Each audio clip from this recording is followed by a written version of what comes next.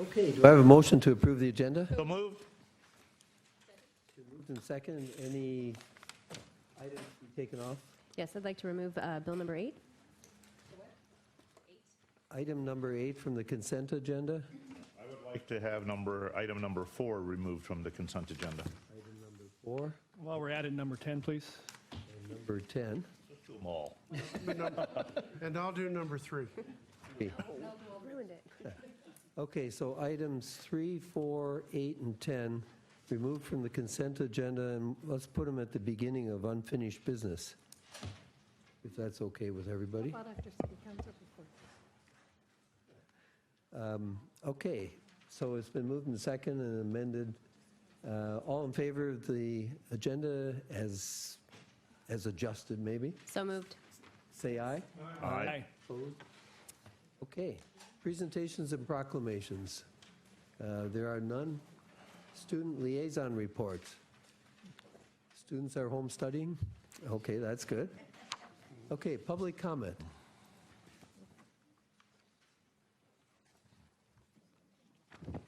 It's not surprising that our students are home studying. After all, they get the best math grades in the nation, so we should be pleased.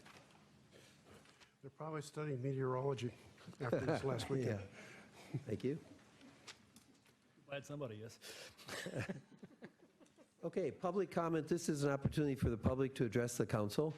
3-minute limit per person, or 5 minutes if representing the official position of a recognized community organization. If you'd like to show a video or PowerPoint, it must be submitted or emailed by 5 p.m. At the end of business day to the city clerk, Melanie Anderson.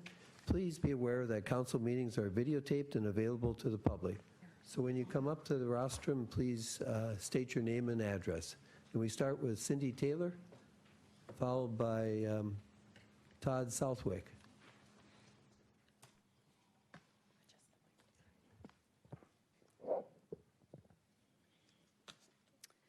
Hi, my name is Cindy Taylor, and I live at 250 208th Avenue Northeast, and I have since 1994. In 2000, after the city of Sammamish was incorporated, senior stormwater engineer Eric LaFrance started visiting our area in Tamarack.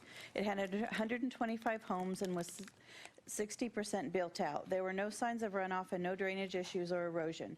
Trees and vegetation soaked up rainfall and soils infiltrated. Our natural systems plus ditches and culverts worked. Now, surface and stormwater runs for nearly 8 months of the year on 22% average slopes, overflowing both north and south sides of Northeast 4th Street, 10th Street, 210th Street, 209th, 208th Avenues Northeast. In January of 2013, the hillside next to our home slid after the city permitted a drainage diversion. Over 45 cubic yards, equal to 3 dump truck loads of soil, slid overnight. A geotech consultant for the city identified the slide was caused by surface water runoff onto a steep slope.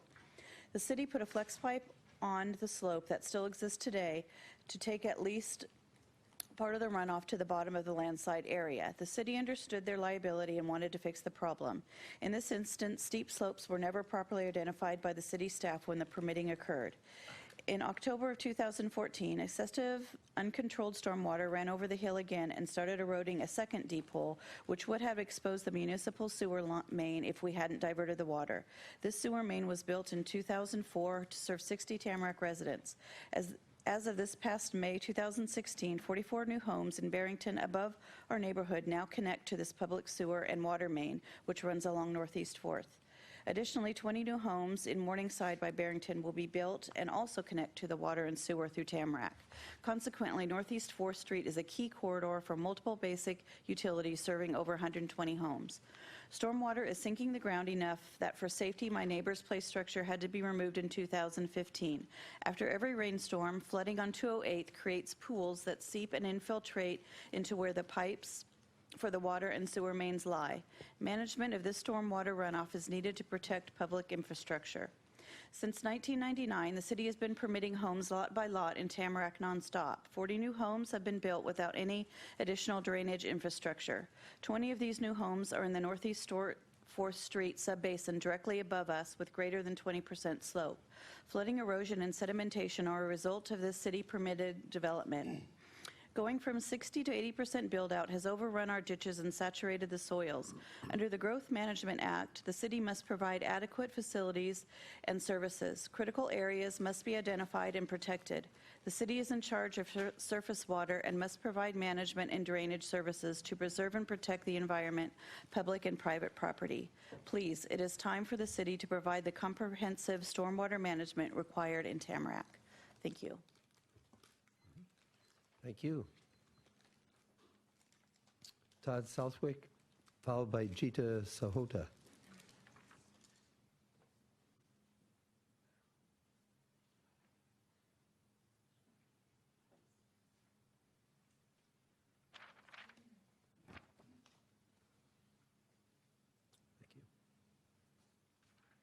Thank you.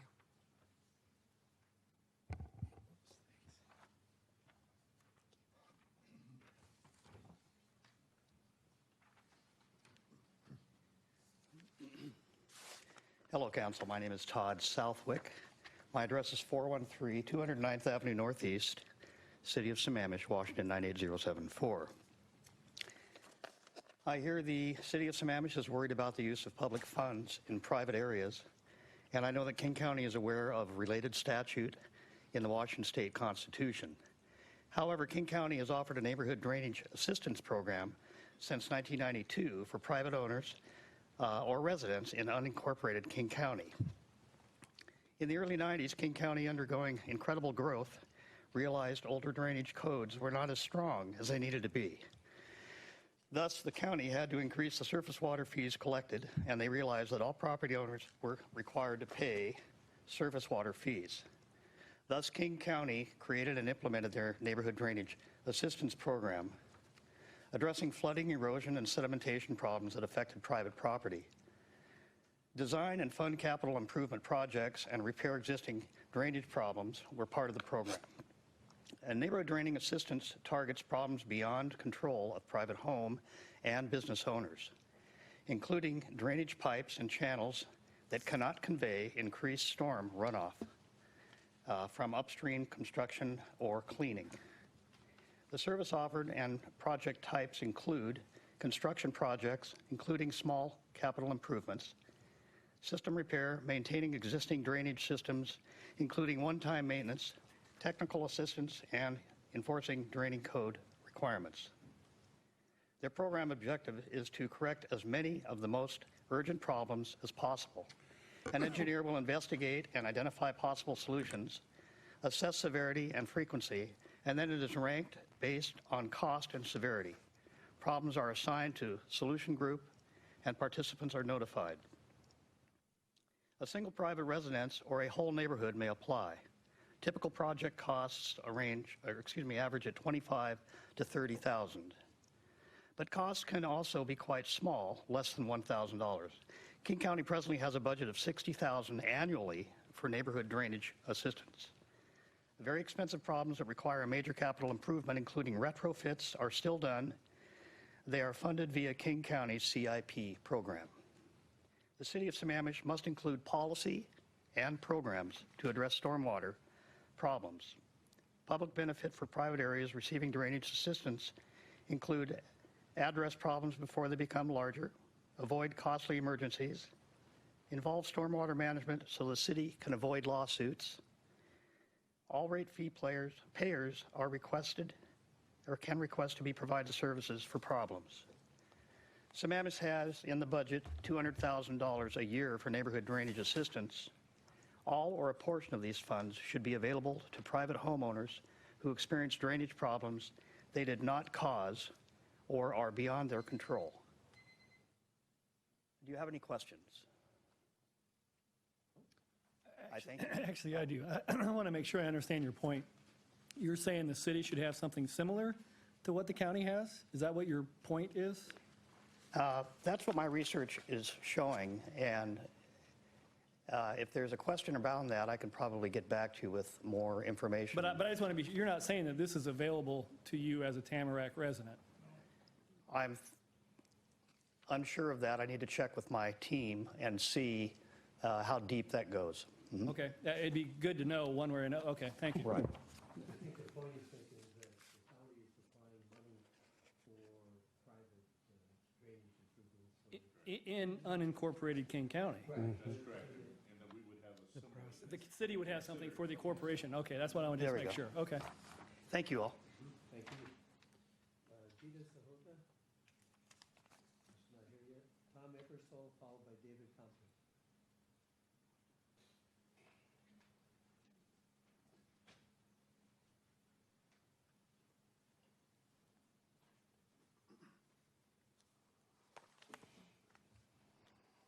Hello, my name is Tom Eversole. I live at 416 208th Avenue Northeast in the Tamarack neighborhood. And I'm here to speak to the fact that the Tamarack neighborhood has received, in my opinion, little to no benefit from the city when it comes to the surface water drainage issues, despite having already paid the city a large sum of money through several revenue streams for the past 17 years.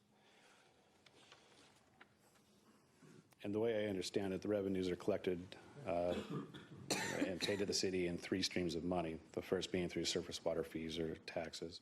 And in 2016, it was at $214 per house. In 2017, Tamarack paid the city $40,000. And from 2000 to 2017, Tamarack paid $420,000. And as we know, the surface water fees must be used for the surface water issues. A second stream of revenue comes from the system development charges, or essentially when a house is built. At $1,500 for 2,500 square feet of impervious surface, you'll see that a house, I'll just say from 2000 to 2016, based on 40 plus new houses that are built, Tamarack has paid roughly $60,000 to the city in the system development charges. The third stream comes through the real estate excise taxes or the REITs. At 1/4 of 1%, if you were to sell a house at $800,000, the seller would be paying roughly $2,000 just for REIT 1. And that money must be used for capital loan improvements. And we'll also mention that the Tamarack drainage has been on the CIP and the comp plan in 2012, 2015, and now going into 2017. If you look at the money that Tamarack has paid to the city between 1999 and 2016, we're at $210,000. When you add these streams of money together, between the management fees, or the taxes, the development fees for the houses that are built, and the REIT money for houses that are being sold, Tamarack's paid the city in surface water fees $690,000 altogether. And as I understand it, the preliminary budget contribution that's being asked is at $565,500. So you can see we're already $124,000 plus over and above the project estimate. Now, beyond those streams of money, there's additional money that's paid that the city collects through other local taxes, through increasing surface water management fees, REIT 1, REIT 2, building permits, impact fees, system development charges, and so on. And that money you'll see is roughly in the $240,000+ range. So the bottom line, as I see it, the city's already collected a large sum of revenue from the Tamarack neighborhood. I understand this money is used to help our neighbors, such as Inglewood, which has received roughly $5 million in drainage projects, by the way. But I think it's time the city addresses what ultimately led to the issues we are having and look at the numbers that I've presented in this PowerPoint. And I think it's only fair we see some return on that investment. Thank you for your time. Thank you. David Compton?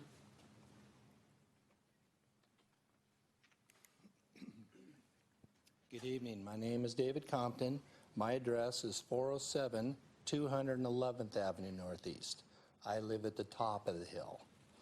I've owned in Tamarack since 1978, and I built my home in 2004.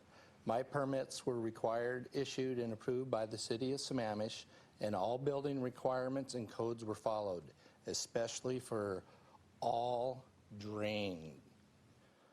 In fact, my infiltration trench are more than 2 times the required by the code. And that code is followed by formulas regarding impervious surfaces. So I doubled mine because I didn't want to have any water issues coming from the top. I even paid extra costs and expense to exceed code requirements to ensure that storm water would be taken care of properly, as I am the uphill neighbor. I'm on 211th, so I'm on the top of the hill, A roadside ditch runs along the south side of my property on Northeast 4th. There were not any stormwater issues at the start in 2004 when I built my home. Runoff was low in volume and infiltrated well at that time. So now we proceed. Now, water comes over the top of the hill along the Northeast 4th corridor, that's Northeast 4th Street corridor. The volume increases the further it goes down the hill. The volume carries not only sediment, but rocks. This can plug ditches or culverts, and vegetation and leaves block the flow. Thus, constant maintenance is required, and I, along with other owners, our team gets together, remove debris, and the sediment transported. Plus, we re-armor the ditch against all erosion. Where Northeast 4th Street meets 210th Avenue Northeast, the runoff is just open-ended. That's a perfect picture of it. This is right above a slide area. Water takes the path of the least resistance, flowing over, around, and through the hill. Gravity is its guide. This excessive and uncontrolled stormwater needs to be dealt with. A pipe conveyance system, including a detention vault or tank, should be constructed. There's just too much water. The surface water from all development should not just be passed downhill. There literally is nothing residents or owners can do. We need your help. Between 209th and 208th Avenue, whoops. Go ahead, Can I finish. continue? Let me skip that spot. Let me go at the bottom of the hill, a landslide hazard area that includes the steep slope over 40%. The overflow of the city at-grade pipe floods and pools. The standing water does seem to infiltrate well, but that's also where the municipal water and sewer main is. And we have pictures of that where it's eroded out. For a living, I am in land development and underground utilities. I install water and sewer mains, and I've done it for many years. My experience has shown me over and over again that surface stormwater runoff will follow pea gravel lined trenches and any pipe encased with that pea gravel. Now, from the top of Northeast 4th Street, water perks out of the ground. After any time or any rainstorm, just even this one we had last weekend, the street dries out that you can walk down the center and see it perking out of the asphalt. Can you summarize pretty soon? I will right now. That's confirming that stormwater is following public water and sewer main downhill and underground. The city is in charge of stormwater and protecting resources, assets, and property. This situation must be dealt with to protect public infrastructure, which serves a significant and increasing number of both private and public homes. Please help us. Thank you very much. Thank you.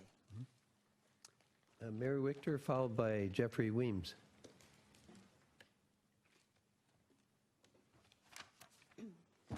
Hi, my name is Mary Wichter, and I live at 408 208th Avenue Northeast in Sammamish. I feel like we're in the final exam period for Tamarack Drainage Improvements, which is a capital improvement project for stormwater and needs funding. In May, Osborne Consulting completed their downstream analysis and created this map, which shows that Tamarack has 3 drainage subbasins, one each heading north, west, and south. The yellow highlighted area here needs comprehensive stormwater management because it's missing, and this project has multiple public benefits. The first one is public safety. Lewis Thompson Road is overflowed by water, and it increases the hazardousness of the conditions and the propensity to have accidents there.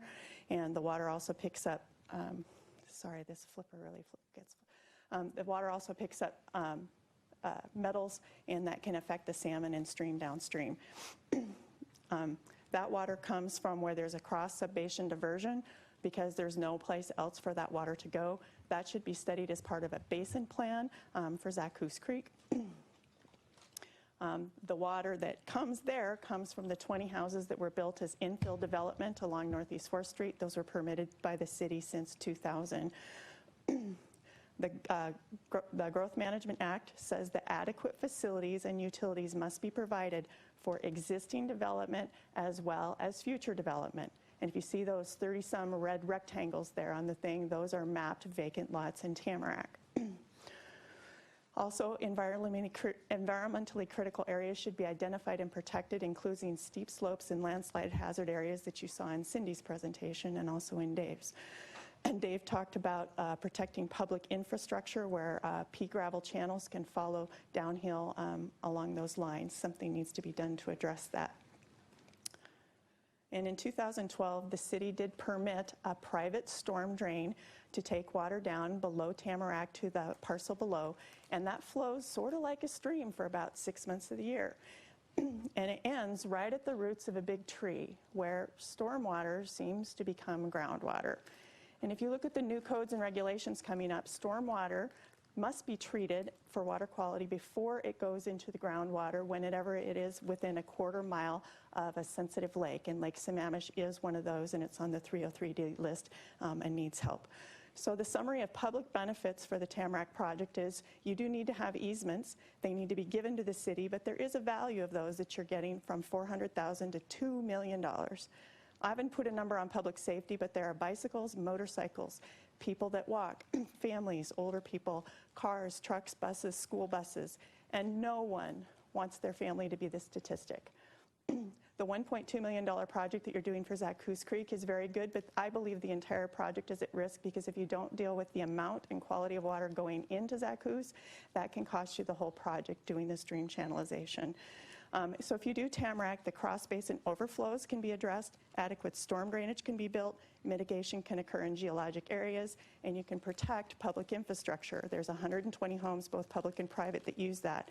Water quality will be required in January, and that can be done in addition to Edenview and or Tlingit, which will improve the sensitive lake area and help the city meet its NPDES permits and surface water design manual requirements. So you as council have the tools in front of you to do what you can for this problem.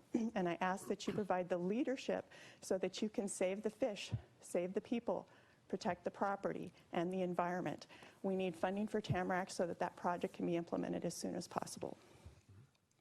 Thank you, Mary. Very good graphics as usual. Like the ambulance. Okay, Jeffrey Weems, followed by Mark Cross.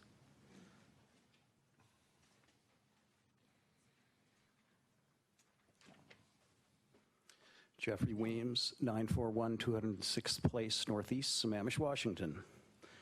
I recognize many of you, you may remember me, I'm a member of the 206th Place Northeast Homeowners Group. We're in the Inglewood Plat, and in late 2014, basically these same concerns prompted an emergency ordinance that was made permanent in late 2014, and so we've basically in Inglewood been under this emergency amendment that was made permanent since 2015, so nearly 2 years.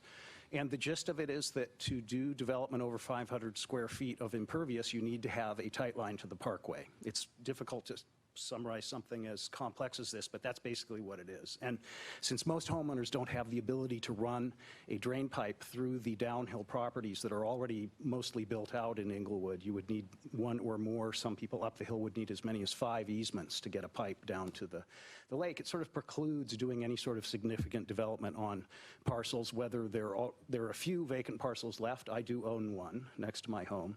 And there are a lot of older homes in Inglewood that would be ripe for redevelopment.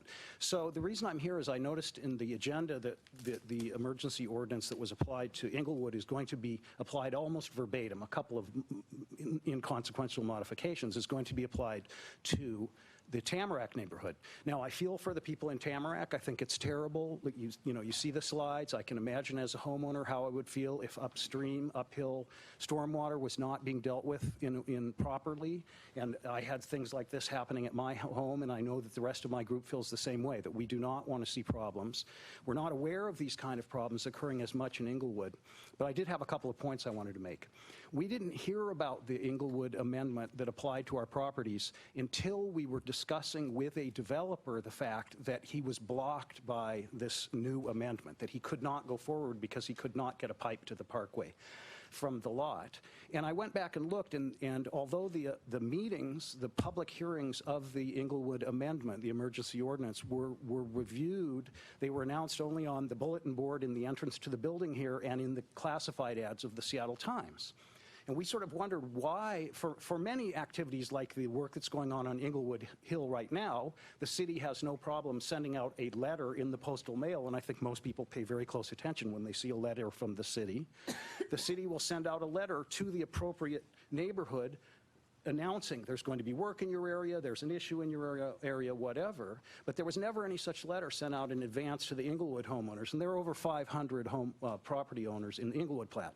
Now, the smaller plat of Tamarack, it looks like they have been having a history of problems, obviously, and something needs to be done, but I think it would make sense, given that according to the schedule, there's going to be one public hearing for the Tamarack ordinance being applied to all 175 odd Tamarack owners. Why not send a letter out? Have the city send out a letter saying there's a public hearing, ordinance will apply to your property, you might want to be aware of it. And I look forward to working with the council and the Public Works Department on the Inglewood issue next year. Thank you, Jeffrey. Mark Cross, followed by Jan Bird. Thank you. I just wanted to compliment my neighbors on their presentations. I think they're all with practice are getting better and better, and I hope that you Graphics, can too, will raise the bar. find a way to help them with that. I don't think they need my help. I've come to you tonight as Mark Cross, 247 208th Avenue Northeast, to support finishing the trail along the East Lake Sammamish Parkway. Last week, the six of you voted $1.2 million at Zaccoose Creek to redo the culvert, to get rid of a culvert that doesn't help the fish. I was out down there this morning looking, and really the video you had showing the King County culvert, it's much more of an obstruction because it's perched up in the air and the fish have to try to jump up into it. The good news is I think King County is farther along with their design work on replacing that culvert as part of the final Section B than you are with your culvert. And I know you are all very concerned about timing and whether you can make the 2018 summer construction season. I think that they could too. And so what I want to challenge the city to do is, as the county comes in with their permits for Section B, is to sit down with the neighbors who've had concerns about the trail, sit down with the pro-trail folks, the county and the city, and see if you can't talk people through what that design looks like and something that people will feel they're comfortable with and won't have to appeal.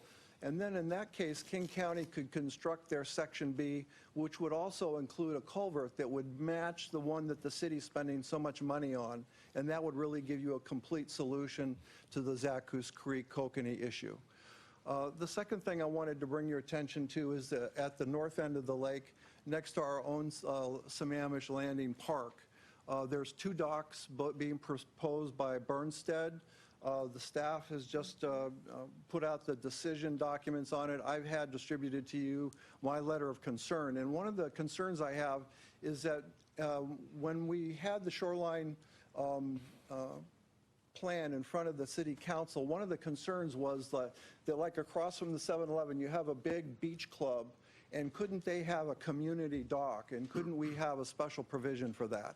But now what people have done is bought little scraps of land smaller than half the size of this room and put two docks serving 12 separate residences without any kind of actual access by a car. They'll have to walk their stuff from their house 1,000 feet. That's what it says in the staff report, from the other side of the parkway. Or worse yet, they're going to put it all in a car. They're going to park at Sammamish Landing. They're going to unload it into a dolly, and then they're going to roll it down the East Lake Sammamish Trail and then just leave their dolly by the side of the trail in the gravel shoulder that has been a concern for some people on how much shoulder we have. And then they're going to walk it down to their boat. And the permit says you can't have any storage down on your property. You can't store gasoline. There is no place. The whole property is so small that the whole property that's above high water is the mitigation site for building the 2 docks. I just find that at the parking, you're really allowing a use that is predicated on an ability to park on the parkway or to use our own public parking spaces that you paid for at great expense for a private activity. And there's no restrooms. I think that when you look at these impacts, and then I know that other people here on the council have each had situations where codes of the city have not fully thought through the impacts of that code piece and been disappointed. Well, I'm disappointed that we're allowing docks serving 6 homes without a restroom and without parking, where they're both dependent on use of public facilities, and yet we're still concerned about allowing the public onto its own public property along the trail. And I hope that you'll see that the other thing that's being lost by not completing the trail, beyond the impact of losing the 2018 big return to the Kokanee, is the public interest in having that trail available for everybody's use.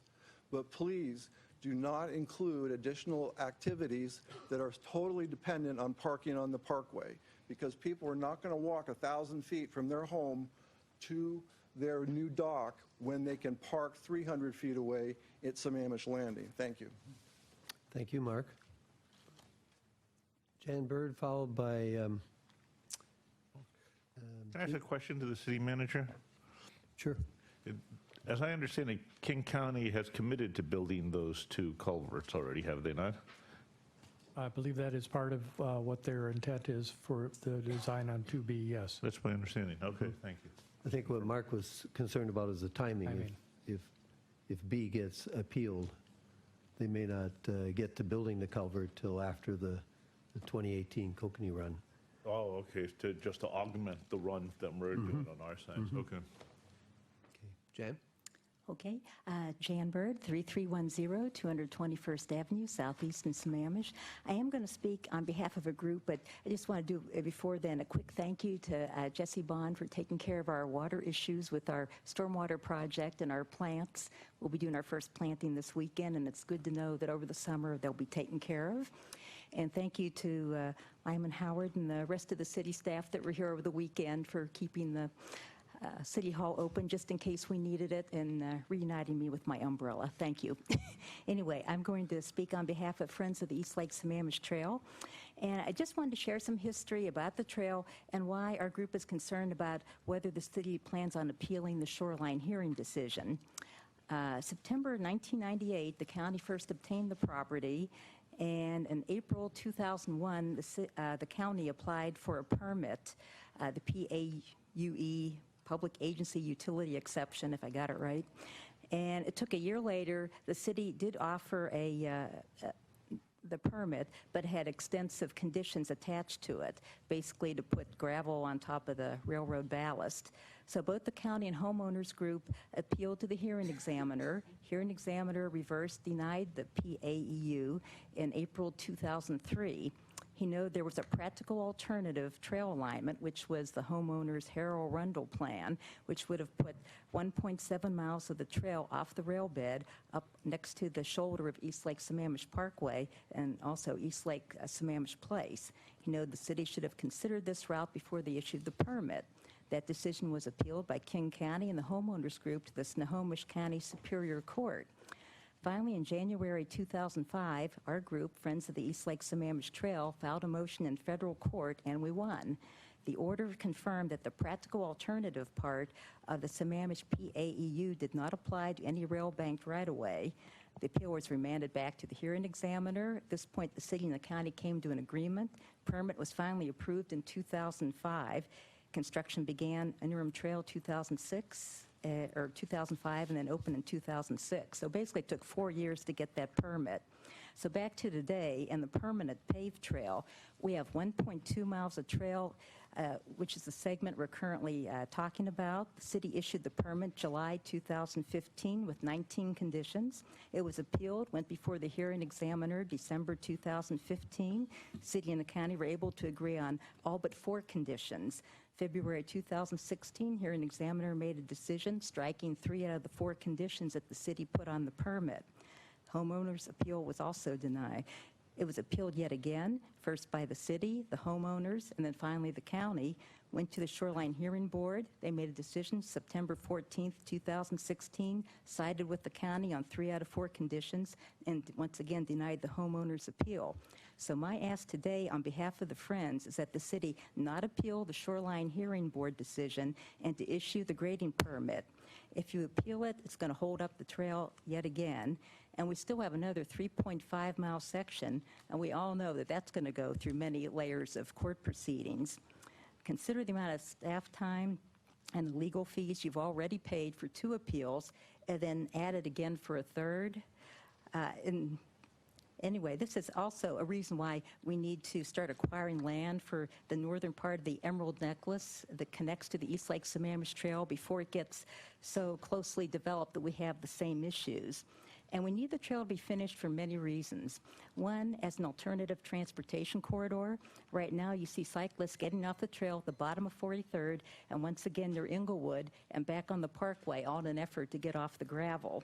When it's finished, many of these people will be on the trail. As population density increases, it's riskier to bike on the parkway.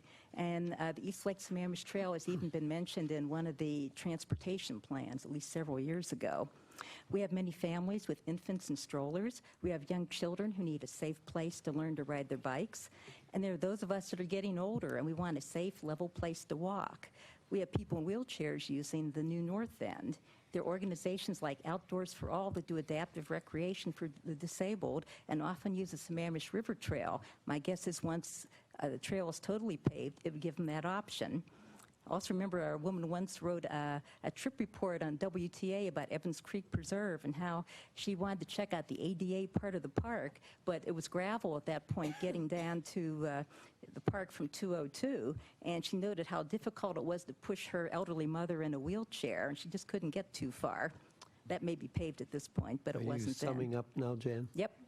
We need to open recreation options for those with disabilities as well as everyone else. This is a trail for all of us, of all ages and abilities.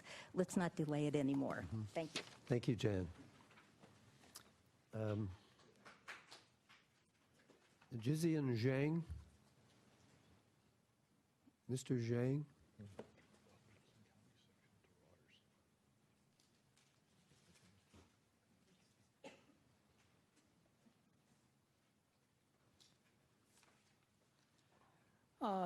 My name is Jijian. I live in 1312 270 West Southeast. I'm coming here to support the East Lake Sammamish Trail. We are basically part of the cyclist group. We just love the trail. But right now, when we bike from Merrimack Park all the way down, up, and we found out there's a big part. It just delayed for many, many years. I come from China. I want to share some of my experience. When I go back to Chengdu, my hometown, 4 years ago, they don't even have subway. And here, when that time we already see the trail is almost there. But when I come back to my hometown, I found out all these subways already there. But now we still, after 4 years, we still don't have permit for just tiny bit, 1.5 miles trail. Just need your help. Just please speed up the permit process. Thank you. Thank you very much. Is Jita Sahota here? Oh, okay. Vicki Clark.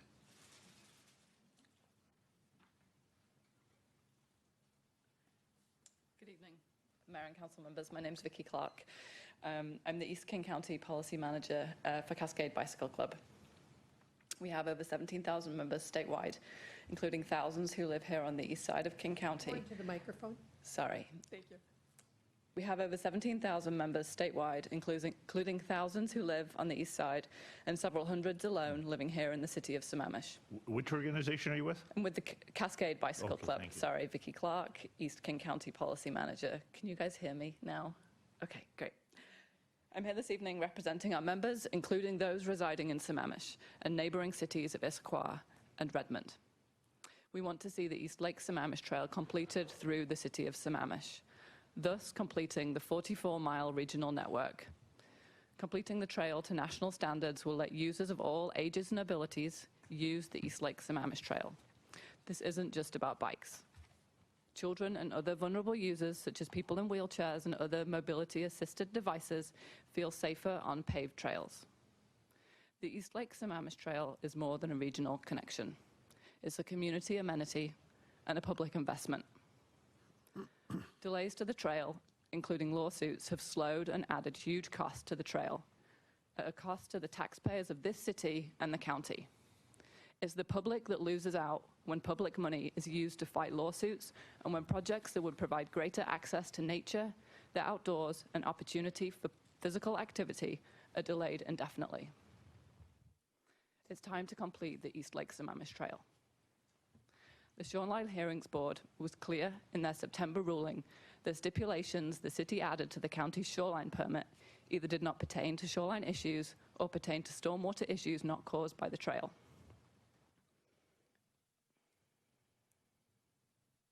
We at Cascade urge the city not to appeal again the shoreline permit ruling. The stormwater issues related to the permit have been fully vetted. Enough taxpayer money has been spent on these issues that, as I just said, have been vetted and found to not pertain to the trail but to pre-existing stormwater issues. Again, please do not appeal the Shoreline Hearings Board ruling. The city has all the information needed to process the clearing and grading permit for South Section A. Please review this permit application and release the permit in a timely manner. Furthermore, please allow the county to submit the permits pertaining to Section South B. Section South B is the final segment of the East Lake Sammamish Trail. King County, on 2 occasions last week, attempted to submit the permits for this section, but were not allowed to do so because they had no intake appointment. My question to the city is an I'm intake... sorry, can you repeat that last sentence? Why were they not allowed? Because they had no intake appointment, is my understanding. My question to the city is an intake appointment needed to submit a permit. For the sake of your residents, your neighbors, and the public at large, please demonstrate leadership and move the East Lake Sammamish Trail forward. Okay, thank you. Any other questions? I'd appreciate Question for the if you city do have board, an if the city answer. manager will answer. I would answer that question, yes, an intake appointment is necessary for a permit of this type. All other development permits, all other developers in the city do make appointments to come in and submit permits. That And is where is that requirement stipulated on the city website or in code? I believe it is. It's No, part I'm of just our- asking whether it's in the code and whether there's a specific number It that is- I it can is- look at. It is administratively handled. And that is consistent with how we've handled this throughout. Oh, so that's just generally available information on the website, is what you're saying? I believe it is. Okay, thank you. Well, we'll have to find the link to that. Well, we'll find a link to that. Okay, is there anybody else that would like to address the council? Please. It's a race.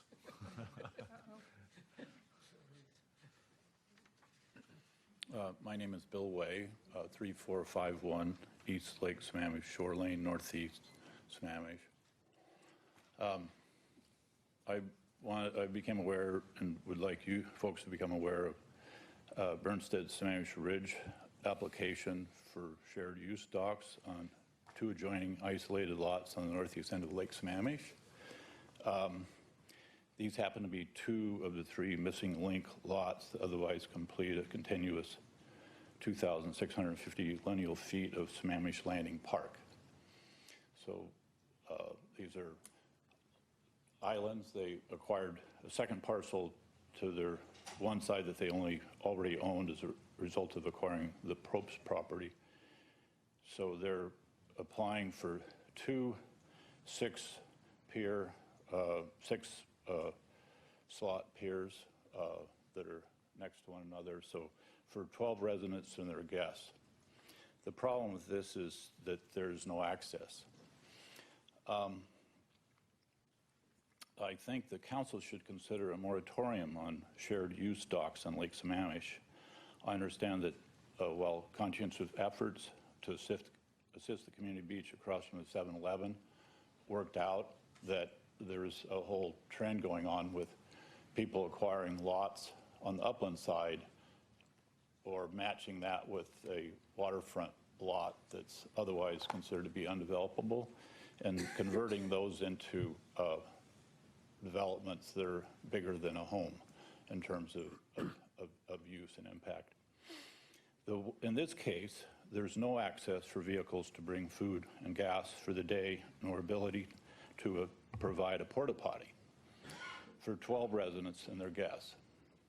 The city requires that boats are to be properly refueled at an appropriate fueling station when there are none on Lake Sammamish. Residents are presumed to walk 400 feet north, go under the 178th Street Tunnel, then walk 650 feet on the East Lake Sammamish Trail to get to a yet-to-be-built staircase on the King County land. Instead, residents will, 1, illegally park on the parkway to unload food and gas, 2, park at Sammamish Landing and tote food and gas 1,000 feet north to their lots, leaving their totes along the regional trail, or later convince the city that they should be allowed to have private road access on city parkland for the northerly 550 feet of Sammamish Landing Park, because the first two alternatives proved to be such disasters. So much for nice pocket beaches for the public. For public health, community piers for 12 residents and their guests should not be allowed without a porta potty. Such a porta potty is implausible on the parcel. I see an embarrassing mess ahead. Thank you. Thank you, Bill. Sharon Steinbus, 24933 Southeast 14th Street. I would like to support the East Lake Sammamish Trail as part of the Emerald Necklace, which is a 26-mile trail system around Sammamish. This signature trail system could be part of a network of trails that connect Sammamish neighborhoods, parks, schools, shopping centers, and places of worship. Money Magazine ranks Sammamish number 14 among 50 U.S. cities as a great place to live. Sammamish ranked high because of its superb schools, proximity to major employers, and gobs of green space. The magazine went on to note that Sammamish is also making steady progress in creating a true sense of place. Sammamish is going through growing pains, where we need to take growth. As we grow, we need to address traffic issues. I would like to suggest that at the same time, we need to work on trail and trail connections. I would like to suggest that the motorized and non-motorized vehicle or trail plans be worked together. This sense of place that we are creating can include an excellent transportation system as well as an excellent trail system. But the two systems should be worked together, or important trail corridors and links could be lost. The motorized transportation and trail systems need to be worked together as a transportation web for increased connectivity from neighborhoods to schools to parks, shopping centers, and so on. We are an island. There are only so many ways on and off the plateau. We can keep our great place to live status by planning ahead. At the same time, we can protect our gobs of green, our existing parks and green spaces. In addition, as we plan the transportation system, also plan for handling stormwater. Engineering exists such that roads can be limed with bioswales to absorb stormwater rather than dumping into Lake Sammamish via polluting stormwater drains. Keep Sammamish clean, green, and walkable. I support the East Lake Sammamish Trail System as part of the Emerald Necklace Trail System. Thank you, Sharon. Anybody else that would like to address? Okay.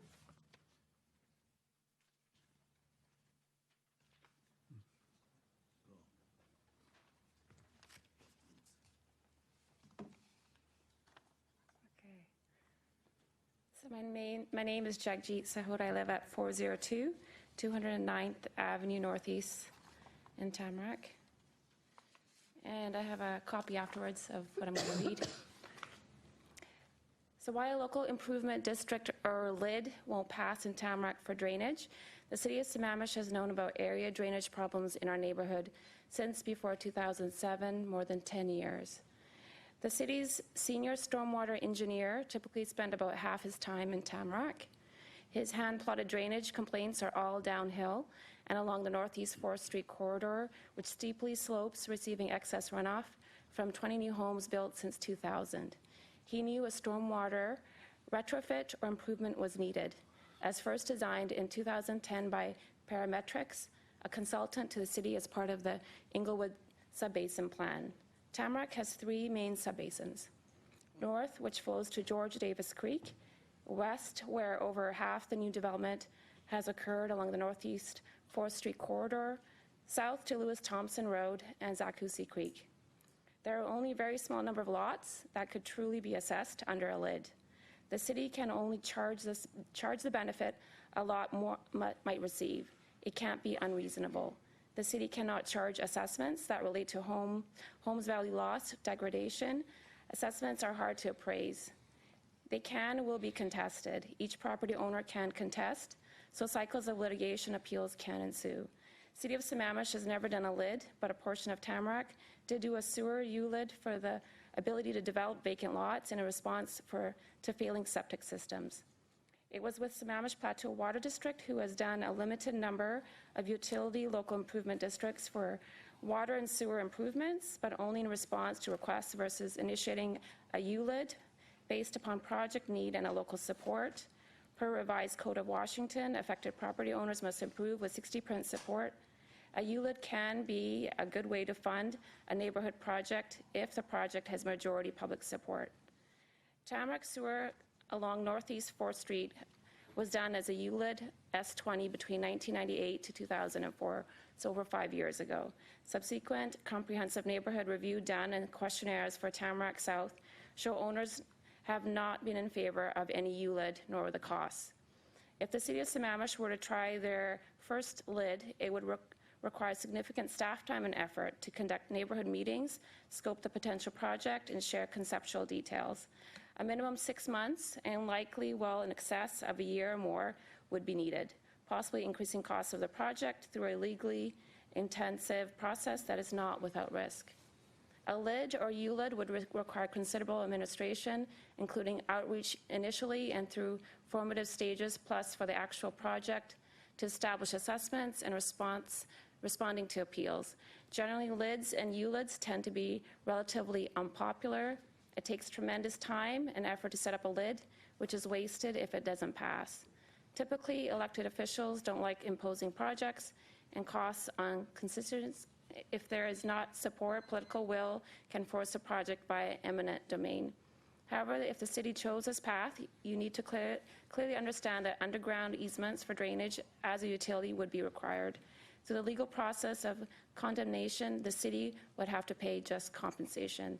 The value of the drainage easements alone that would be needed are estimated at $300,000 to $1.5 or even $2 million along the Northeast 4th Street corridor in Tamarack. For all these reasons and more, a LID simply won't pass in Tamarack for drainage. Thank you very much.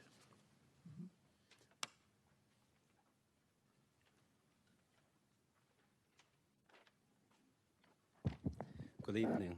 My name is Scott Wu. I live in 24022 Southeast 10th Street in Sammamish. I'm here to support the project of the Sammamish Trail. And my reason of supporting the project lies in the story that I would like to share with us. Back in June, the third week, one of the Sundays, that myself and 4 of our friends took our kids, 5 of the kids and 5 adults together for a biking ride in the East Lake Sammamish Trail. These are a group of the friends and kids, very expert, have lots of expertise in riding the bike. Oftentimes we went out in the neighborhood, in the trail, to enjoy connecting with the nature in a lovely neighborhood here. But the kids requested that we go out for a ride this time in the East Lake Sammamish Parkway, just right aside the shoulderway, with the cars oftentimes driving by. One of the kids, when we try to cut through from after we pass the section past Inglewood, eventually we want to merge into the closed trail. We have to cut through the traffic with the car. So one of the kids, 13 years old, was so much at risk to be hit by a car coming through, because for them, think about that, they don't drive cars, they don't have the idea, the impression how dangerous they are close. They are facing with the high-speed cars.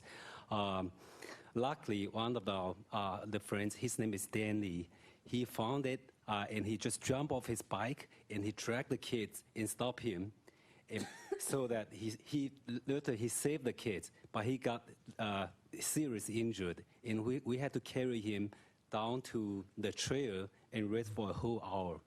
So the long story short is that we found a way to save one of the kids by having to seriously injure one of the fathers in the group. So I'm here to ask for the help, keep our kids safe without having to lock them back in the home. Let them continue to enjoy the lovely neighborhood here. Thank you. Thank you very much. Is there anybody else that would like to address the council? No? Then public comment is closed. And next is the consent calendar, which is without items 3, 4, 8, and 10. Do I have a motion to approve? So moved. All in favor, say aye. Aye. Aye. Opposed? By your vote of 7-0, the consent calendar is approved, and that includes payroll for the period ending September 30th, approval of claims for the period ending October 18th, ordinance number 2016-416, which is granting Puget Sound Energy a franchise to construct, extend, maintain, and operate facilities in the public right-of-way. And also approval of the memorandum of understanding with Puget Sound Energy related to facilities relocation procedures. And then item 5, a resolution adopting an amended policy for facility rentals at Beaver Lake Lodge and Pavilion Picnic Shelters in Sammamish City Hall, and that's resolution 2016-701. Approval of the 2017-18 Human Service Grants. And we thank the members of the advisory committee for very good work on that. Item 7, the contract for land acquisition strategy and implementation policy with OTAC. Item 9, which is the proclamation, Washington Association for American and Chinese Education Day. And we have the proclamation signed, and Cindy Koleppel was going to come, but I guess she didn't make it. So that's the consent calendar. Next comes public hearing, and this is item number 11. Ordinance first reading amending Title 14 Public Works Standards adopted by the Sammamish Municipal Code by amending Chapter 1401. Mr. City Manager. Thank you, Mr. Mayor. We have this evening for a short presentation, Andrew Zagers, along with our Public Works Director, Steve Liniszewski. And as council will recall, we've had many discussions on public works standards throughout the last year. And we are at the point of public hearing and first reading on the ordinance. We have gone through in your packet items 50 or comments, items 1 through 54 thus far. And Andrew's intent is to go back and see if there are any other additional comments on those items, as well as going forward and have further discussion on items or comments 55 through 83, as well as other new comments that may come up from the public or from council. So with that, I'll turn things over to our city engineer, Andrew Zagers. Good evening again, Honorable Mayor and Council. We're back to the regular topic of the public works standards. And like there was discussed, we'd like to go first, before we go enter the public hearing, go over some of the comments that were already made, and then also some new ones that were submitted since the last meeting we had with the city council on this topic. So I guess the first question I want to do is ask the council if there was any new discussions we want to have on the first 54 items that were previously discussed in September in regard to the standards. Okay, so we're looking at the pages in Exhibit 2. This would be the Excel sheet showing comments that were submitted and then responses on the far right side. Because some of those the staff have listed as discussion items. Correct, and some of those were discussed. A couple of the items were the connectivity issues, that were discussed by both the public and a couple members that came in the September meeting. Actually, that was in June. That was a meeting prior, I think, in August that we had that other, or July, we had a meeting, and then there were the ones in September. They were discussed and changes were made, and obviously, a discussion still proceeded on some of those items. Councilmember Malchow. I just want to clarify, was your question, do we have any additional questions on the first 54 comments? Correct, because those were items we did discuss, and if there's a need to continually discuss on some of those items. I'm good. So, aside from the ones that say discussion item, I'm assuming we will talk about those. Item 11, which was on the street trees. Included in our packet, there was a letter, and I still want to go back, and the Marina strawberry tree. The recommendation that was in the letter specifically said that that tree should be next to a building, but we are talking about street trees here, so I would still request that that one be removed. Okay. Why is this supposed to be next to a building? I don't know. That's what the report said in here. So, Maybe it would work down by the new market.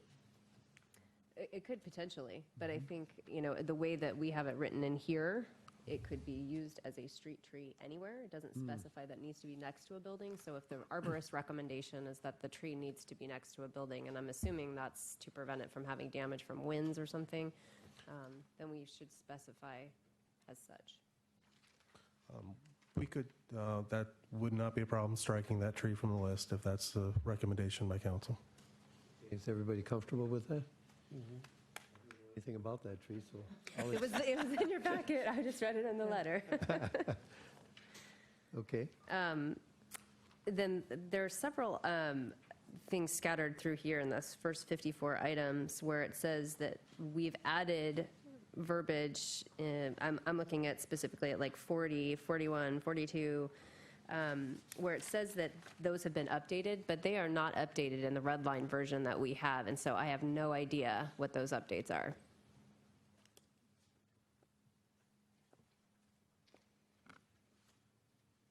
So 41 is... 40 is the first one that I identified, that I went back and looked at our red line version, and I don't see anything that has changed in there. This was actually in early September. This was in regard to the appendices section for the procedures for a deviation process. And I believe there was some verbiage that was added. Well, so the red line version that we have and the one that's sitting online is dated 9/9. My comment's from 9/13, which is based off of this red line version that we have. So I think, I talked to Steve about this and Jesse as well, is that there are a lot of these comments that things have been changed in here, but nothing has been changed because these comments were made based on this red line version that we currently have. So I'm not sure what the changes are because they're not in text anywhere. Okay. One thing we are going to do, obviously I couldn't get to it today. I was busy elsewhere. But we are going to be updating the website and getting rid of the older versions of the Public Works standards and put in the one that's going to be considered for the hearing and to be continued, addressing these comments and updates. We're going to have that one version, and that will be on the website tomorrow. so Okay, we but can for the discuss that. purposes of the meeting tonight, when it says the section, Correct. like, I'm just looking at section 41, it says added from appendix to this section to help clarify the requirements, but there is no evidence that anything has been added off the red line version that we have. So if there's something out there that's been added, the council needs to see it. Correct. I think this applies to most of these comments. That is correct. So is it possible to simply summarize all the added, rather than giving us a whole nother red line version, give us the changes so we can look at the red line version we have here and see how you changed it? We can't do it right now, but that is something we can understand. do on this spreadsheet. And like some of these, we'll do the copy and paste of what the verbiage was added and expand on the comments, instead of having to go through a whole book and whole volume. Okay. Not quite done. So, number 44, this is with regards to connection to substandard streets. I'm not sure that the staff response really answers my question, which was, are we going to be looking at what could lead to a deviation on top of a deviation? The staff's response said the standards will allow the connection. This is, yeah, and I think there was a discussion in regard to connecting with substandard street. We have issues with our current standards that require a developer to build till Timbuktu until they meet a current standard road. What the current standards, draft standards, define what that connection is to be, what the limit of that connection to a substandard street is to be. It gives that one, let's see, trying to refresh my memory a little bit on the No, comment. I am too, so we take a pause from these and we will have to come back. There was a concern on would we allow these connections to occur, and yes, that is the requirements of the public works standards, is to encourage that connectivity. And yes, there are going to be instances where you do connect to a street that doesn't meet the current standard. We want to discourage for having those we want to discourage not having connections and not promoting the connectivity, because that is not the policies of the city as developed in the comp plan. Right, I guess my concern was that on a road that doesn't meet our current standards, and if we are giving a deviation there, so we shouldn't connecting be- a street not using our current standard, and that would be, I'm assuming I'm not talking about our interim public standards, but we make deviations in our standards. So if we grant a developer a deviation, are we looking at the potential of having a deviation on top of a deviation? I guess where I'm going with this is that I would hope that we would not make a deviation when we are connecting to a substandard road, so that you don't have these deviations piling up on top of each other when the next road connection comes. Does that make sense? Yeah, okay. So in the event a developer comes in and we do grant a deviation, so that's the starting point, and we connect to another road, and then this is, I guess, the scenario being proposed is, as that neighboring development of that substandard road get developed, are we going to have to be forced to provide a deviation, or are we going to still continue a disconnect? I think, is that the kind of the gist? Those obviously are items that have to be reviewed in a case by case. Deviations are one of those. You look at each individual scenario, and as another developer comes in, adjacent properties, you do look at what you're connecting to as well, and history, and what the criteria are being met. It's hard to anticipate every type of scenario, but we're trying to do the best we can to make sure that the standards are being followed, and deviations are only for certain criteria. It's the exception to the rule, not going to be the standard. Okay, and that would certainly be my hope. So, I'm trying to read my notes on the side here. I had number 48. All I have scribbled on top there is explain this.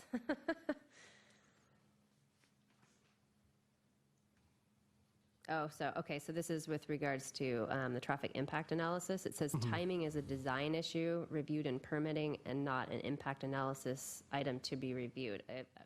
To reiterate my concern, it was that I think we've heard, at least from some residents, that traffic impact analysis are being done during off times, like school's out or Christmas break, I think was a traffic impact analysis was done recently during a break. And my concern was that we want to get a true traffic impact analysis, and so I wanted to be sure that they weren't being done during off times when there wouldn't be as much traffic. Well, the TIAs that are done do look at counts at the time they're doing a study, but they also relate to the counts that the city has provided and performed ourselves. The traffic counts that we perform are not in the off-peak and are not in the summer hours. We make sure that we do address with the schools and, the higher peak traffic during those hours. And we do take a look at overall averages that do include the hours of that school traffic and not just, those off-peak hours. But the city's not doing every single street in the city. We're doing most of the major roadways. And so I think my point is that if we're doing a traffic impact analysis, or if a developer is doing one for a proposed development, that they may be capturing data that the city doesn't have. And that's where my concern lies, is that we're not having one done during Christmas break. And that is under the review. We do look in the case not only just on traffic of when they look at it, we want to make sure they do, when our traffic engineer reviews those TIAs, he does look at the time they do it and make sure they are getting those items addressed, much less on stormwater, make sure that we're hitting, infiltration testing in the wetter months and not the drier months, and make sure we look for, those high water tables and stuff. We do look at the time when those tests are made and when the studies are. But can we not put that into the standards? It says you can't do it during a break. We can. But isn't our traffic impact analysis based on the model that we have with about 100 zones, so that really every street is considered in the model? And the model is then calibrated by the actual counts that are done periodically. They are.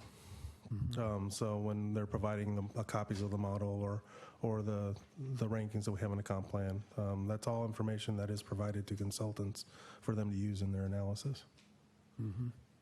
Okay, the reason I'm bringing this up is I believe it was through the development that was going to go through the Lancaster Ridge. I believe that I heard through the residents that the traffic impact analysis was done during Christmas break. So I just want to prevent that in the future so that we're getting realistic numbers. Maybe my information was incorrect, but...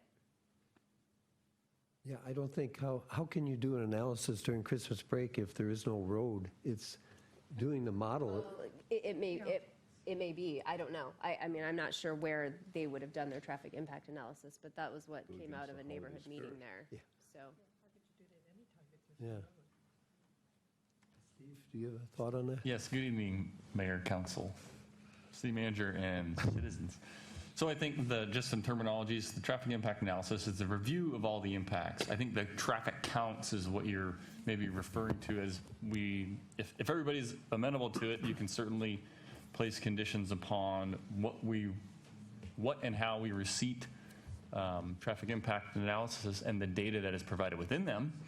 So for instance, the city will accept a development's traffic impact analysis per the standards, and the counts will not be accepted that are not done in a normal business time frame, which excludes holidays, non-school times, any conditions they want. I haven't seen it be a problem, because even if somebody does a count in the summer, we do have numbers that you can correlate. It may make it easier for staff if we didn't have to kind of cross manage as well as then check those references. But I don't know how big of an impact it would have, and maybe if we made that thought, maybe you would hear from the development community on, oh, that's really no big deal, or maybe it's a huge deal, I don't know. And Andrew, correct me if I'm wrong, but I do not believe we require TIAs on short plats, which is 9 units and under. right. That is correct. That's So- based on the number of trips that a Yeah. plat would generate, though. So it may not impact a smaller builder, but a larger one Right. may not have opportunity to get their counts, or maybe they can. So all of July, all of August, and half of September, is that about the normal timeline? And of course, Thanksgiving week and Christmas, 2 weeks. So, food for thought. I mean, it's your guys' standard. So if you'd like us to write something that omits date or travel times when school and other activities are not in session. I think it just makes sense. I can't say I've seen one. I'm not sure if our attorney's seen one from some other agency, but I don't see it as a huge problem, but you may receive comment from the development community. I'm not sure. Maybe under public comment, you'll have somebody state what that is or isn't a good idea, and you can hear that side of it too. I'm curious, from an engineering point of view, how do you, for lack of better words, fudge it if it's not during a normal period to say, we know it's not normal, but we add a factor of 1.2 or something, I presume? or- Adjust is the preferred term. Okay, right? just, in engineering, we call it fudging. It's a technical term. Adjusting, sorry. I mean, is there a standard acceptable way to do that in your engineering practice? You're I going to presume? review what they submit against the best numbers we have, which is why it's always a good idea to keep current counts. So, for example, our counts were from May of this year. So we And if have they give you current something counts. in an off period, you're saying that's way under. so Yeah, you if they're going to adjust have a count for, I'd rather have the actual. I'm with Councilmember Malcho. Let's force them to get the actual versus doing it in the off period. So we're talking about the actual counts before they do their development. yes, and before they analyze their impact, right? So their counts are then coming from But a doesn't certain time of year. our model predict those counts?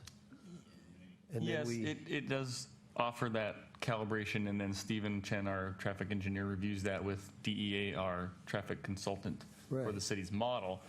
So there is a little bit of analysis in, vetting out how close is it or isn't it? How to adjust it. Will it, the system, so if our system says on, let's call it Northeast 8th and 242nd intersection, that there's, 13,000 cars a day, and some development application counts 12,500, well, we're off by, 8%?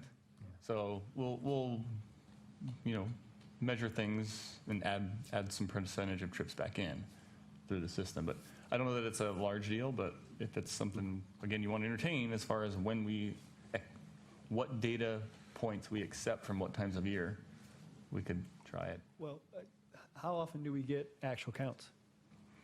Every time there's a subdivision application larger than 10 units, they provide a TAA. Yeah, each individual, and then we do update it, I believe almost yearly. We go out and update sections of the city for new counts. I think the last ones were 14. This was actually a 2-year, but in this year we performed the entire city and made sure that every item that was listed in the comp plan or where our previous counts were, we updated every one of them in this year. Interesting to find out how close the updated counts that you took compared to what the model predicts for those intersections and segments. Do you ever do that?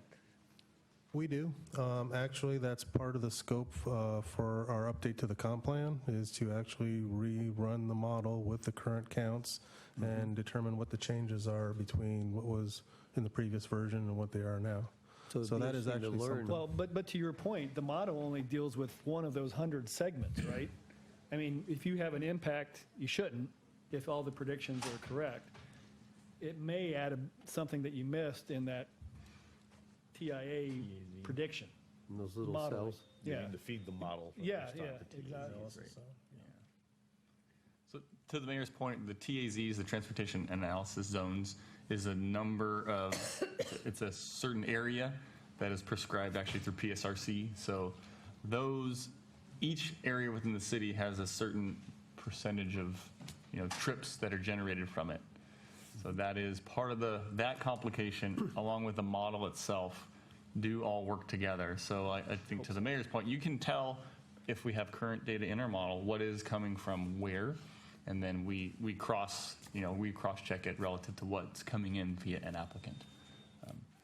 So it's a little, of course, dependent on when they took their data, but again, I don't know if it's an issue. I don't know. We have had an issue here. So there you go. If council would like us to draft some language, we certainly can. It's your call. I wouldn't mind seeing it, but that depends on the rest of the support of the council. Actually, I'm going back and forth because I'm kind of deferring to the engineers at this point because I don't think we had an idea of just how they're doing this to Yeah. kind of test it and everything. But maybe we should look at some language, but if they are adjusting it based on what they actually know, we didn't understand it. Our citizens probably didn't understand it. It's an education thing. True, but I would bring up that Andrew said we just got the traffic counts for this year, but I'm assuming we were looking back in some instances at past data. And I know, just for example, in our comp plan, that some of the points that we have as far as counts, some of them are in 2014 and some of them are in 2012. So that's not consistent. So we have data that's current now, but what happens in 2018? Do we have all the same current data in 2018, or are we doing some of the roads? So. Tom, did you want to say something on this? Or every other. I have my light on for another reason, but I'll jump in here. You're 57, I still have more to go.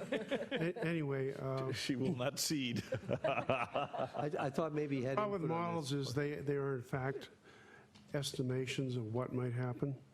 I have enough experience with modeling to have a healthy skepticism for it because the model's only as good as the input into it. Now, hopefully, and I know we do, calibrate the model every time we do a traffic count. But when you start getting down to finite parts, in the minor network parts, the model may or may not represent what's really going on in that street. The other thing, too, is that when you're looking at school calendars, make sure you're looking at the right school district. That's right. Because if it's a borderline situation, such as Southeast 8th, you ought to be looking at both school district calendars, as an example. There are things like teacher work days, conference days today, all this week, like Washington's on half-day schedules because of conferences. I wouldn't do anything this week. Well, I think we warned staff when they took the counts to make sure it was a typical school day. But again, use a healthy dose of skepticism on the results. Yeah, when we started the city 17 years ago, we were in the PSRC zones, and there were only like maybe 4 zones for the whole city. And we hired actually Victor and group to put together a model with over 100 zones. And we were pleased with how the model predicted and compared with the actual counts over the years. But we haven't seen that comparison in recent years. So it'd be interesting to get an update from staff on that. Yeah, I actually believe that that is part of the work plan for early next year, where we're going to make sure that the model is actually calibrated well and be able to look at what was predicted versus actual counts. So it'll be, I think, a good test. Don, I'm sure we'll get into it in the transportation master plan, big time. Yeah, good. I actually do like the idea of taking traffic counts at representative days over periods of time. For example, Monday traffic is different than Wednesday traffic, et cetera. So if you average it over time, over typical days, I think that would behoove us to actually put that in our standards. I think that's a great idea. Okay. My back? Okay, so 50, 51, 52, 53, and 54, none of those have changed either. So it says they're corrected, but I can't see evidence of that. I think, again, we'll have Yep. to make sure we add the verbiage. I'm just bringing, I just wanted to bring them up. And then I wanted to circle back to 43. I talked to Jesse, and Jeff, I apologize, I saw that you had emailed, but I didn't have time to look at it. And this is with regards to neighborhood character. And I brought it up because as a council, we had decided that we were going to have the Planning Commission tackle that topic. And they looked at that in July, and they felt like they didn't have enough direction from council to define it, kicked it back to us, but we never got it back to discuss it again. So while I tied neighborhood character directly to the topic of connectivity, and I do think they are very much so interrelated, Jesse made mention that we would specifically have a conversation on defining neighborhood character when we have a joint meeting with the Planning Commission. So I am okay with tabling that topic until that joint meeting with the Planning Commission, assuming that everyone else on the council is okay with It's December 13th. 13th. Actually, that was something I was going to bring up under the city manager's report, so thank you very much. You're welcome. Just shaving off time December, here. December 13th is the date. 5 o'clock. Starting at 5? Yes, I believe so. Yeah. Okay. Councilmember Odell? Thank you. First of all, I want to give a shout out to staff for the changes they made on the principal arterial streets, the minor arterial streets, the neighborhood collectors, all those appear to have gotten in as requested based on what I've seen. Local roads, that type of thing, cul-de-sacs, traffic circles. These are items 15 through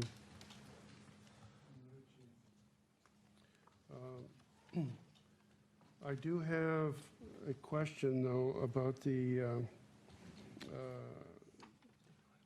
tree standards, as an example. We have on Exhibit 2 for items, let's see, where are we here?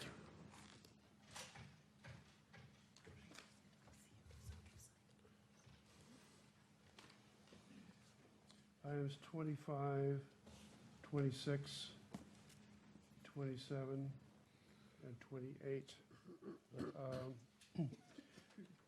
There are a number of species that were suggested as being added to the street tree list.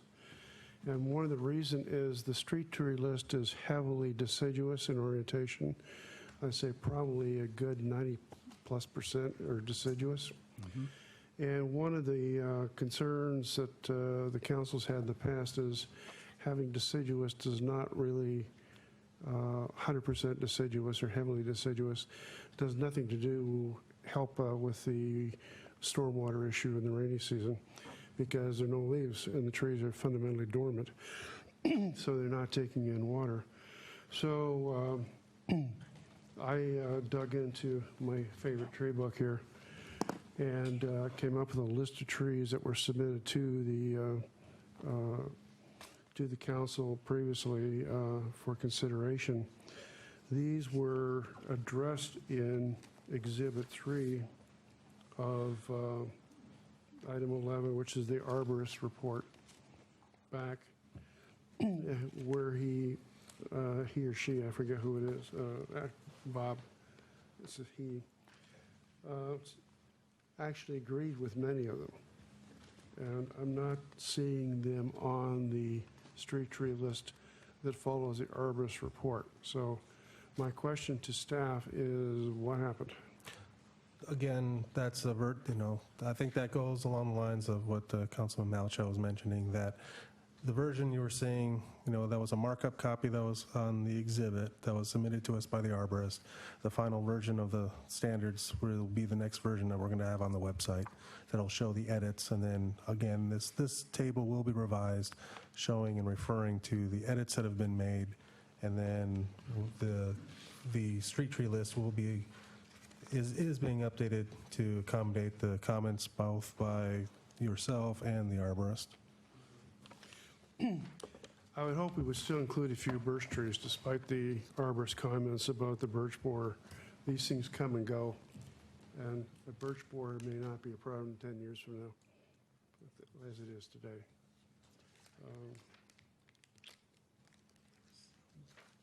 But basically, those are my comments for tonight on this. I would like to see the, maybe because the red line thing has been online, there have been so many problems with it. I hate to kill more trees, but frankly, I'd like to have another hard copy of where we are with all this stuff updated.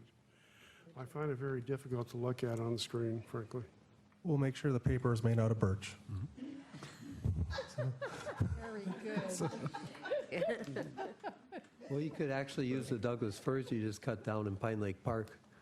We'll provide hard copies at the request. Thanks, Andrew. I think this is round 3 or 4 of the hard copy, but But we'll make sure we clean up all the others, so we're looking at one copy. Good. And Thank you. avoid the confusion. Okay. Councilmember Huckabee? Yes, I want to go to talking about safety, which is, I think, number 5, safety and neighborhood character. In terms of connectivity particularly. I had mentioned the last time we were here, and I'd asked the question about whether it was appropriate that in some places we could use a 20-mile-an-hour speed limit other than in the school zone. And this is particularly in neighborhoods where we have substandard streets with no sidewalks. And there really is limited ability to walk, and if there are cars or trucks coming down the road, they're coming down at higher speeds. This whole concept of safety, when we're looking at these neighborhoods, and I understand we have a neighborhood management program, but I'd like to have a better discussion about how we're going to do this, particularly when we open barricades and then open those streets, and whether the preferred alternative is to use a lower speed limit or speed bumps, or how do we provide safety in those neighborhoods that have been newly opened up and where traffic is increasing. And I asked the last time for some comments about the 20-mile-an-hour speed limit, and I don't see anything included in here. And I did send Steve an email this morning about the issue of where we have left turns and we have the walk on at the same time.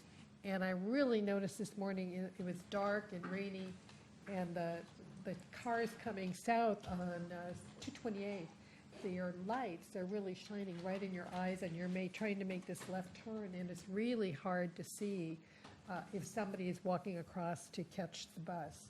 So some cities use red flags, others use lights in the crosswalk.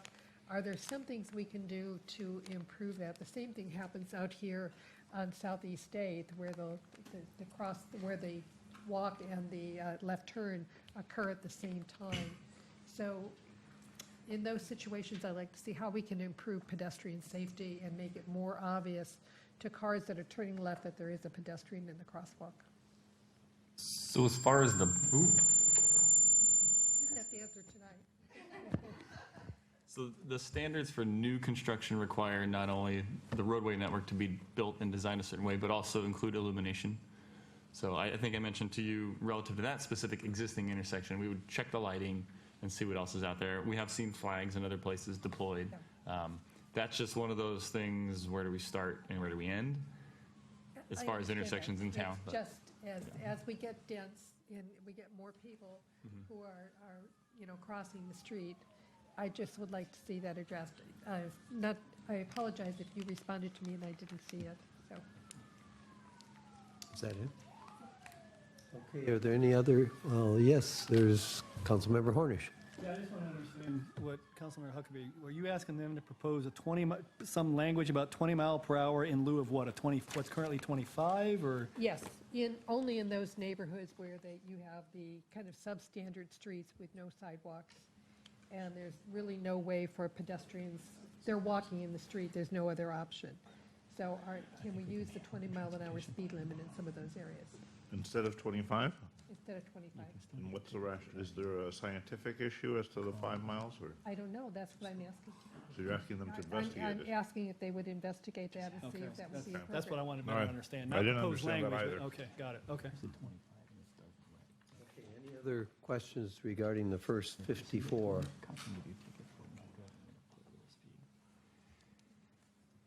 Don't see any. I guess the only comment I have is the giant sequoia is not on the tree list. Lots of volumes with that. It would make a good street tree, Don. It wouldn't make a good street tree because of the root structure, but it might make, in the center of those cul-de-sac circles, you might put one. It's a very fast-growing tree. Oh, good, so you can't see anybody coming from the other direction. So, okay, I guess there's no other comments, then let's go forward from 54, number 55, et cetera. These are mostly Tom's and then mine, I guess, because we had submitted them later, is that it? That is correct, sir. Uh-huh.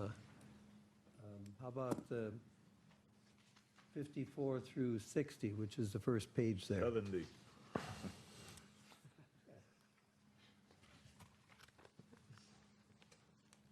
comments on, what is an auxiliary lane? That's number 58. You were asking what an Yeah, I don't auxiliary? think I got an answer on that one. Well, I was just curious what it is.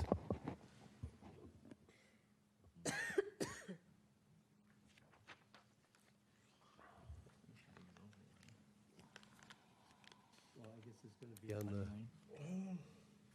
updated red line. I can't quite figure that out when I read it now. Tom, are you okay with the comments that, I'm kind of catching up here a little bit, but yeah, the aux lane was one. 61, if you're looking at all my comments, okay. 61 was noted as a discussion item. I didn't understand the reference to a level of service D in that one, and I don't know if you want to look at, and I don't even remember because I wrote these a month ago? 2 weeks ago. 2 weeks ago. I had a lot going on in between, sorry. or better? Does it mean or worse? LOSD or better. Obviously, the level of service is how we rate, the congestion on a roadway and the capacity, where A is the best and F is failing. So if it's LOSD or better, that means it's D, C, B, or A, right? Correct. Yes, So yeah, if it's so A, better, B, C, D. if it's better than what you need, an E or an F, why do we need mitigation? Exactly. That is correct. I will have to look at that and make sure if it could be, that Is it supposed to be worse than D? could be worse, as per. Okay, No, that is, it should be worse. okay. That was my question. I didn't follow the logic there. Okay. Okay. Okay, how about the rest of that page? 62 through 75. Any comments on those? I see a lot of yes and corrected. There's a couple that are discussion items. Number 69. I think we need to spell your name correctly, don't we? Yeah, It's corrected on the screen. So, I might be able to get mine changed if you want. The comment I made there is on 69, we probably should put except high voltage transmission lines, since there are high voltage transmission lines along 228th and we're not going to bury them. So I'm not sure why it should be a discussion item. If that is the council that they're anticipating, that not in the future, that they will be, that they're always going to be maintained as aerial, I mean, there may be a time where there's a cost effectiveness in the future to underground them. Well, then I suggest at that time we change our standards. Yeah, it was my understanding that those were too expensive to Absolutely. underground. It is very costly to underground transmission, or even to even move a pole, it can be Yeah. costly. So does the council agree with me to put except the high voltage transmission lines in there? Okay, good. The next one I ask, if the homeowner association is paying maintenance fees for neighborhood collector street and local street lighting costs, what happens if there's no homeowner association? Do you have to form a LID or something to get the lights up?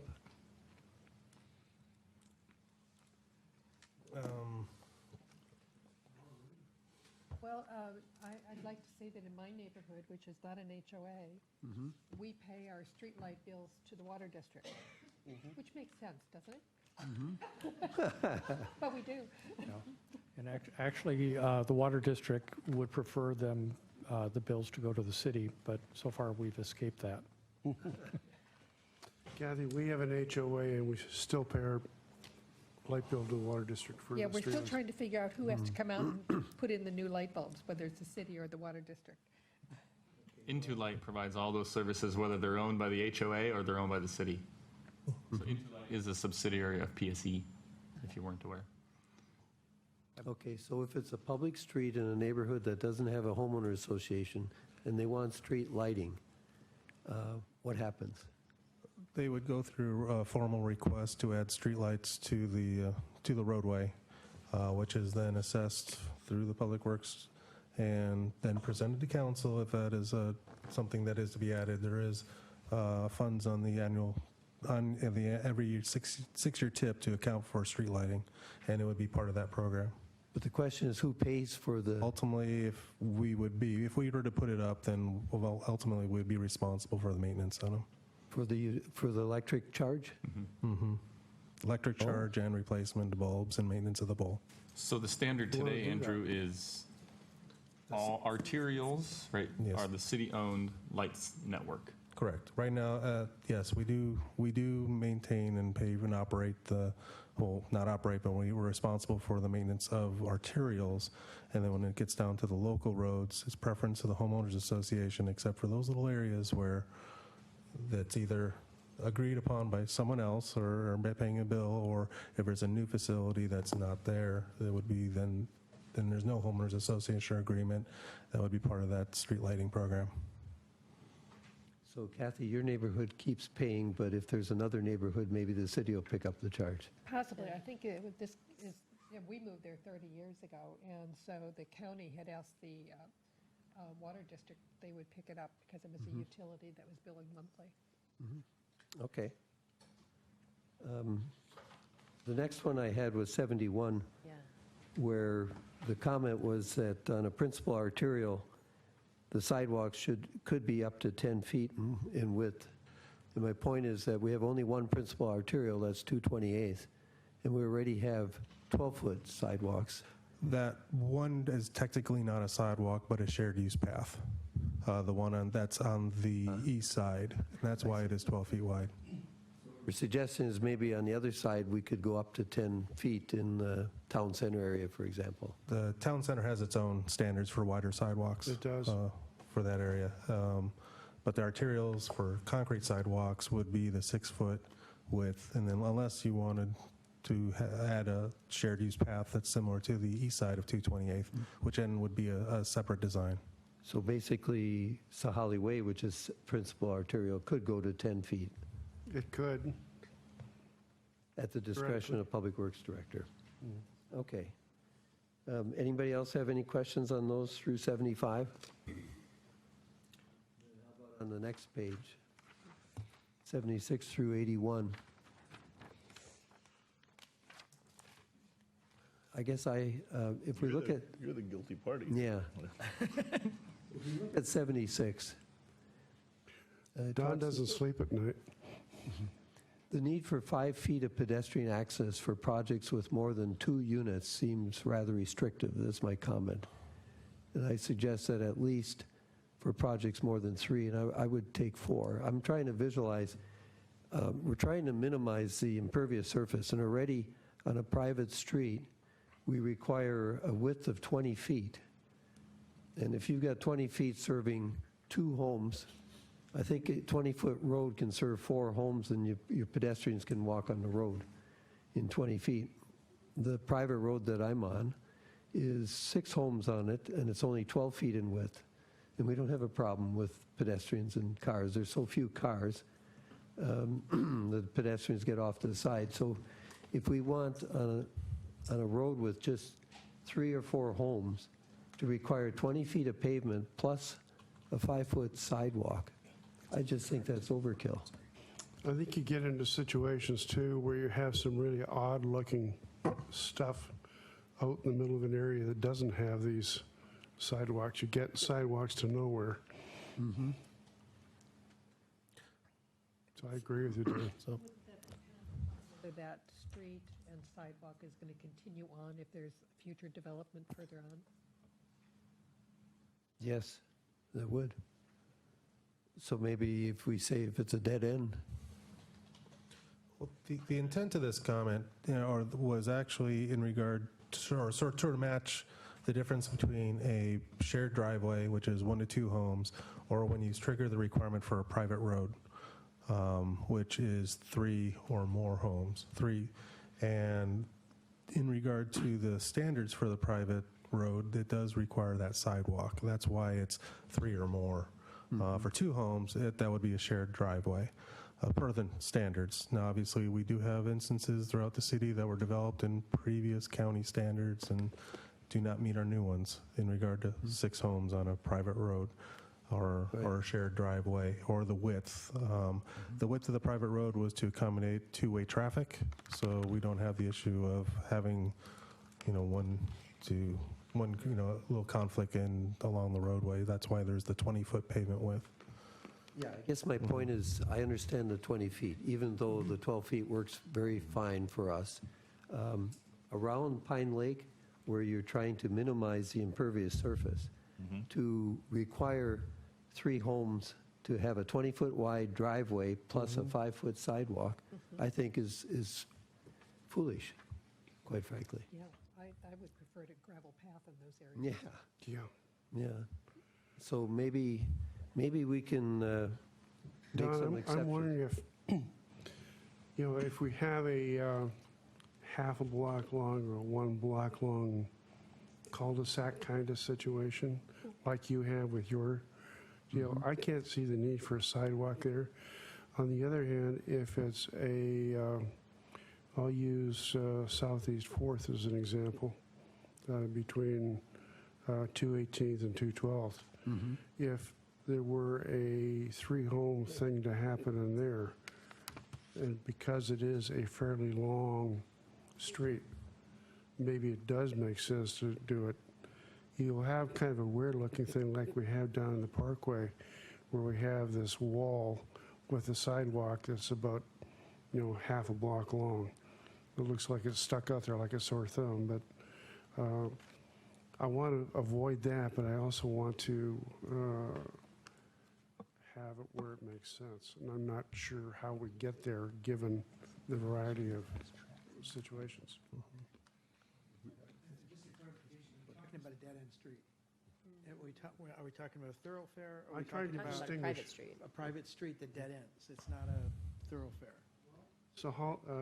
So this is more of a All dead ends driveway. stay dead ends, though. But this is more of a driveway we're talking about than really a street. Well, yeah, but as the code says now, any street, any driveway that serves more than 2 homes becomes a private street. And a private street has to be 20 feet wide plus a sidewalk. And that's what I'm saying, that's more impervious surface than is logically necessary. Right, but as long as we're qualifying if it's 3 homes or 4 homes, if it's a dead-end area, it truncates, then that's what you're asking for. Yeah. I would just bring up the point that still this kind of goes back to that deviation on top of deviation that I alluded to earlier, which is if that road ever changes in the future, you have now, you have no sidewalks there, and unless it's a gap project that pays to put them back in. I realize this is a private road at some point, but that could even change in the future too, potentially. I think you have to be forward thinking as to it may not always stay what it is at that moment in time. So maybe you require the right-of-way, but don't require the pavement at this point. In other words, you can have a dedicated right-of-way, but don't require putting in the sidewalk plus the 20-foot wide street to serve 3 homes. Mayor? Fire strips and all that. Yeah, I mean, I get where you're at, and I agree with you. My thought is just that if things in the future are to change, who's going to pay to put the sidewalks in front of the first 4 homes? You're not going to get the next developer to do it. Maybe looking at using city funds as a gap sidewalk, as a gap project, as opposed to having whoever's building the 4 homes pay for the sidewalks to go in the first place. Mr. City Manager? Just a thought, perhaps you might want to caveat this to some extent if you say that, if you're looking at a private street that dead ends with no potential for connectivity or through, that requirement.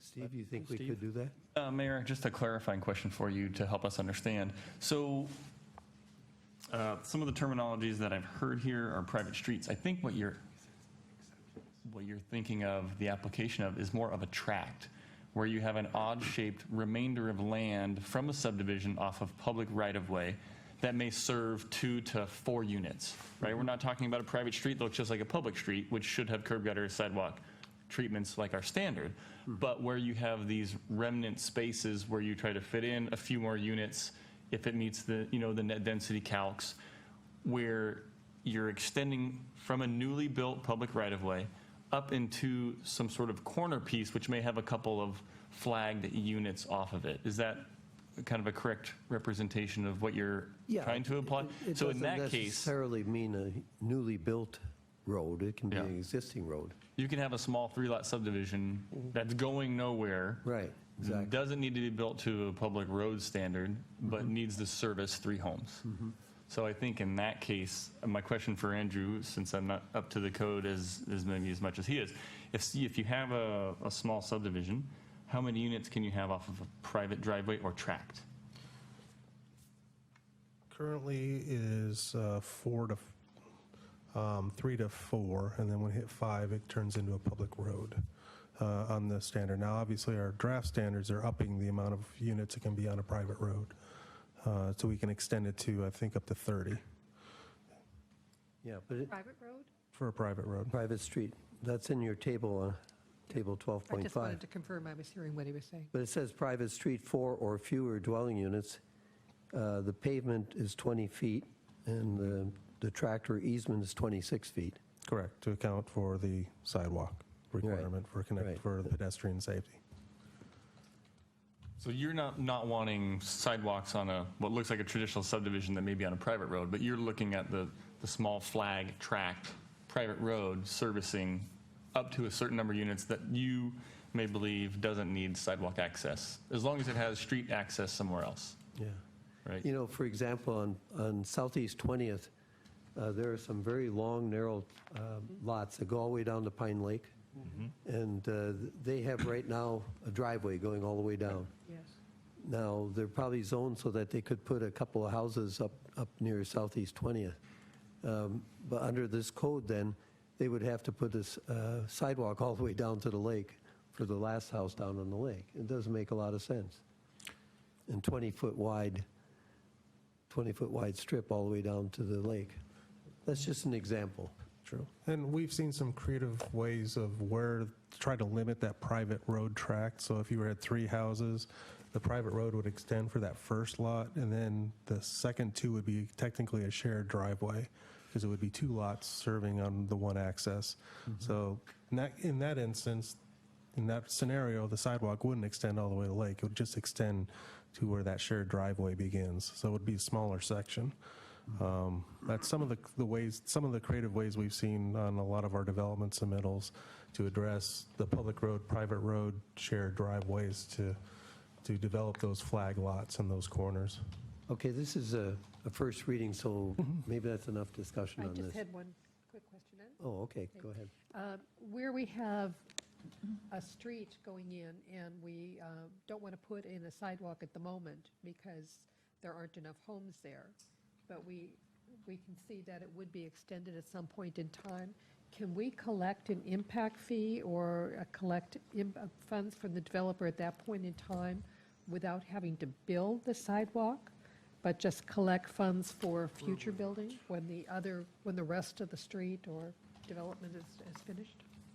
So I'm not sure we understand that completely. I think that's a fee in lieu of option that has been expressed in the past. The issue is we don't have a system in place in the city to keep track of funds that we collect for items like that, of emitting a sidewalk, but a developer were to pay.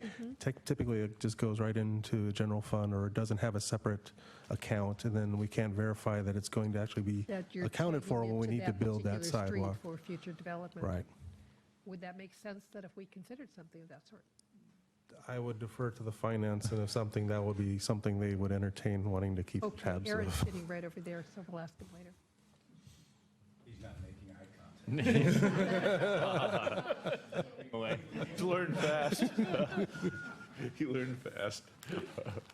Okay, any other comments on these? I had one other on the regional trail, which is on page 84. Item 84?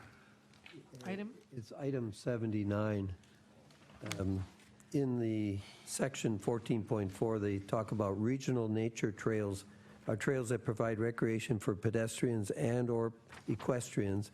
Oh, and, yeah. And are soft surface trails, for example, Emerald Necklace Trail.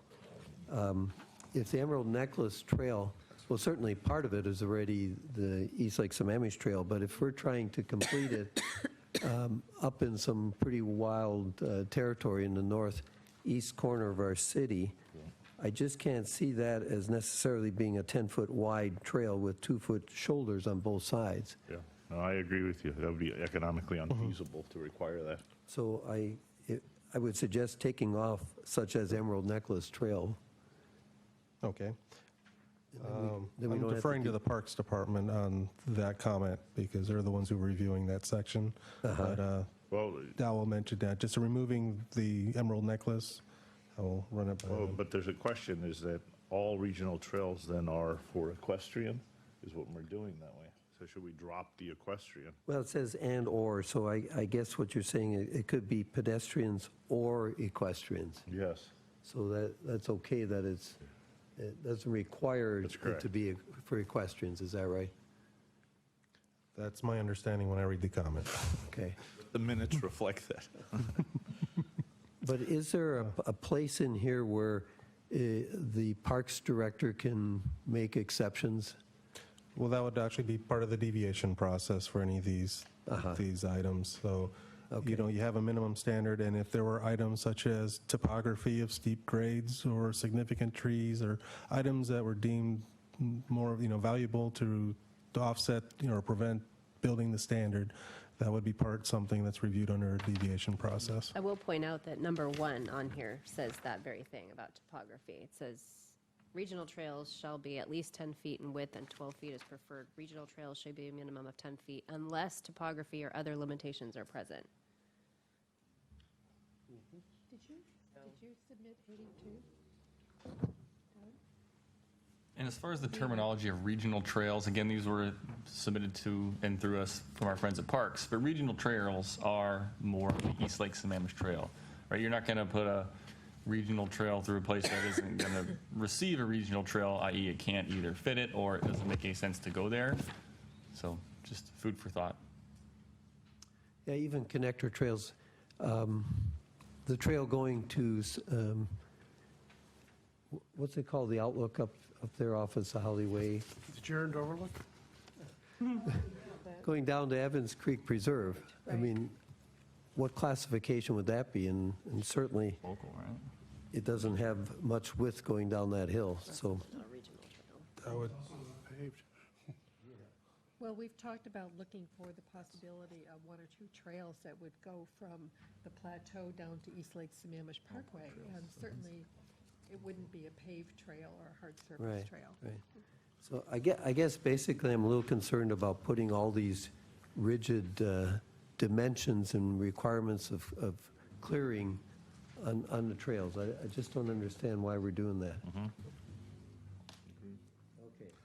So any other comments on the rest going through to 83? Mayor, I have a question on your comment. So again, the point of standards is to provide a standardized menu, not only for us as what we do as a city with capital improvements, but as what the developers provide for us throughout the city on their to-be-developed properties. So what we like as staff is policy and direction and guidance that is clear, where let's say we have approved a subdivision that has a soft surface trail identified in a plan that they're going to provide, and it's a 4-footer when maybe the group thought it should be 5, and then we're in trouble because we allowed it to be 4 when they had width for 5, but all the minimum standard says is they need to provide a minimum of 4. So if you allow certain activities to happen at a minimum, you get the minimum. Good point. Unless there are bookends where you have topography issues or sense of area issues, whatnot. So I mean, I'm not trying to be pushy on our standards, but if we don't have a standard that we can apply consistently, which is what the guidance we want to do our job, in a way that you want to see it done, that's what the guidance is for. So just, I know we'll have more time to talk next time when the document's more polished, but just keep that in mind, please, Okay. if you would. That's a good point. Other questions? Councilmember Malchow. So this would be kind of a new comment, and this is, I attended the hearing that was going on this morning, and this was on a deviation, or at the time called variation, in the Hudson Short Plat. In the, you turned your head. Hudson Short Plat. Okay. So in Appendix H, under procedure, we reference the deviation review form. Is that in here anywhere? I don't know where it lives. And these things specifically were brought up during the course of the hearing today, which was, is there a standardized form? It looks like we're creating one now, but then part of what was going on during cross-examination today was how are we letting the applicant know if we're granting this, the deviation? So I would suggest that under number 3, where it says the Public Works Director shall approve or deny the deviation request and provide a summary of conclusions to the applicant, that we spell out exactly how we're going to do that, because during the course of the hearing, it said it wasn't received in writing, that it was in the course potentially of like an email in some circumstances, and I think we need to state exactly how we're going to communicate this back to the applicant, and I don't know if there's a form letter that we create that goes with this, but just to kind of eliminate that as a potential for an appeal in the future.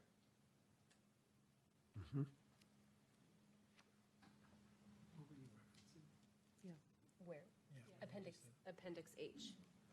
Section B, the last page of the appendix. Page numbers aren't in there. Andrew, do you have that? Yeah, I'm familiar with it. We do have a draft form, but typically forms like that through permit and applications are done through administratively in the process and having them provided to the public, and not, it is something I could, that could be added to the appendix, as a sample form of what we're looking for, but typically those are forms that are handed during application processes are available to the public as a separate through administration. I think what Christie's saying is there a form where the Public Works Director provides the approval or denial? That's not in this There, language. we do have a draft form. Okay, that then we should do. make that clear in here, that that's how we will provide it to the applicant, is in writing on that specified form, whatever that might be. Should be part of the appendix. Well, I would argue that the deviation review form should also be a part of the appendix. Agreed. So, yeah, I mean, there was the comment that there were different ways that our public works standards variations had been approved over the course of time, and so I think we will eliminate those problems in the future if we standardize how we do deviations and how we communicate that back to applicants. So we can certainly put in the language that you'll fill out the appropriate form. I would caution that we codify or adopt or reference all forms, because we're not the only department that has forms that aren't codified. They are administratively managed, so changes can be made where, for instance, I'm holding, this is my ebook, so to speak, but the standards have been updated nonce in 16 years. So it's not an easy task. We do intend to do this on a more biannual basis, to go through it and sharpen it and clean it. But reference to the form is great. I wouldn't recommend throwing the forms in here, because that's one form, Councilmember Odell, that we have many more forms of, and so do other departments, but just caution. Then I might suggest that we say that it's The deviation in writing. application form. Or via mail, or however you normally handle that. But during the course of, during the course of the cross-examination, it was identified that in the past that we have communicated back to applicants our approval of a variation in different ways. That's not a problem to be done in there. And after going through the hearing, I agree. I know. Okay, are there any more comments on the comments? Or on the standards at this point? This is a first reading, and we'll open the public hearing then. Do we have some people signed up? I've got it here. Okay. Public hearing is now open. And we have Mary Richter, followed by David Hoffman.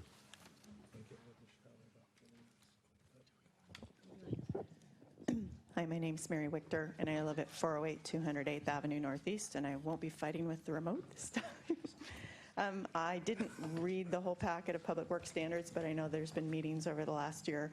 I just wanted to say a couple things. First of all, on the discussion of the city's in charge of stormwater, and you're also doing the Public Works standards, and there are a lot of places in the city where if you require a 20-foot road with a sidewalk, you're going to have so much surface runoff that it's not going to be good for the lake or the stream or the overall capacity.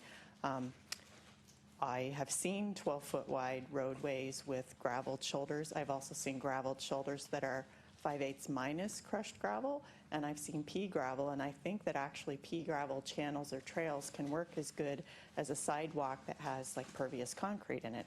And I've also read in some of the surface water things, if you use Portland concrete or some of the other concretes, it can be bad for bogs and wetlands.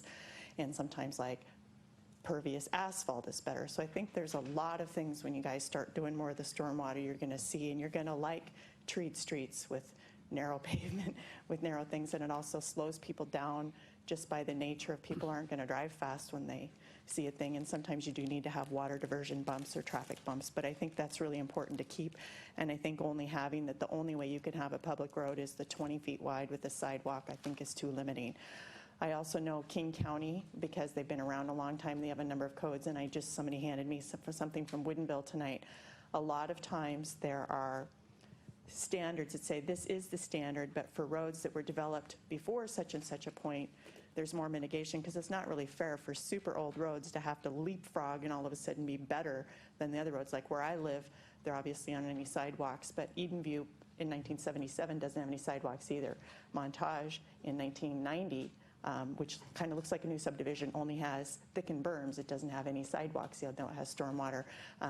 Talinga actually does have sidewalks, but only in pieces of it. So all the connections around us aren't there, but if we ever made our roads public, we'd have to go to 20 feet wide with concrete sidewalks.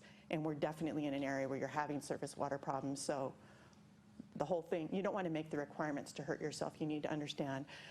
The other thing that happens is when you walk in my area during the summertime, and a lot of people do, the trees keep things cool. And if you have that much pavement, like Andrew will say, the sea of asphalt, you're going to increase the heat.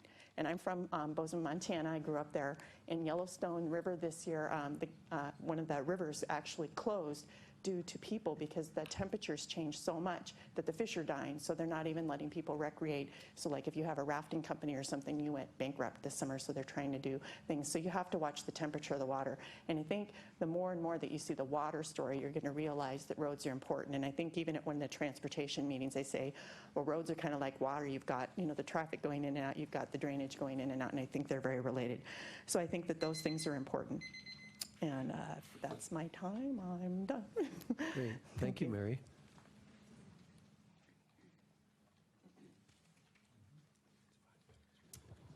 David Hoffman. Good evening, council members, Mr. Mayor, staff, and members of the community. David Hoffman, address is 335 116th Avenue Southeast, here representing the Master Builders Association. And want to preface my remarks with this. My remarks reflect commentary with my members on what we believe is the most current standards under your review tonight. None of the various drafts available on the city's website are dated, so that has led to some confusion in the building community and with myself as to which version is the latest that we should be reviewing. So I've already spoken with Andrew and Steve about that, and I've also shared my comments with them, so none of these are a surprise to staff. With that, I'll begin. Thank you for the opportunity to comment on the proposed public works standards. For the most part, our members have provided a limited number of comments related to the draft standards. However, I'm going to request that council defer action on the standards until your next meeting and keep the public hearing open. We believe there are several changes needed to improve the predictability in the standards and further reduce the number of variances or deviations, as we're now calling them, requested in new communities and between those changes, which I'll get into, and the confusion I heard from the development community as to the documents posted online, as I stated before. We appreciate that VUNERFs, I hope I'm pronouncing that correct, and I think I am based on my own research, are included under section 9.3 of the draft code, or draft standards. However, we believe several of the criteria need better definition and corrections, and that the standards could better reflect this specific design type in other locations throughout the standards. I'll tackle some of the simple amendments first, then move into the more complex provisions. Number one, coordination with charging language from private streets, such as sidewalk and paving requirements under 12.H. Yes. Sure. Sure. Is that better? Okay. Under 12.8 should be clarified if applicable to VUNRFs, and the table 12.5 private street dimensions should be updated. It would be helpful if intersection criteria under 13.2 was included in 9.3. While definitions for streets and alleys appear in the definitions, no definition appears for VUNRF in Appendix A. Under criteria G, H, and through the end of the section, alley language is used, which may not be appropriate based on our understanding of the standards and based on my member input. Typically, VUNRF design reduces the need for sidewalks or other pedestrian facilities, but no clarity of this principle is included in the criteria, and sidewalks appear to be required per charging language of 14.2, which only excludes alleys. Excuse me. Those are the somewhat simple changes or clarifications that we think would help, and again, I've shared those with staff and received good feedback already. It seems that the following issues could be resolved in conversations with staff over the next couple of weeks. Perhaps just conversation is needed to help us understand how this new language will be implemented. Under criteria F, a maximum of 400 feet and 30 lots are not similar in resulting design. A design meeting both maximums reflects a 26-foot wide lot, which is generally unbuildable except in very dense multifamily applications, which may be what you're aiming for with that part of your standards, but we would like to discuss that with staff at length. A 200-foot longer road length, similar to private streets, makes more sense given the requirements for on-street parking in criteria F, especially if a turnaround island or similar features included within the extents. Neither alleys nor VUNRFs give any relief as written to the 20-foot garage setback requirements from the tract in the city's code 21A.25.030. Typically, these product types have limited driveways and parking restrictions in the alley due to designated parking along the frontage, and as required in criteria C in VUNRF design. It is unclear how the new setbacks, which were adopted in May of 2015 under 21A.25.030 and 10-foot minimum road setbacks in both alley and VUNRF designs are intended to work together. So those are some of the very technical comments that I received from our members. We're also disappointed that the originally proposed 52-foot wide right-of-way has been abandoned in favor of the wider 60-foot right-of-way. In so doing, the standards actually require more impervious surface in new development than previously proposed. In subdivisions, a right-of-way of 60 feet as opposed to 52 feet adds an additional 96 square feet of additional driveway to each side of the road to meet the requirements of 21A.25.030 footnote 7. In a typical 40-lot community, this additional unnecessary driveway length generates 3,840 square feet of additional impervious surface. This is the equivalent impact generated by two additional 3,000 square foot, two-story single-family homes complete with driveways. This impact must be dealt with by increasing retention volumes and contributes to additional unnecessary stormwater discharge from these communities. The originally proposed 52-foot right-of-way would have reduced this unnecessary impervious by 66%, improved rear yard sizes, and improved land use in future communities. But we believe this standard is worthy of reconsideration. And then I will wrap up really quickly. I know I'm already over time, and if I could wrap up, I'd really appreciate it. Thank you. It is my understanding that right-of-way widths has been a common deviation request over the years. At least in this instance, the new standards seem to ignore urban design and the requirements that new development meet low-impact development stormwater standards. The standards should better reflect these realities. The little land left for development in Sammamish should be built to urban standards for the future, not suburban standards from the past. Finally, regarding comments tonight related to the timing of traffic counts, I know you're all shocked. I do have somewhat of a comment on that. I haven't run this idea by my broader membership, but the biggest concern that immediately comes to mind is the dramatic effect that this proposal may have on the timing of development applications. Essentially, what you're describing is eliminating 3 to 4 months from the year that traffic counts could be conducted. And if that happens, you're effectively creating a moratorium where we couldn't get those traffic counts, go through the application process, and then you may end up pushing developers to attempt work during the wet season when you don't want to cause a situation where you already have a 2-year time frame for land development, or it already takes 2 years to go through the land development process from your pre-app or from concept to final lots. And by creating a situation where we can't get the traffic counts in, it may delay that land development process significantly. There are industry standards that your staff uses to ensure that traffic counts are accurate. And although I do want to run the concept by my broader membership to understand if that would affect them as dramatically as I think it would, those are my initial comments on the concept. So I'll end with that. That'll conclude my comments for tonight. We hope that you will consider extending the public hearing. And if you do, we look forward to working with staff to provide helpful comments to the standards. Okay. So, thank you very much. Thank you. Dan, would you leave those comments, please, in writing? Sure. Thank you. Okay, next is Siddhartha Chaudhary. I don't see anybody. Casualty to the time. Sharon? Nope. Okay.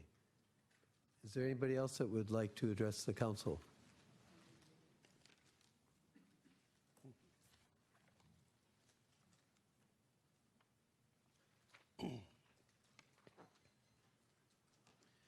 Jeff Weems, 941 206th Place, Northeast, Sammamish, Washington. I just wanted to comment on the concept of private roads requiring, with 4 or more houses, requiring a 20-foot driveway and a 5-foot sidewalk. There are a number of streets in Lower Inglewood Hill down near the lake, the first 4 or 5 blocks, that are all private roads. They're all easements across private properties. And in general, these things are typically, I don't know, they're maybe 10 to 12 foot wide with ditches and swales on both sides. There's no sidewalks. And one of the things, just to second what Mary Richter said and some other people said, is that the low impact development that's discussed in the most modern standards that you guys are considering adopting for 2016 actually specifically say that things like large, potentially unnecessary or overly engineered impervious surfaces like 20 feet, as the mayor was trying to understand for 3 or 4 houses, why would you need 20 feet with a 5-foot sidewalk? Does generate an awful lot of impervious surface, which generates a lot of runoff, which in fact is the problem that Tamarack is having. So we're kind of at cross purposes here.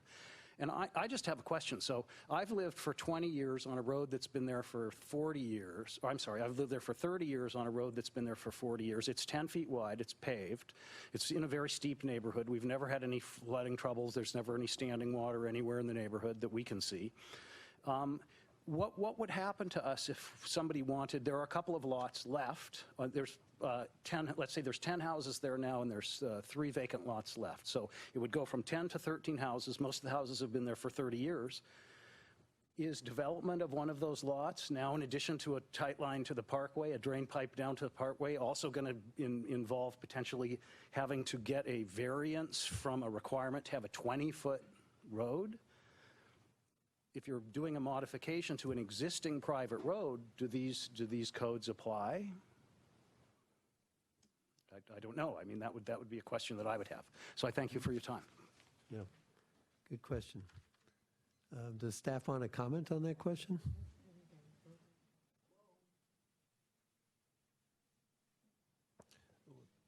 When we look at development, there's existing roadways, existing easements. When developments occur on an existing shared easement with other developments, we do require that to be reviewed in the process. whether it's brought up to standards. There is a requirement of what they consider proportionality. Typically, a single-family house is not required to do frontage improvements or improvements of roadways. The key interest is, dealing with a existing tract or easement.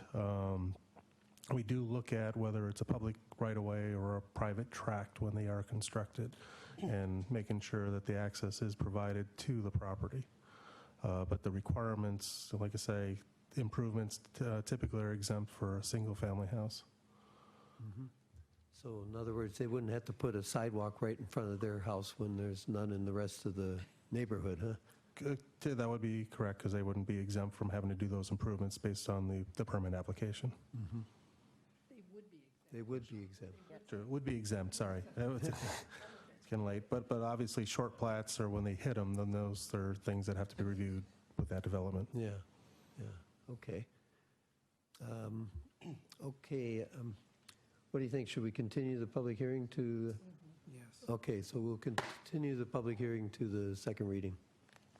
Which date is that, Mr. City Manager? I believe that is November 1st? November 1st, yes. Okay. We can send more questions. So I guess staff, council can send more questions in too, huh? Okay. Yes, you may. We'll take a 5-minute break now.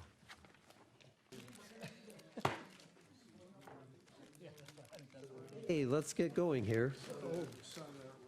We have 4 items from the consent agenda.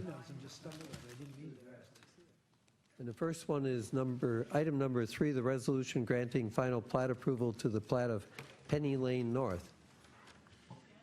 And let's see, Tom, you asked for that to be taken off. Yeah, I did, Don, thank you. I've since talked this thing through with a couple of other people, yourself included. But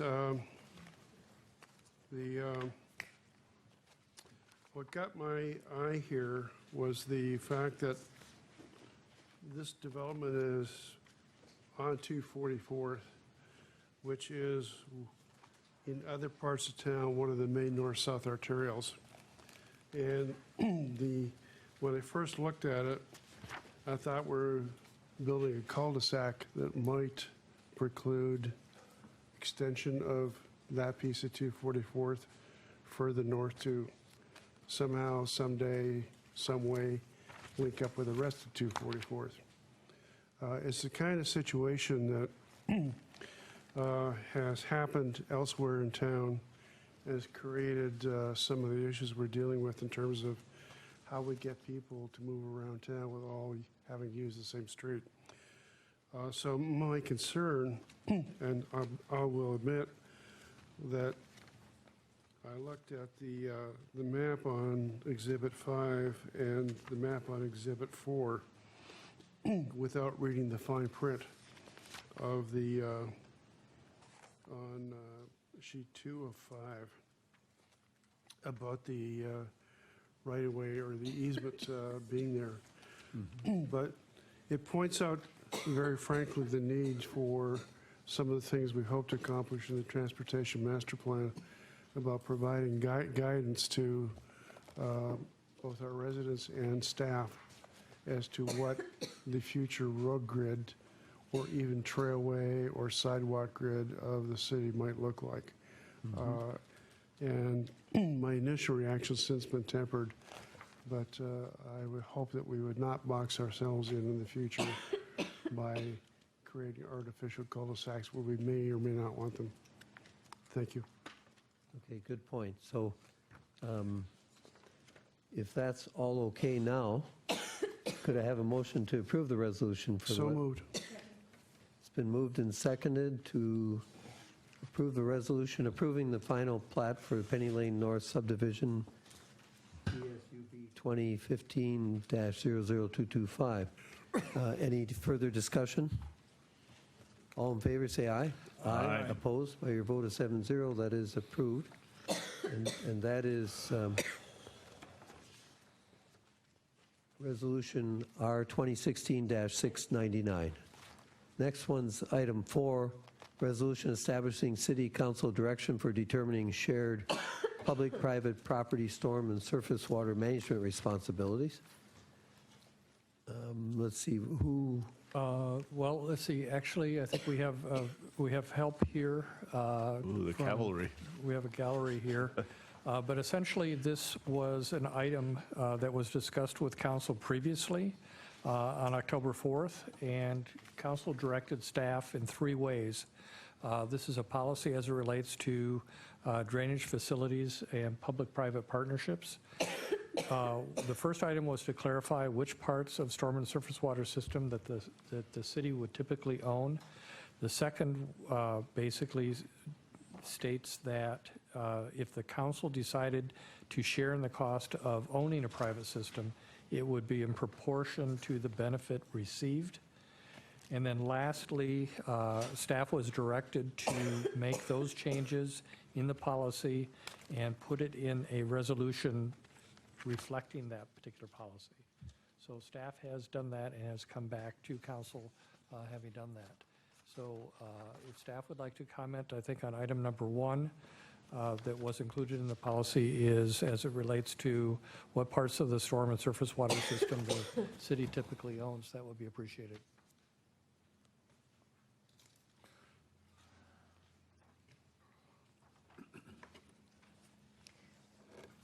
Good Okay, evening, Cheryl. Council. Cheryl Passon, Deputy Public Works Director. So in Exhibit 1, at the top of the page, we clarified that the city normally owns and maintains all components of the storm and surface water system. That is in this, oh, I'm sorry. At the first paragraph of Exhibit 1, we edited that sentence to say that the city normally owns and maintains all components of the storm and surface water system located in the city right-of-way and in easements or tracts dedicated to and accepted by the city. So does that clarify what the city typically owns in terms of storm and surface water systems? looks good to me. And then lastly, I'd like to turn to the council and see if there are items or comments for discussion tonight related to this particular subject that were not answered. Deputy and city manager. Dang right. I didn't mean to demote you. All right. Well, first of all, one is a clarification question that what follows in Bill number 4 is the ordinance as it currently exists. Is that correct? Modifying for the policy. Yes, I believe that's the Sammamish Municipal Code. That's correct. So this will now be modified, the ordinance would then be modified now to reflect this policy, to include in point number 2, adding in that the cost should not outweigh the benefits of the city, or similar type of language would be then added to reflect this policy? So I believe actually that this is a resolution clarifying the policy. Sammamish Municipal Code actually is code that is derived from ordinance. Understand. Ordinances. So the resolution will not change the Sammamish Municipal Code. So will it be consistent with the code? But it would be consistent with the code, yes. Well, except that we're missing that point that we have specifically in the policy talking about that the costs should not outweigh the benefits. That's not covered in this ordinance. We can certainly make a parallel change to that ordinance and bring that back as an amendment in a couple of weeks or 4 weeks.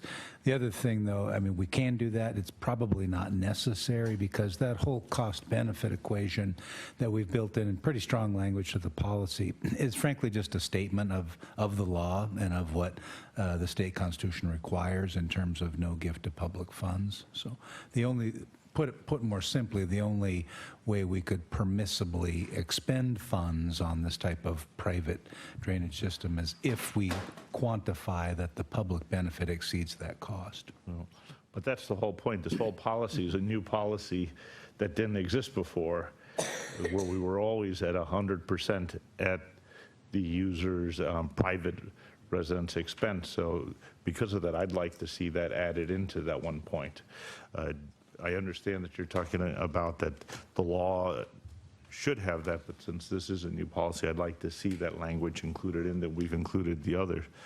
So the goal would be to get what's in this policy into an ordinance amending the municipal code, is that it?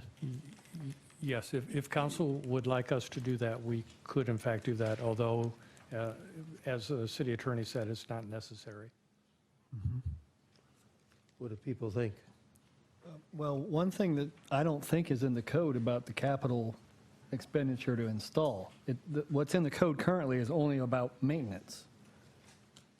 So I think there is something missing from the policy that needs to be codified.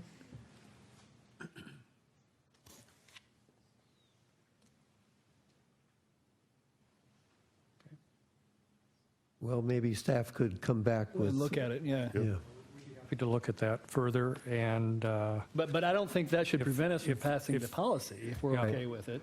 yeah, if you'd like to, I guess, pass this resolution this evening and direct staff to bring back an ordinance to amend the code to reflect this policy, we'd be happy to do that. Does that make sense? Okay, good. Any other comments on this? Well, I would just have the subsequent step of this. It came from the Finance Committee. We're now passing this policy. It will now go to the Utilities Committee, is that correct? So that we can then take the basin plans, surface water plans, and look at those when they're put together and see what the impact, and think through the impacts of this? No, I think the next step is that, once you have the policy, you may look at different parts of the city.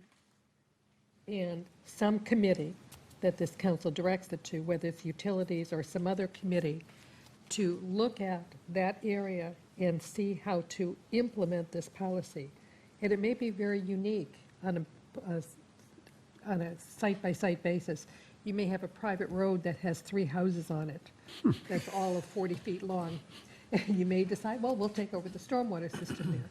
On the other hand, you may have another area where you're going to have some other requirements. So the implementation will be done at a later point in time. Well, but there's 2 points. One, the committee, I thought we had the understanding that was going to utilities. If there's a different one, we can talk about that. But we have a series of plans that are coming down, whether they're basin plans, surface water, manual plans, etc. We're going to wait till those are all done here and then use those as the basis to help augment our understanding of the issues before we delve in further. Is that correct? That's not my understanding, because we're moving ahead with culverts and other things that would indeed. But that's a different issue than what we're No, talking about here. it's really not. Is there because we private don't have money the- or private infrastructure in the culverts? That's We what this don't- is. Excuse me. We don't have the basin plans to fully inform us on a lot of issues that we're moving forward on. This could sit here for a long time while we determine whether the basin plans do affect it or not. We do have some basin plans. There may be a private road in an area where we have a basin plan that we choose to move forward on. I don't understand your rationale on that. Well, what we have here is a policy that we've worked on, and I think we all agree that it's what we want now. That's correct. So if we pass this tonight, and we're telling staff to formalize it into the Sammamish City Code with an ordinance. That's correct. Okay. Then beyond that, if we want to apply the policy to specific neighborhoods like Tamarack, then we can decide whether that That's what I'm specific trying to understand. application would go to a utilities committee. That's correct. Or- That's what I'm trying to understand. Or some Okay. other committee. Wouldn't staff first do it and make a recommendation? Under normal circumstances, we would have it be part of our work plan and come back to then Sure. council Thought I would with think too. with Okay. that. Okay, And then it may go to some Then committee. it goes to but, a yeah. committee. okay, Okay. so I'm good. with that. No more, Councilmember Odell? Well, I was just going to, I think we've kind of gone beyond what I was going to say, but I want to be sure that we do not hang this up pending completion of a bunch of basin plans that are going to take a long time to do. Yeah, no, I think we're ready to. Looking for a motion? Yes? Yes, Yeah, I'll move that we pass this resolution. I'll second. He moves that we pass the resolution. With the additional language from the city manager? That would be fair, yes. Okay. Thank you. Second? Well, I'm sorry. I seconded it. What, in the Third. policy, there's additional language? No, just in the resolution To to bring back direct, the ordinance. to direct. Okay, Bring back got the it. Okay, I'm ordinance. This is sorry. what his Got it. part, Okay, got it. which has been And seconded. is your mic on? I can't hear you. It is It's now. really hard to hear people tonight. Yeah. Okay, any other further discussion? All in favor, say aye. Aye. Opposed by your vote of 7-0. Resolution number R 2016-700 is approved. Next, we go to item 8, which is authorization for a city survey. If I could just make one last comment on this. Understand, Council, that the vast majority of the policy that you've just adopted by resolution is not mandatory regulatory language, but there are certainly some things in that policy that are regulatory that we will build into an amended ordinance.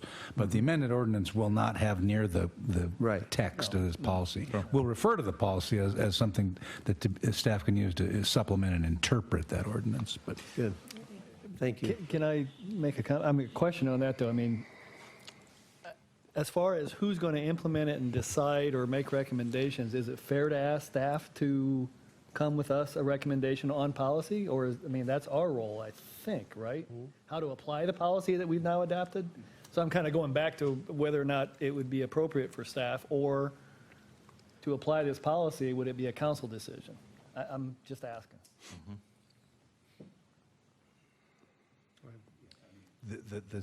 Once the policy is adopted, so the staff will begin applying this policy right now, no doubt. And they'll bring it back to us. Yeah, we'll bring the ordinance back, and then I think, as with many things that this council adopts, there's a test period, and we'll have some experience to report back to you or to make some additional recommendations or not about additional amendments that may be needed based on some real-life experience. But we'll get the ordinance back to you in either 2 or 4 weeks. But specific applications will come back too, I would presume, as to what to do, as to Tamarack. I'm trying to say, yeah. One would presume that they would have a financial yeah. implication. so Yeah, staff even would not from that just go off perspective. on their own. Okay. Right. No. Nope, all right. Yeah. You got enough in the petty cash drawer. Right. Yeah.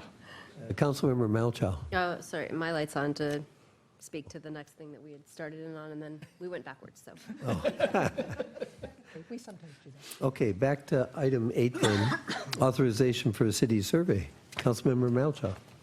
So I just wanted to get a little bit of clarification, and Tim, I'm sorry I made you stay late tonight. That's all right. To answer my questions. So, you know, this isn't a big dollar item, but we're doing a community survey, and I think Ramiro had brought up, you know, what do we do with this information? And I'm curious, when I asked the question, the answer that came back was, we're going to ask 50 questions that's going to require 25 minutes of time. And I had some concerns on if we're sending out 1,500 mail questionnaires and we're expecting to get 350 to 500 back. I don't know. I'm a little skeptical, I'll admit, when you're talking about a 50-question survey. That's a lot to ask. And when you're trying to get a cross-section of our community and make it statistically valid, it's a lot of questions to ask. So I was curious about what topics are we going to cover in this? What are we going to do with the information that we get out of it? What else did I want to find out? What happens if we don't get that 350 to 500 back? Will we have to mail out an additional? Is there an additional cost that we might incur if we have to mail out more surveys? Well, they have a long history. They don't have any trouble getting 350 to 500 responses. With 50 questions? Yeah. Okay. Yeah, it's a standardized That's an approximation of how many questions there are. There's a number of questions and then a bunch of sub-questions. It's a little hard to give you an absolute number on how many questions, but they've been doing this for a long time, and they say it's very, very rare that they don't get the 350 to 500. What we're trying to get out of it is to, a situation where the council doesn't need to make its policy judgments in the dark. I mean, this is a statistically valid survey like the other surveys that we've done. So you get a real cross-section of people who give you, hopefully, a real good view of how the community feels. I mean, you don't get that from social media. You don't get that from letters to the editor. You don't get that from the fine people who come up here and give you comment. You get a very distorted view from those people because they don't represent the community as a whole.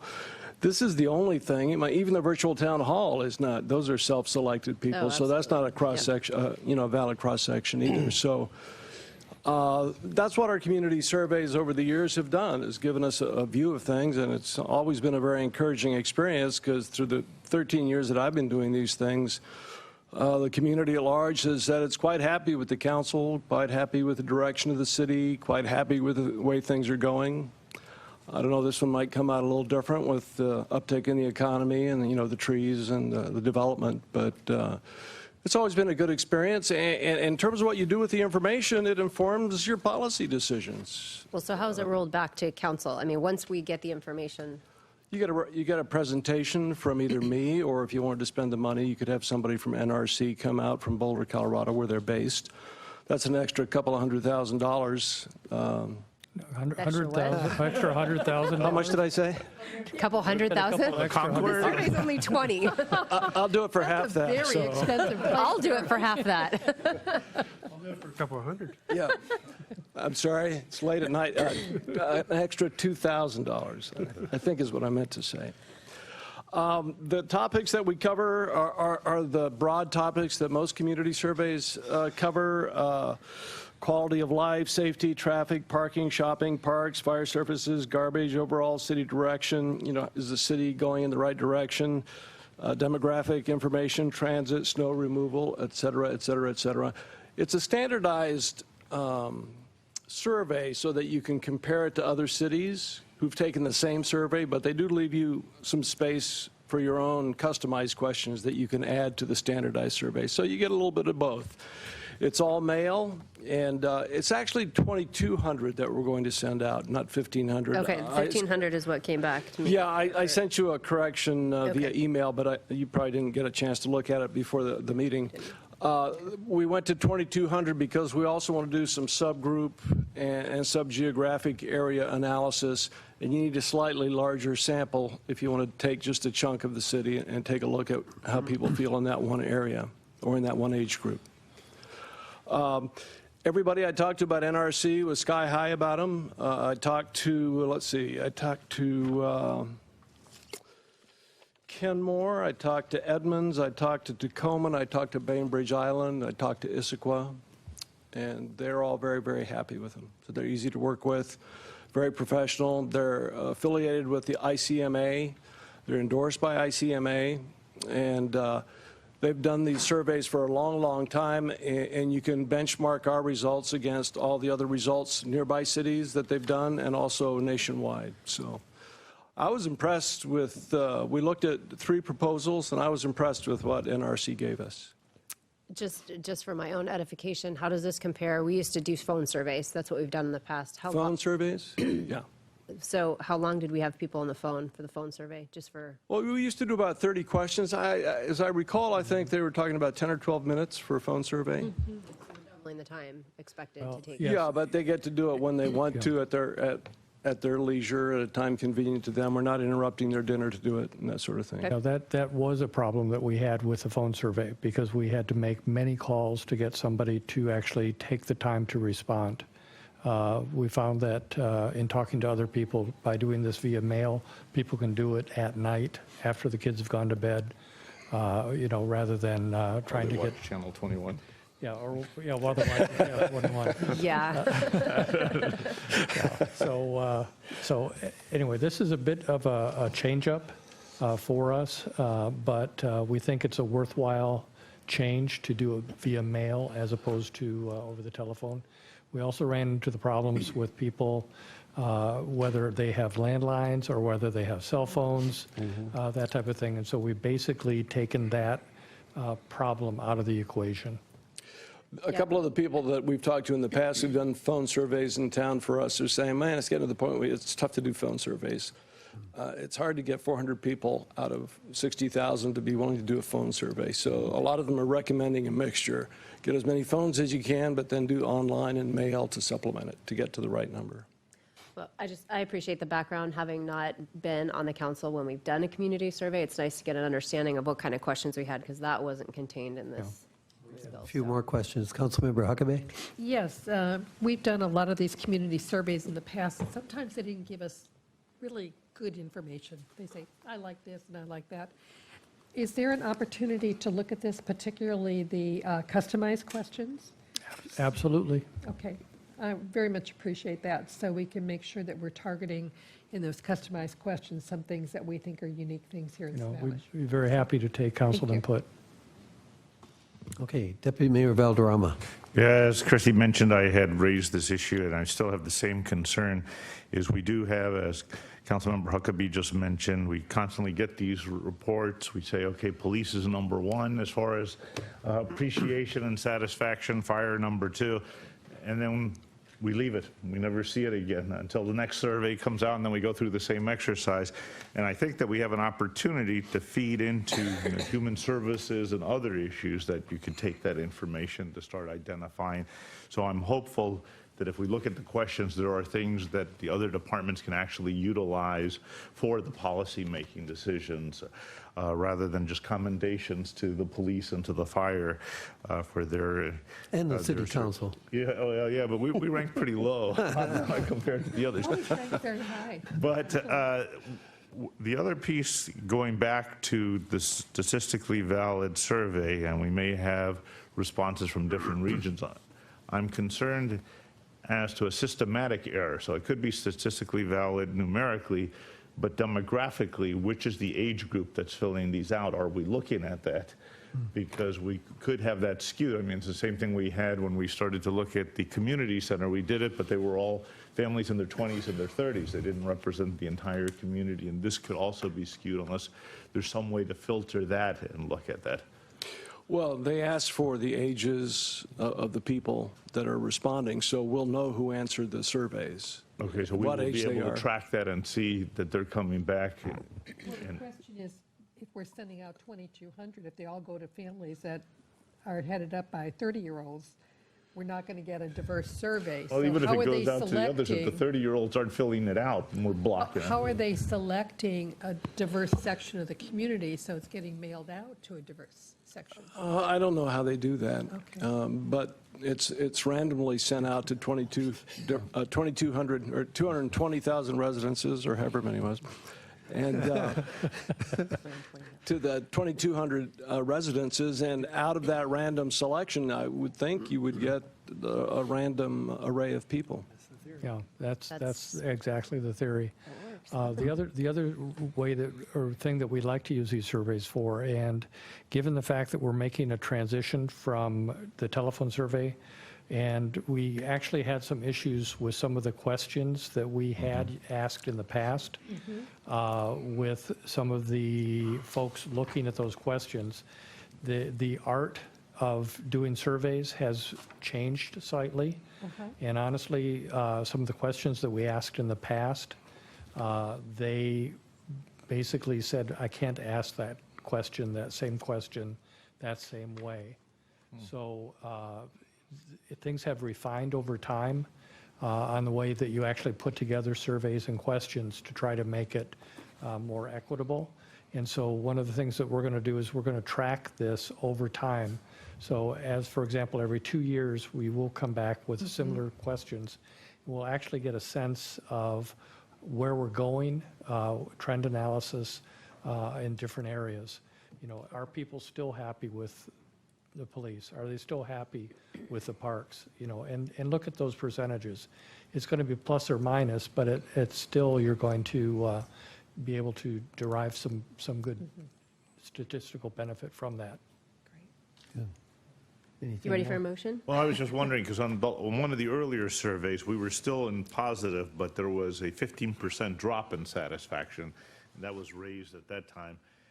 And we just said, okay, and we walked off, and we never did anything with it. So hopefully, if we're looking at trends, we've got to make this information actionable and move on. And Yep, absolutely. Good point. Councilmember Odell. Tim, when's the last time we actually did a broad brush survey like this? 2014? 14? Yeah. Okay. Because sometimes we've used the survey for a specific task. Yeah, there was a permit survey once, which I think was 2013. Cameron Gural did that one, and we've done park surveys, and we've done other surveys, but broad community sentiment surveys, we did one in 2000, 2003, 2004, 5, 8, 2012, 2014. Okay. We did skip a 4-year period at one point, just at the recession, during the recession. Right. I know there's a gap in there for a while. Okay. Yeah, Beth did that one too, yeah. Mr. Mayor, I'd like to go ahead and move the question. Okay. I move that the council authorize the city manager to execute a community survey contract with the NRC for an amount to not exceed $20,000. Second. It's been moved and second. Any further discussion? No? All those in favor say aye. Aye. Opposed? By your vote of 7-0, it's approved. Okay. Yes. That's item 8. Now we go to item 10, approval of the minutes from October 4th regular meeting. If I could, real quick, just to kind of put a pin in this, I think there was just some lack of clarification, and I want to make sure staff understands and make sure we all agree what we agreed to at that October 4th meeting. The staff is not supposed to be going out and getting the right-of-way for the extra lane on Southeast 4th at this time, but keep it open to be able to get it and keep it in mind and be flexible if we determine that we do need that second lane. Thank you, because each clarification muddied the waters. It did, and then the minutes came out, and it's like, The minutes were totally silent on it. yeah, exactly. So we can rework the forth wording, today, but as so- long as we're all in agreement with that, I think we can take that offline and finish it up. Yeah. Want the minutes to not even reflect the conversation enough. that we had, Yep. so. Okay, do we have a motion to approve the minutes? All in favor say aye. Aye. Opposed? By your vote of 7-0, the minutes from the October 4th meeting are approved. Now we go to unfinished business, item number 12, which is a discussion of the Storm and Surface Water Comprehensive Plan monitoring. Mr. City Manager? Mr. Mayor, at this point, I'll quickly turn to Tony Dalzell and pass things over to Public Works. So if you'd like to lead us through this on surface water monitoring. I know council had a couple suggestions and comments as well that they were going to share. Hey, thank you, City Manager, and thank you, council members and mayor. So this evening, we're going to have a discussion on the storm and surface water monitoring policies and programs within the city. We'll first start out with a review of the 2015 City Comprehensive Plan monitoring policies and a discussion of our proposed monitoring programs within the 2016 Storm and Surface Water Management Comprehensive Plan, with some options for some additional monitoring programs, and then finally wrap it up with some recommendations from staff. So the City Comprehensive Management Plan includes several policies that discuss monitoring within the city. They include policy EC 5.32, which supports partnerships to obtain funding. They include monitoring state-listed 303D impaired water bodies. They include watershed monitoring programs of streams and groundwater. Several policies regarding wetland monitoring within the comprehensive plan. And these policies have been summarized for you in attachment A of your packet. Policy EC 539, which indicates that we want to monitor Pine Beaver Lakes.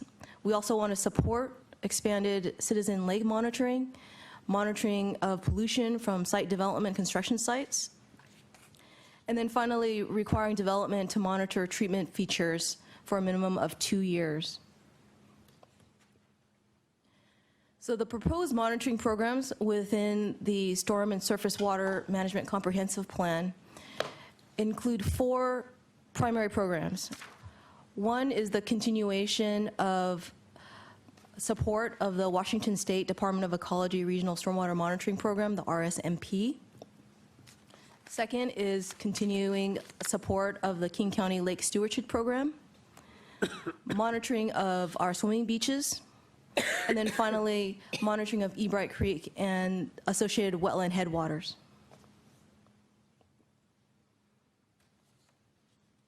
So I wanted to start with some discussion of the Regional Stormwater Monitoring Program through the Department of Ecology. Our current Phase 2 NPDES, National Pollution Detection and Elimination System permit. Discharge. Discharge permit requires us to pay into a regional stormwater monitoring program or provide our own monitoring.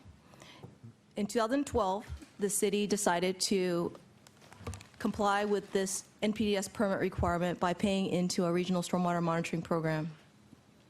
We're one of 80-plus local jurisdictions who contribute toward this program. And in 2016, we paid $28,000 roughly, and 2017, the estimated cost will be $35,000, and this is all based on our population.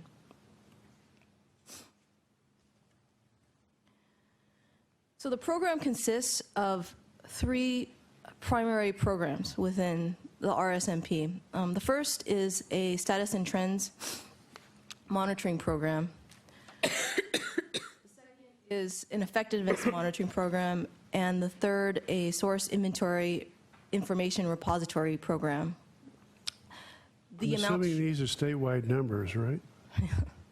The amounts shown underneath each program are what all the jurisdictions have contributed toward these monitoring programs. Cool pick. So on the status and trends monitoring, what Ecology did was they selected through random selection 60-plus small streams within the Puget Sound area to provide water quality sampling and analysis. They also provided some monitoring of marine mussel contaminants, marine nearshore sediment chemistry, and marine shoreline bacteria. The results of these monitoring programs have yet to be determined. They're still going through the analysis. We should have a draft available to review at the end of this year, and their schedule indicates that they'll have a final report ready in the summer of 2017. We hope to be able to draw a lot of conclusions based on the results of these monitorings for application of what the water quality is in different streams around the Puget Sound, including our own. The second major monitoring project within the RSMP program is effectiveness monitoring projects. So several jurisdictions and organizations have been studying different elements of best management practices in order to improve water quality within Puget Sound. Some examples include the U.S. Fish and Wildlife. They're studying retention soil mix toxicity to reduce toxic levels to coho salmon. The Federal Way is looking at bioretention and pond retrofits in their Hylabos headwaters. Bellingham is doing a low-impact development hydrologic performance study to determine how much water is actually being contained within a LID BMP. And then so on. There are a number of more of effectiveness monitoring projects throughout the region that Ecology will be using the results from these monitoring projects to help determine future NPDES permit requirements for the region, and also to help us better manage our stormwater facilities and program and result to improve water quality within the Puget Sound. Another program that the city participates in is the King County Lake Stewardship Program.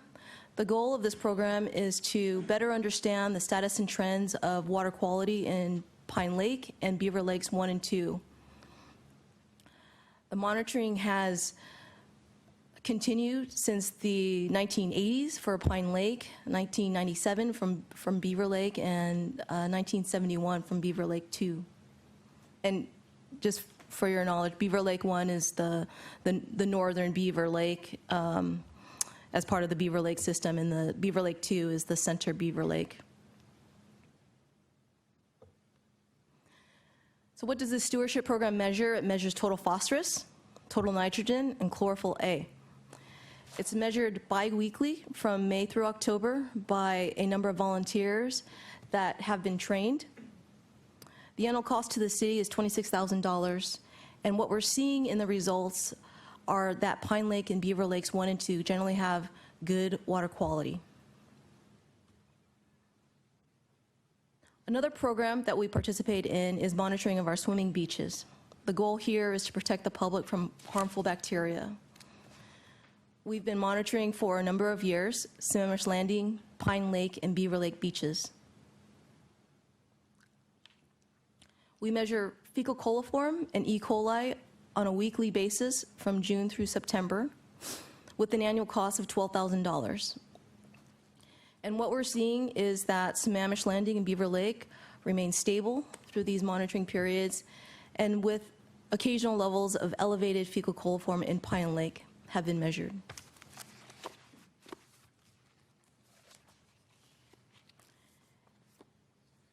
We also measure water quality in Ebright Creek and the headwater wetlands. The goal there is to evaluate some long-term impacts of upstream development on wetland hydrology, stream water quality, and watershed health. The monitoring was initiated by a settlement agreement with the Friends of Pine Lake in 2005 with the construction and design of City Hall. And it was also required as part of conditions of approval for several developments, including the crossings at Pine Lake and Chestnut Estates. So here's a map of locations in which we take water quality samples. In the top left, you'll see just a smidge of Lake Sammamish, just to kind of orient you. And to the right in the figure is location Site 3, which is Wetland 61, and it's located just downhill from City Hall in the Wetlands and Lower Commons Park. So at Site 1, we measure flow and temperature. Sites 2 and 5 come from the discharge from stormwater ponds within the Chestnut Estates and crossings at Pine Lake subdivisions, and we measure flow, turbidity, and temperature.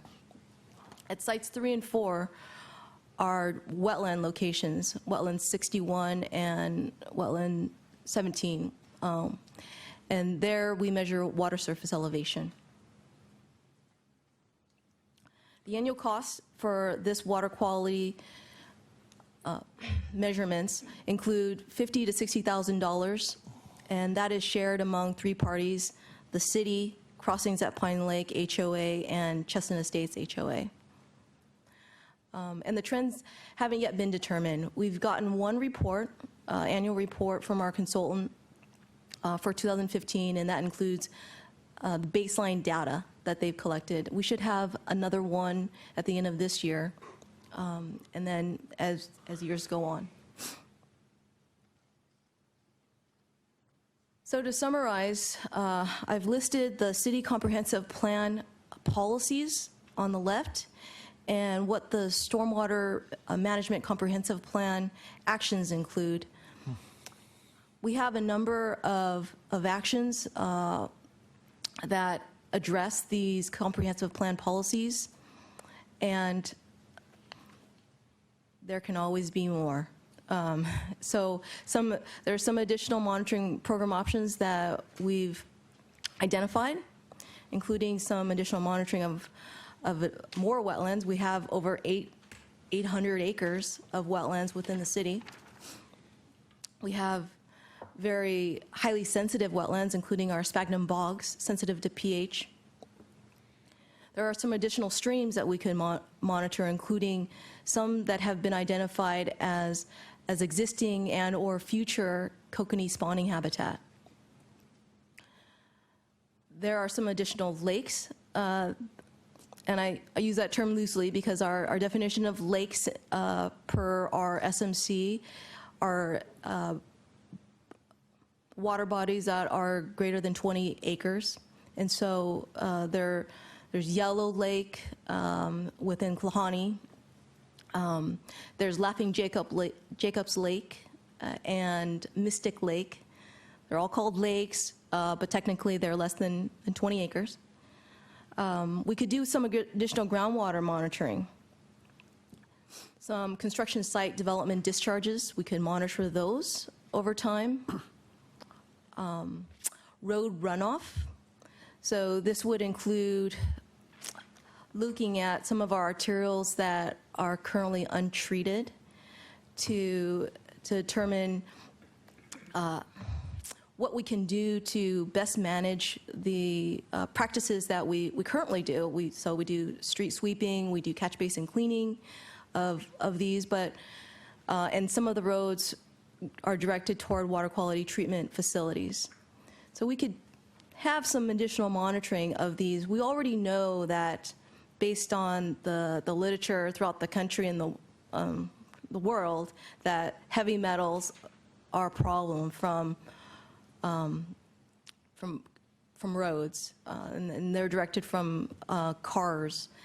So we already know that there's a problem, but if we wanted to monitor them, what we would monitor is what they are now, and if we apply a best management practice, how would that impact them? Mm-hmm. And there may be some other additional monitoring program options that we haven't thought of. So what we have is a recommendation for the Storm and Surface Water Management Comprehensive Plan, which would be to add an action to develop and implement a monitoring program strategy. So that would include developing a list and cost estimates for some additional monitoring projects. It would include briefing the City Council for funding approval, and then finally implementation of a monitoring program. So with that, I will take your questions. Okay, Councilmember Odell. Thank you. And Tani, great presentation. Appreciate it. And I'm glad to see you mentioned most of the things I included in my email of this afternoon. In my email, I mentioned specifically Laughing Jacobs, Yellow Lake, Allen Lake. I should have thrown Mystic in, but overlooked it. And all three of these lakes, actually, that I mentioned, Mystic may as well, feed in eventually into fish-bearing streams. And I mentioned, too, that in addition to Ebright, I thought we should be taking a look at monitoring both Pine Lake and Zacchaeus. Zacchaeus comes up to the top of my list, frankly, because of the efforts we've already got going on there and some of the problems that have been pointed out about the runoff from the roads in that area. Bob Keller, Councilman Keller, earlier circulated a video which I had seen at Riot 8 meeting about 6 months ago, showing the effect of heavy metals on returning salmon. Some species are more vulnerable than others, but frankly, all fish, be they game fish or rough fish, are susceptible to being affected and sometimes fatally by these things. So I would hope that this council would take a very hard look at beefing up our monitoring efforts. Frankly, I believe we owe it to our environment. Thank you. Thank you. Councilmember Huckabee. Yes, thank you, Tony. I really appreciate all of that. The way I try to look at things is, what do we want to accomplish? So to look at the goals that we want to work toward, protecting the fish in the lake, protecting our bogs, protecting our streams. So then how do we step back and say what it is, how do we protect that? Obviously, we know that if we're going to protect the streams or the fish in Lake Sammamish, that there are issues around plastics, heavy metals, and other things that are in groundwater runoff. So I'm looking to you to help us identify ways of how do we monitor that? Is it a regular daily monitoring? Is it annual monitoring? And then how do we bring about a program that actually helps us implement to get to the point where we are removing these things from the environment, or we are protecting, sending it through water quality systems so that it is purer when it gets down to the lake. And I think the video particularly that Councilmember Keller showed us, it showed that you put fish in a certain type of water, they're dead. You filter that water through sand and some other things, and they live. So it's, to me, it's what do we want to accomplish on a priority basis? Because I don't think we can afford to do everything at one time. But then to look back and how do we, what kind of monitoring and what kind of implementation programs do we have to put in place to begin to accomplish some of those things? Tawny, can you go back one slide? I just want to be able to see what those recommendation list was. Thank you. Okay, Councilmember Keller. Thank you. I too, Tawny, well, thank you very much. The information that you put together, not only that is in our packet now, but the previous information was really very good. A couple of comments, and I had talked to you briefly this afternoon. I want to emphasize something, though, that you had said, I think just now, there's 800 acres of wetlands, and I think I had gathered what I had seen, 550 acres of wetlands in Sammamish. And I think when we piece together how many acres of surface water in the lakes, it's maybe 200 acres. So I want to emphasize the proportionality of wetlands in our city to lakes. And as long as I have been involved with the city, going back to incorporation, the environmental community has really talked about Pine Lake and Beaver Lake. Those two lakes have really gotten a lot of attention, as they should. But one of the things that I'm concerned about is we have never really done a thorough wetland monitoring. And I really think it's worth it for us to really look at some of the wetlands, especially because of the size of some of them, and do some monitoring there. And the reason I say that, it's somewhat of the canary in a coal mine of sorts, where the wetlands are well before we get to the lakes, and we're putting all of our focus on protecting the lakes, when in reality, the water in many cases could be starting from the wetlands. Not in all cases, but there's some effect of them. So I'd like to see us actually add that, as you were looking for input in the end of where we could do some additional monitoring. I think the wetlands are important. And, you know, while we have an active community interested in the trees and those sorts of things, we see the trees, and so they impact us greatly. But I would just keep going back to the wetlands, in fact, are as important or maybe even more important than some of those things that we obviously see. I'll give an example. You know, the trees house the wetland, the wildlife that a lot of people are concerned about, and you see it on, you know, Facebook, and that people are showing us pictures of the wildlife in their neighborhoods, and they're concerned about it going. But the fact of the matter is, one of the biggest habitat areas that we have for wildlife in our community is really from the wetlands. And so I'd really, again, like to see us specialize, and we don't have to start with all of them, but if we really try to prioritize a few of the major wetlands in the area that haven't gotten attention, that would be something that I'd like to see added. Another thing is, from this program, and this was in the earlier material, I felt the same way, you're talking about a regional programs. It was in the earlier slides that you were showing. And there's an emphasis on our region. And it's important that we contribute and we be involved with that. You were giving us a list of projects that they were doing some monitoring with. So while I think regionally is good, I'd like to see it brought home a little bit more, that we get involved with this. But I'm curious, those particular ones that were listed, were these volunteer projects that those cities prioritized? And was there some funding that was available for them? Is that why they selected some of those regional ones? Because I'd like to see Sammamish on there if there's possible that we could do something. Yeah, absolutely. Those jurisdictions submitted proposals to Ecology for those monitoring projects, and they were funded through the RSMP monitoring. My understanding is the city tried to submit some proposals at that time when they were soliciting for proposals, and unfortunately we weren't selected.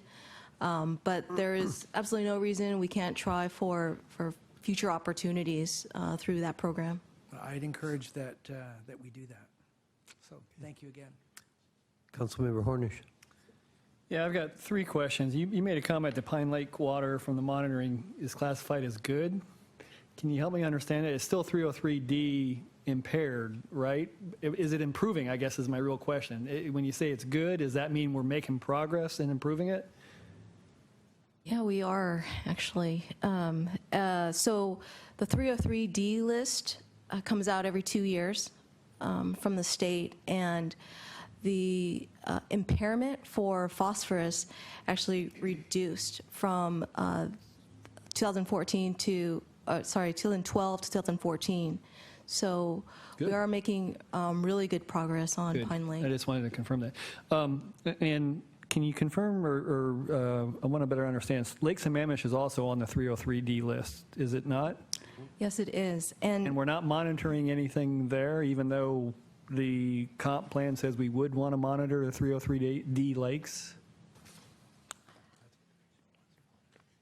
Yeah, there's a lot of monitoring that's being done on Lake Sammamish through other jurisdictions. Specifically, the city is not doing monitoring in Lake Sammamish. That's actually fair. Second question then, the RSMP, is that, help me understand a little bit more. I think what I understood from your earlier presentation, that's in lieu of the requirements of the MPDES. We kind of get a fee in lieu of, if we contribute to that, we don't have to do as much on our own. Is that correct? Yeah, there's an opt-out option, if you will, for not contributing to that RSMP fund. And there's maybe 2 or 3 jurisdictions in the 80 plus in our region that have opted out, and they have been doing pretty extensive monitoring within their jurisdictions. And in talking to them, so City of Redmond is one of them. Their monitoring includes probably 4 or 5 times the costs that they would pay into the RSMP program. So, there's a lot of issues that they've shared with us in what they're doing in terms of meeting the requirements of the Department of Ecology monitoring, such as random selection of streams within their jurisdiction, so they don't have a choice of what areas they monitor. And there have been areas where there's no water at all, and the Department of Ecology says you must monitor this area. So they have real issues with how the requirements. Are you saying that if we chose to do more monitoring, we would not be able to choose what we wanted to monitor? Yeah, it would be really up to the Department of Ecology to approve and kind of direct us on what would qualify us to opt out of the RSMP. If we opted out, yeah. Yeah. But we can do more than we're currently doing and still contribute to the RSMP. And, okay. And we can control where it's monitored. Well, and it wouldn't be 4 times as much, but it might be more than what we're talking about right now, or what we had been doing. And it would be really what we felt was important for our jurisdiction. I mean, that's the most important part, is we need to develop that list and prioritize what we want to monitor in the city and what kind of outcome we would develop as looking and analyzing that And data. when you're approaching that 4 times what we're spending right now, then we would want to opt out and save the money that we'd otherwise contribute to the regional. Right. In that regard, for the timing on your recommendation, is there a requirement that, well, as long as we still contribute to RSMP, the timing issue for the NPDES permit is not an issue because we're still opting out or opting in to the RSMP? Okay, that makes sense. I got it. Okay. Point of order. Need to extend the meeting. Okay, go. Linda, move What do we you think, a extend half to- hour? No, 10:45. Including an executive session, right? Yeah. 10:45. 10:45? Mistake. Favor, say aye. Aye. Okay. Yeah, Tawny, this is a good discussion. I think if you want to add anything to the monitoring list, I would encourage our unique bogs, especially the one up by Trussex, which is basically, north of Beaver Lake. It's still in the virgin state. Until that road goes. And I won't make any comments about it. Because Mystic Lake is gone, and that's, So we basically want to monitor the pH, I guess. And when you talked about the wetlands, basically the monitoring that we're doing now is just elevation as a function of time of the year. Is that all? That's right. And that's important too. You don't want to add water to enlarge these wetlands because they could cause problems for adjacent properties. And you don't want to shrink them because that will reduce its function. So water level is important. But as you mentioned, bogs that are sphagnum bogs are very, very sensitive to pH. And Right. they provide a lot of functional habitat and water quality for adjacent natural resources. Okay, any other discussion? No, I think this has been a good discussion. We got some guidance. Great, thank you. I would make one comment about Allen Lake. That's outside the city, and it drains down into Evans Creek, I think, which is also outside the city. So we would hope for King County or Redmond to pick up the monitoring on some of that, I would hope. I do have one question. Oh, okay. We've asked for a lot from Tawny, so I'd like to get some sense of when we might expect some of this to come back to us. Is this a retreat topic, or is this something that we'll be dealing with under the stormwater program? Or where will we begin to take the next steps in this conversation? Well, the very next step is to add this action item to the storm and surface water comprehensive management plan. So we'll develop the water monitoring program strategy after we add that action item and you adopt the comp plan. And then that will take feedback from what we heard today and try to develop this list, get some cost estimates together for you, and then come back to you guys on setting priorities, what do you want to monitor, and what do we want to accomplish, as you say. So, Cheryl, help me out with timing. So that's okay, it's like, you're talking about the stormwater, that's fine. I just have a sense that we are going to get some follow-up. So I think the council is saying, yes, add action to develop and implement comprehensive storm and surface water monitoring program strategy. The one question I have, do we have any guidance for them as to how much we would be willing to spend additionally? I mean, if they have a long list right now, they can spend a lot of time, and if that's $200,000, I don't think we're thinking that dollar amount. No, I think they have to come back to us. Well, but then they spend all the time doing things that may not ever, with a priority. If the first one comes up at 50,000. Oh, look. To fend them off from answering your question relative to dollars, I don't think you're far off from your number. It's just, for example, one monitoring of a lake is about $13,000 a year. One spot, right? So how many spots did we just want to add? Yeah. There's no funding involved for this in our current work plan or our current fee structure. So if we put together the next steps, as Tawny said, and put it into the plan, then when we do our stormwater fee, we can have an element that we could consider, maybe as an appendix, so to speak, because we have our normal operations and programming, and then these other items we want to add, a la carte style, we could put out there and have a number for it, and then roll into the fee analysis to see what it would or wouldn't do. And this is not an immediate program. Like I said, the 6-month work plan starting in January is going to be fees and wrapping up all the work that they implemented recently with this plan, LID code update, as well as surface water manual. So it's not immediate. So I guess you do need to estimate all of them, then Absolutely. we'll figure out how much we want to fund. Okay. Right. Yeah. And that also leads us into the next item on Yes, the it does. calendar. Okay. Make a comment, though. I would assume that there's some economy of scale here, that if you're doing one or two, there may be some cost savings as a result of that. You can assume all you want. I don't know until we find out. So there may be some benefit, but He's each saying no. each of our sites now is, effectively 13 grand each. So I would encourage staff to look for instances of possible synergy between the lakes and the streams, because most of the lakes feed into a stream of some sort. For instance, Laughing Jacobs feeds into Laughing Jacobs Creek. Yellow Lake feeds into the North Fork of the Issaquah Creek, that kind of thing. But I And would suggest- I would put priority, very frankly, on anything to do with kokanee. Well, and I was going to suggest looking at partnerships too, because I was very surprised when we heard back from the Kokanee Work Group that they were not looking at the issue of copper in the groundwater that was running down potentially into the stream, or plastics, or some of the other components that we saw spoken about in the video. So we're not the only ones that are trying to preserve the kokanee. Certainly the cities of Issaquah and Bellevue and Redmond are all part of it. 3 other cities and a county. Right, exactly. Good comments.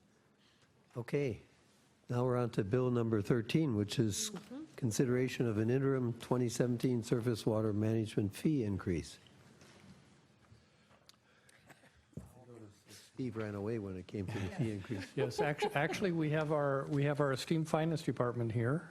Aaron Anton, our finance director, and Chris Giannini, our deputy finance director, who are going to lead us through discussion on surface water fees and get council direction going into the budget. So, Aaron, I'll turn things over to you. All right, so just in general, this obviously is in the Public Works Department, service water fees. Wanted to cover how the dollars flow here in the Surface Water Management Fund. So the fee itself comes into the operating fund. So this is the 408 fund, and then is transferred over to the capital fund, the 438 fund. So when you're looking at your preliminary budget documents, you'll notice those particular fund numbers to track through the surface water management rate fees. So the questions that are in front of us at this point is, do we want to have an interim rate increase? And more specifically, there's a rate question, and then there's a conversation about the Tamarack, which I actually kind of touched on earlier this evening. So had this before, and then any other direction. So those are the questions that we're generally wanting to ask. Wanted to highlight the math here. So trying to put it all in one slide for you to process. On the left-hand side is what's currently in the city manager's preliminary budget. This is the 2.5% rate increase per year. So it's broken out as, what does that equate to monthly, annually, to a single-family residential basis there. So that's on the left-hand side. That's that table, $214 per year in 16, and then that 2.5% increase goes to $219 and then $225. So you're looking about a 50 cents per month increase at that 2.5 rate. On the right-hand side, that table, same categories, monthly, annual, and then percentage change, that's showing the 5% scenario. So in that scenario, you're looking at about $1 increase there, just under $1 actually, from 16 to 17 on the monthly rate, and then the annual is shown there as well. So in the 5% scenario, so that's what was proposed as a potential interim rate increase, that would generate $115,000 in the 2017 period to the capital fund. That 5% implementing in 17, you build on that for 18, so that would generate $124,000 in 2018. So over that biennium, you're looking at a total $239,000 that you're adding to that fund balance. Okay. So then the note there is the 2018 ending fund balance with the entire left-hand side baked in is the $23,232. If you include the right-hand side, which is the 5%, you're going to add $239,000 approximately to that fund balance. So it puts you in a better ending fund position going into the 2019 period, which is beyond the current 17-18 budget period. So the question is really, do you want to take that rate action earlier, or do you want to defer and wait for the rate study that's planned for 17 to occur and do it at a later point? Below the line is the discussion of the major expenditure in the capital fund. So Tamarack project in the 17-18 budget has an expenditures of $754,000. There was also that contribution that was on the revenue side of the $565,500. So a net, revenues and expenses, that's a cost of $188,500. That is all baked into the $23,232 scenario for a fund balance. Okay, that's all part of what the preliminary budget is showing at this time. So now it's the question of, do you want to take an interim rate action or make some other adjustment? So Aaron, just for clarification, the $239,000, that's for the 2.5% above the 2.5% already in the budget. Yes. So really, the budget with the 5% would be twice that amount compared to no increase, right? Correct. It's already baked into that $23,232 ending fund balance number, that first 2.5% per year increase. Already in the 23. Because we're already assuming the 2.5, the first 2.5, which was deemed kind of an inflationary increase for the rate in 17 and 18. So this is for an additional 2.5. Right. So we're trying to illustrate if you So for decided to 5, take double the more number. than the 2.5 in the 17-18 period, what would that? Councilmember Huckabee? Well, yes, so that's what I was about to say, is that the 23,230 includes the 2.5% fee, and then the other 2.5% would be the additional $239 in 2017 and 2018, which I believe we just spent 10 minutes ago, and probably even more than that. So now, if we chose, and obviously we have a lot of issues around the stormwater and stormwater programs, so I tend to lean toward doing something currently. When we do the study, stormwater study, first of all, when would it be completed so that we could actually have the increase apply? Is it 2018 or is it 2019? And what assumptions are we going to make around the stormwater programming when we do that fee study? Because even tonight, we talked about, well, what Steve said was another $200,000 a year. So if you don't put that into the fee study, or some of those assumptions in the fee study, we're always going to come up short at some point in time again. Absolutely. So timing-wise, the rate study itself would be done during 2017 calendar year. So that's when the rate study started. The inputs for that rate study, all of those programs you're talking about, as those are coming through in 17, that would be part of that rate study modeling. The rate action wouldn't then occur until January of 2018 at the earliest. But I would defer to the timing of when all that programming is complete and input into the rate study. Councilmember Hornish? Yeah, I want to make sure, and I guess I'll just jump right to it. The second question that you put in there, about the interim increase, does council wish to budget for the Tamarack project differently than the current prelim budget reflects? You kind of talk about what the net expense under the current budget as proposed is a net expense of roughly $200,000. If we change that it's not just a loss of $565,000. I want everybody to understand this. It's also an increased expenditure of $565,000. So then if we start saying and contemplating 100% that the city is going to pay for Tamarack, that's a $1.1 million shortfall from our current budget. Yes. Thank you for clarifying that, because that is really critical. But having said all that, we have a plan. And the plan is to use 75%. And that plan is what staff is basing the whole budget on right now. And I think to not come up with so many what ifs until and if and when we decide what to do with Tamarack, I don't think we want to try to contemplate what we might do, maybe if, man, or, but. We have a plan. The plan is we still have enough at 23,000. We're going to do a 2017 plan or go through this whole analysis. And until we really know what we're doing with Tamarack, what we really know what we're going to do with the basin plans, and oh, by the way, they're not in the CIP for the stormwater anyhow either. That's part of the plan. The plan is not showing that we need to do anything right now. Now, having said that, I'm going to flip back. I know we need to do something, but I don't think we need to do anything right now not knowing what we're doing. Hey, just a minute. Councilmember Odell. Well, I'm going to yield my position to Kathy, and then I'll take up. Well, I don't think you're going to have to yield to the Okay. deputy mayor first. All right, let me go then.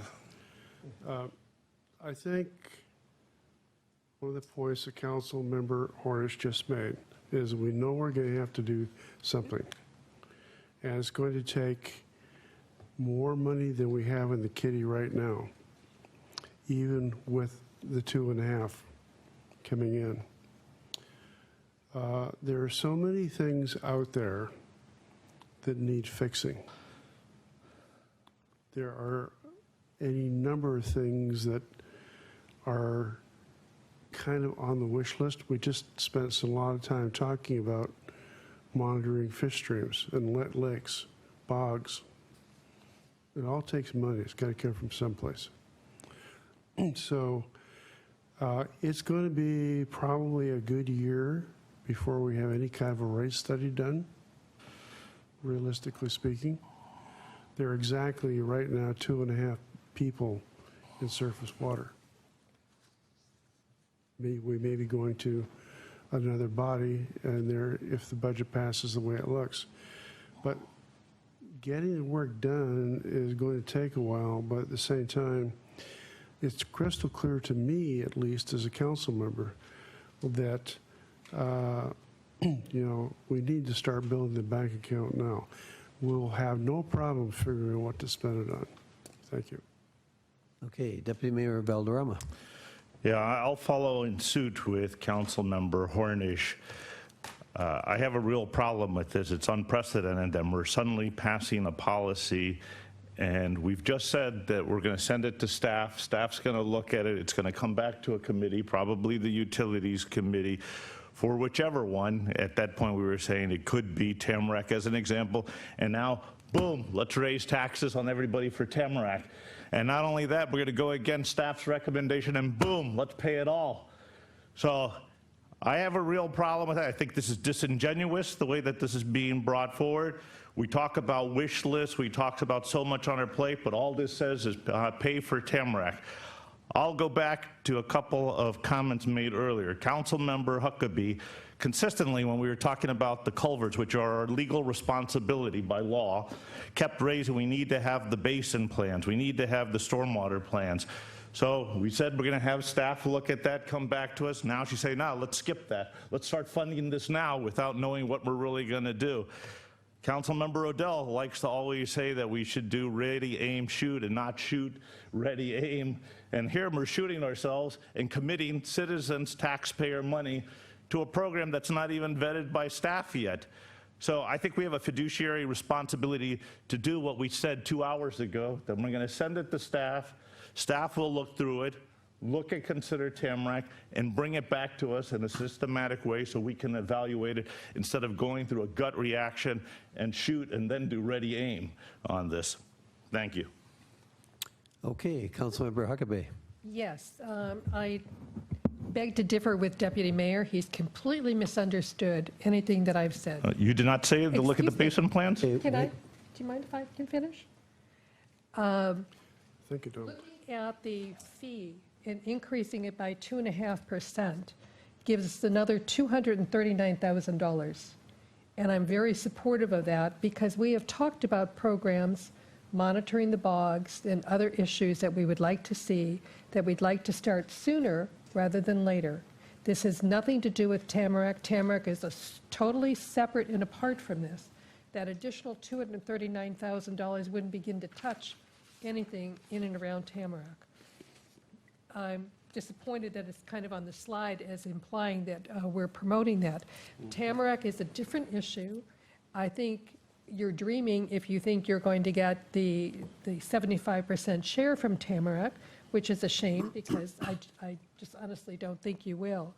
At some point, we're going to have to deal with that. But the additional $239,000 or the additional 2.5% fee increase will simply cover some of the additional costs that we talked about in terms of monitoring, in terms of educating, and doing some of the other things that we feel are very critical at this point in time. Councilmember Keller.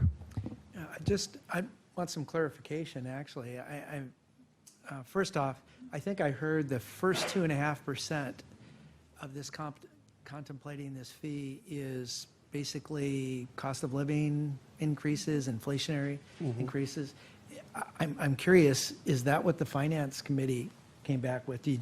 After looking at this for as long as you have, is the first 2.5%?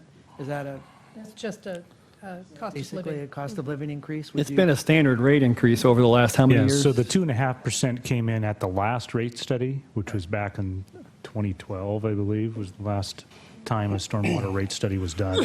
And so it came out of that rate study as a recommendation of going forward, we want to have an inflationary increase built into the rate annually.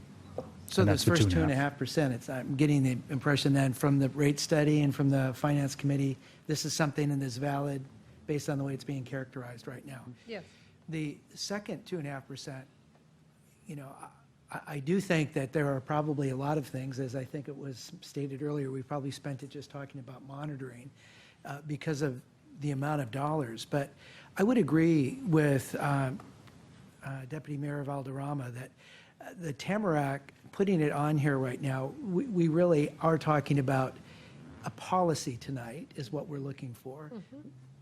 Implement, and then we're going to start talking about implementing the policy. That has nothing to do with Tamarack. It may be that Tamarack is one of the first projects that we talk about and that we actually look at this policy for. But the fact of the matter is we were going to put this policy together and Tamarack may apply or may not apply. We don't know. So I think your characterization, Councilmember Huckabee, that it's unfortunate we actually have Tamarack listed here, really. But it does, because it's in the budget that at 75%, we're going to have that revenue. Yes, but we're not changing that. We're That's my continuing point, with that. exactly. Yeah, and if we don't change it, we're going to end up with 23,000 at the end of 18. That's correct. Except that we've so this already is- talked about So if we more do monitoring. change it, that might be a reason why we need to go to 5%. To the 5%. But unless we decide that, I don't know why we need to. Exactly. It's the monitoring programs that we talked about earlier. Have we decided to do anything yet? No. No. Well, we've asked them to be brought back, I agree. so. Hey, we're getting a little, Yeah, may I ask, do we have to make the decision tonight on this then? You will need to make a decision at the next council meeting, or, excuse me, through the budget process, because we do have to let King County know, because they do the billing for us. So that's why we're basically asking the question now. So what do we include in the budget? I will point out that the 2.5% basically is a placeholder, just to kind of keep us even. And that is what I included in my recommended budget as the baseline. The additional 2.5% essentially is a jump to get ahead of the rate study. We know, based on work programs that council has discussed, that there will be at least a 2.5% increase in all likelihood for next year that will come out of the rate study. Council could surprise me in that, but I believe the Finance Committee looked at that and determined that that is essentially a good thing to look at and make that recommendation going forward, or at least the recommendation of consideration of that additional 2.5%. Okay. Councilmember Malchow. Councilmember Keller said it well. The problem in part is that we have Tamarack on our slide, and it is inevitably interwoven into this conversation. And we haven't had the policy discussion really yet. We have a placeholder for 75%, but we need to have that full discussion before we really know. I'm somewhat uncomfortable with the 5% because it's being done in advance of the surface water rate study. And back to Councilmember Hornish's point is that we don't even know what we're doing yet.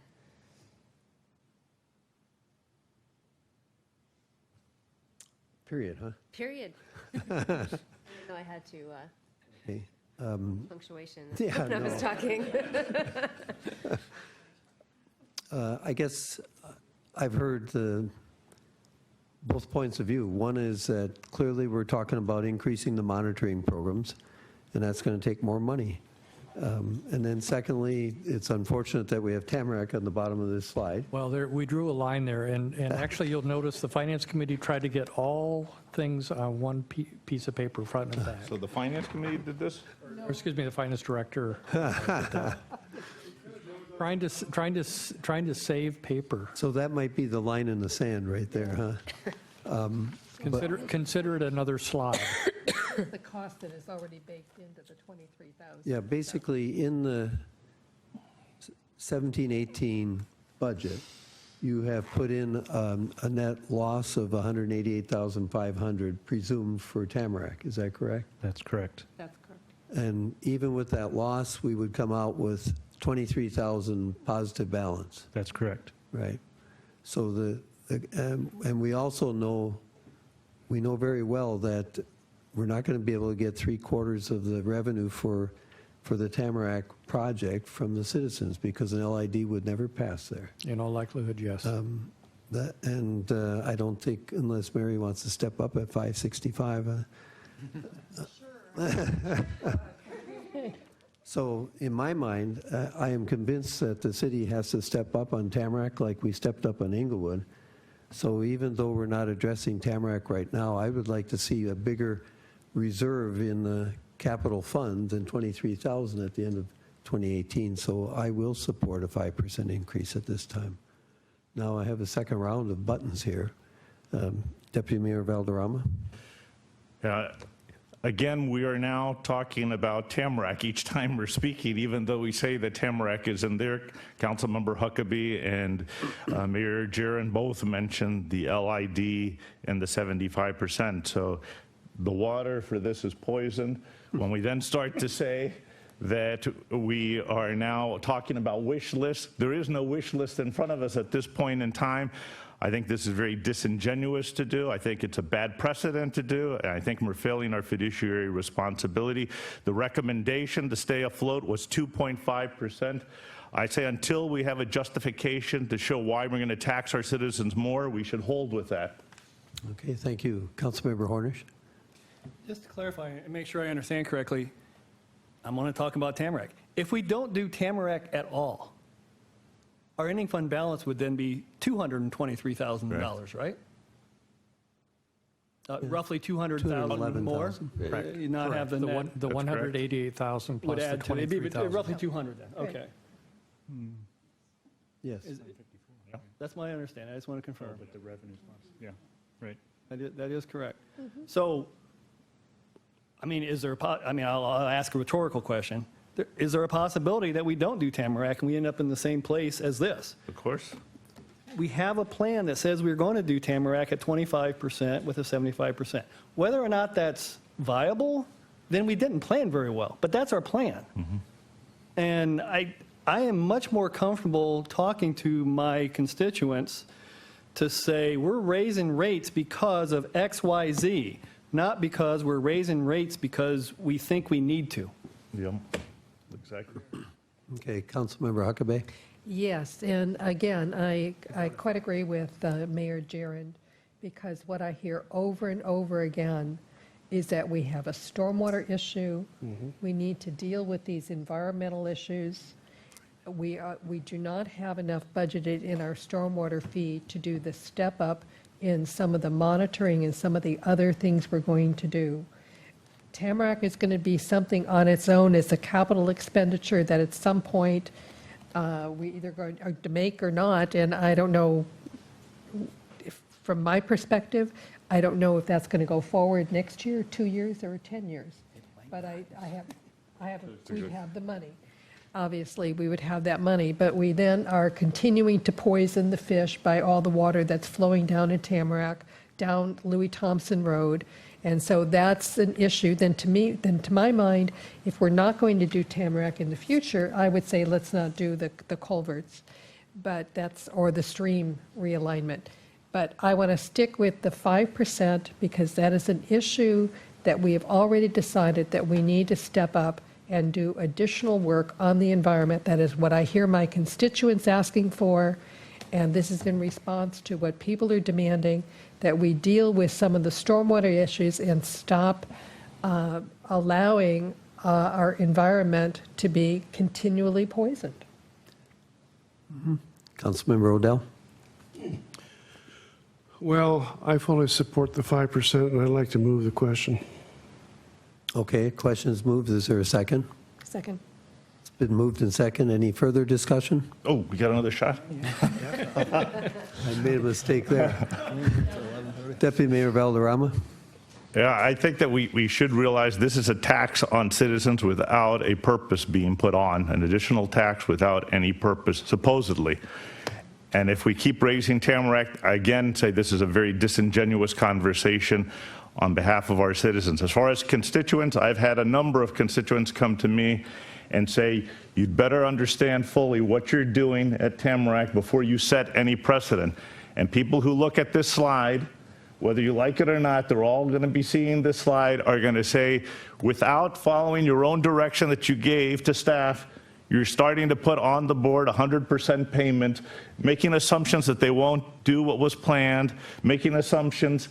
So to take Councilmember Odell's, you're going to shoot yourself in the foot before you even take out the gun to ready and aim. Thank you. I'm ready to shoot somebody. I think Councilmember Odell may not make that statement anymore. Councilmember Keller.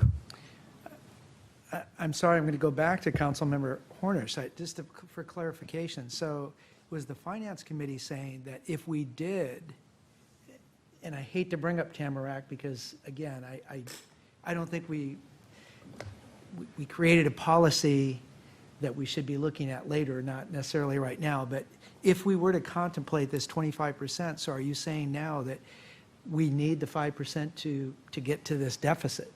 If we did in fact go with the 25%, and that's going back to your constituents, you could say that if we did Tamarack, we would need the 5%? Is that what you were? No, I'm saying, can I respond? Yeah, go ahead. What I'm saying is we don't know what we're doing with Tamarack. And we know what's baked into the plan is actually a $188,000 expense, that if we end up doing nothing, we're going to have $200,000. And unless we know where we're going to actually end up, and we already have a plan that says we're going to do 75-25 Tamarack, and we're going to end up at 23. That's our plan. These are assumptions. This is a budget. It gets changed, but that's our plan. And unless we change our plan, I am uncomfortable going to the 2.5. And by the way, I was part of the Finance Committee, and the finance, maybe there was a 2-to-1, but I was not supportive of 5%. And at one point, there was talking about much more increases. What? That I was very concerned about. But I'm saying that the 2.5 is sufficient, given that we don't know what we're doing until the 2017 rate study guide, or plan. Now, Mr. Mayor? Yes. Point of order. The question's been called. Are we going to keep No, debating? the question wasn't called. Discussion. We're in discussion. Call the question. Well, no, you made a motion. You made the motion. Yeah. I haven't finished Right. my comment at this point as well. Something was said to me today in public comment that did concern me a little bit. And that was, we had an individual that identified himself as an expert in stormwater and sewer, if you recall. And he talked about pea gravel encasing stormwater and a sewer pipe. Sewer and water pipes. And what he was insinuating is that, this is how I took it, that there was subsurface water travel through that groundwater. Now, I've been to the site, and I've seen that in the pictures of the outfall and the landslide, if you will, that was there. It's shocking to me that the instability in that area. And so my question is what was, from a professional point of view, was he insinuating that there is a problem with the water traveling through that pea gravel?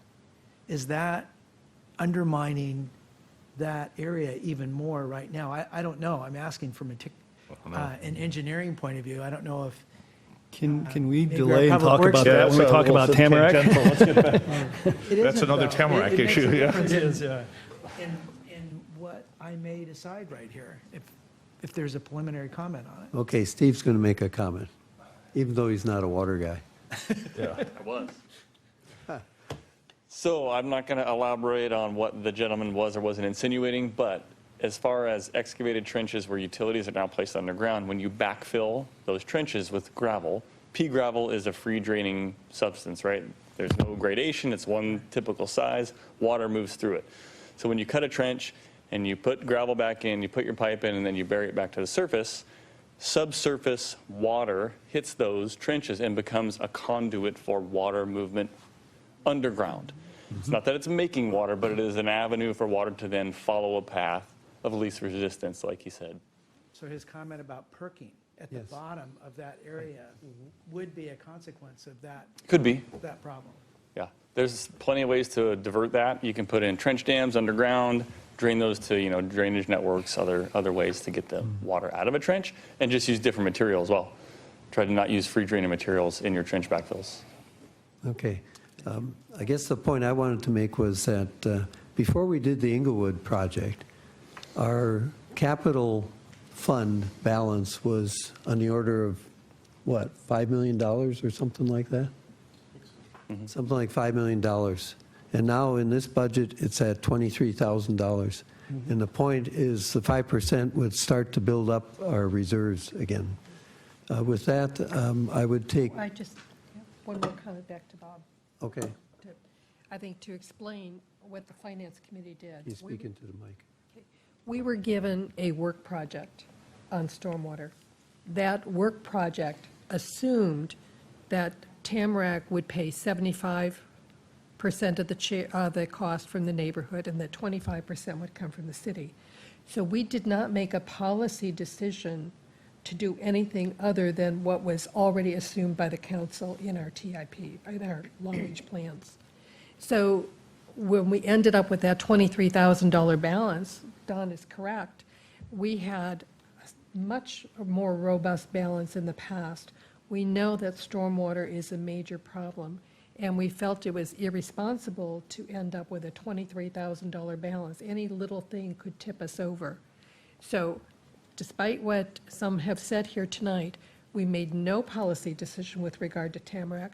We are solely now looking at that 2.5% fee as raising some reserves so that if we anticipate other projects coming forward and building money over time to provide other projects that we will need to pay for out of the stormwater plan, that's what the purpose of the additional 2.5% is for. Councilmember Odell, are you calling the question? I am. Okay, the question's been called. All in favor, say aye. Aye. Opposed? Nay. By a vote of 4-3, it's passed at 5%. But the nays were louder. And, yes. And the nays were Deputy Mayor, Doesn't make any difference. Councilmember Malchow, and Councilmember Hornish. Okay. Now we go to, It's almost 10:45. We're going to need to extend again. yeah, we still have an executive session, Yes. but not for purposes of property acquisition, just for purposes of potential litigation. Nothing else to do with our time?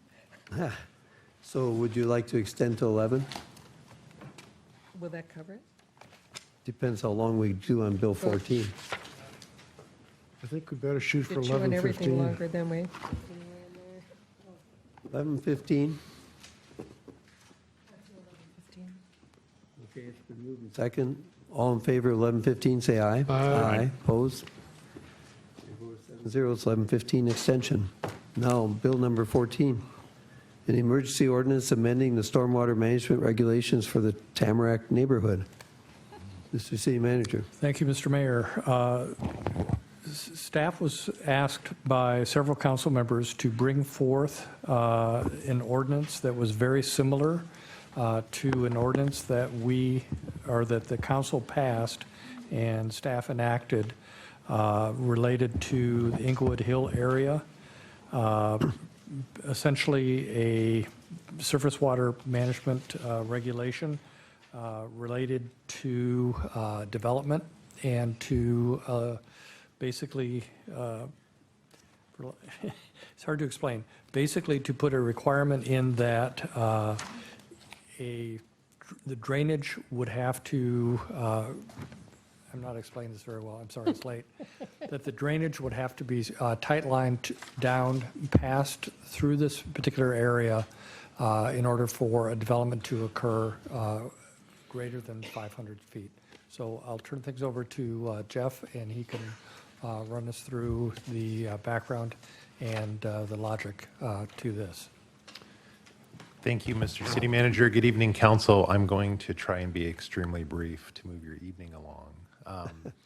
What a follow-up on the last item. We're going to talk about Tamarack again. But I think the City Manager gave a good brief overview. You'll recall 2014, 2015. 2014, there was an emergency ordinance just like this one passed by the City Council in the Inglewood area.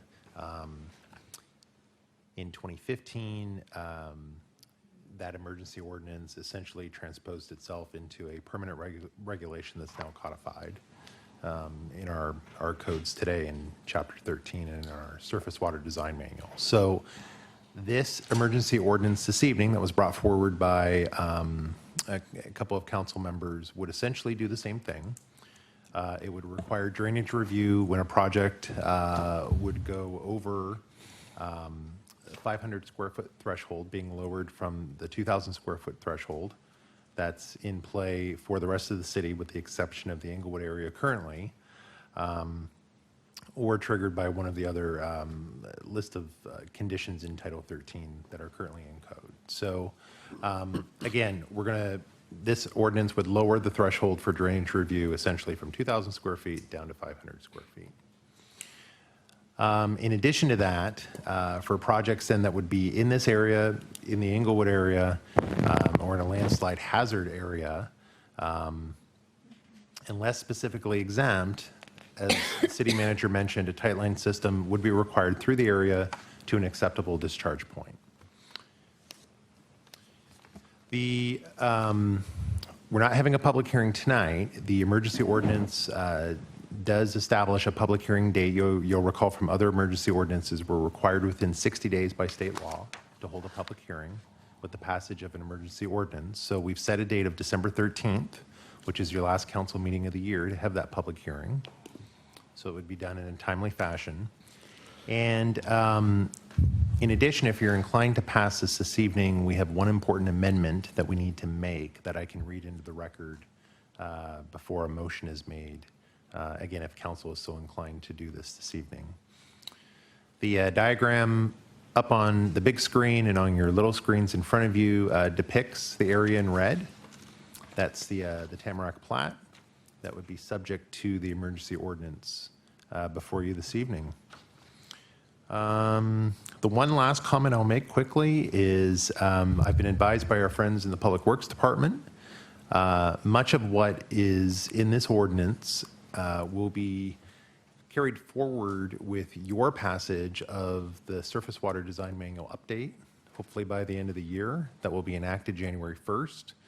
That update will actually have a Sammamish addendum to it. So what we would do at that time, Steve and I will need to go back and work with Mike and legal to make sure that we're repealing proper things that the new update will kind of fill in for, if that makes sense. So again, much of what's in here will be coming forward in the Sammamish addendum to the Surface Water Design Manual update for January 1. So the good news, Mr. Mayor, is that your question from earlier today, it doesn't appear, if this emergency ordinance passes this evening and goes into effect for a period of up to 6 months, we won't actually have to go back and do a new legislative process on this because, again, the new update coming forward will address all this, and our public works staff will handle that. Can when you it gets repeat to that again? So with the Englewood example, there was an emergency ordinance passed, but then we had to go back and do the normal legislative process to adopt the permanent regulation into our code. With this, if the emergency ordinance passes tonight, we're not going to have to go back and do that additional legislative process because the new Surface Water Design Manual with the Sammamish addendum will address that for January 1. We'll supersede it. Yeah. Okay. Yep. So again, with that, prior to making a motion, if you're so inclined to move this forward, I'd like to read into the record an amendment to the ordinance that we'd need to have incorporated.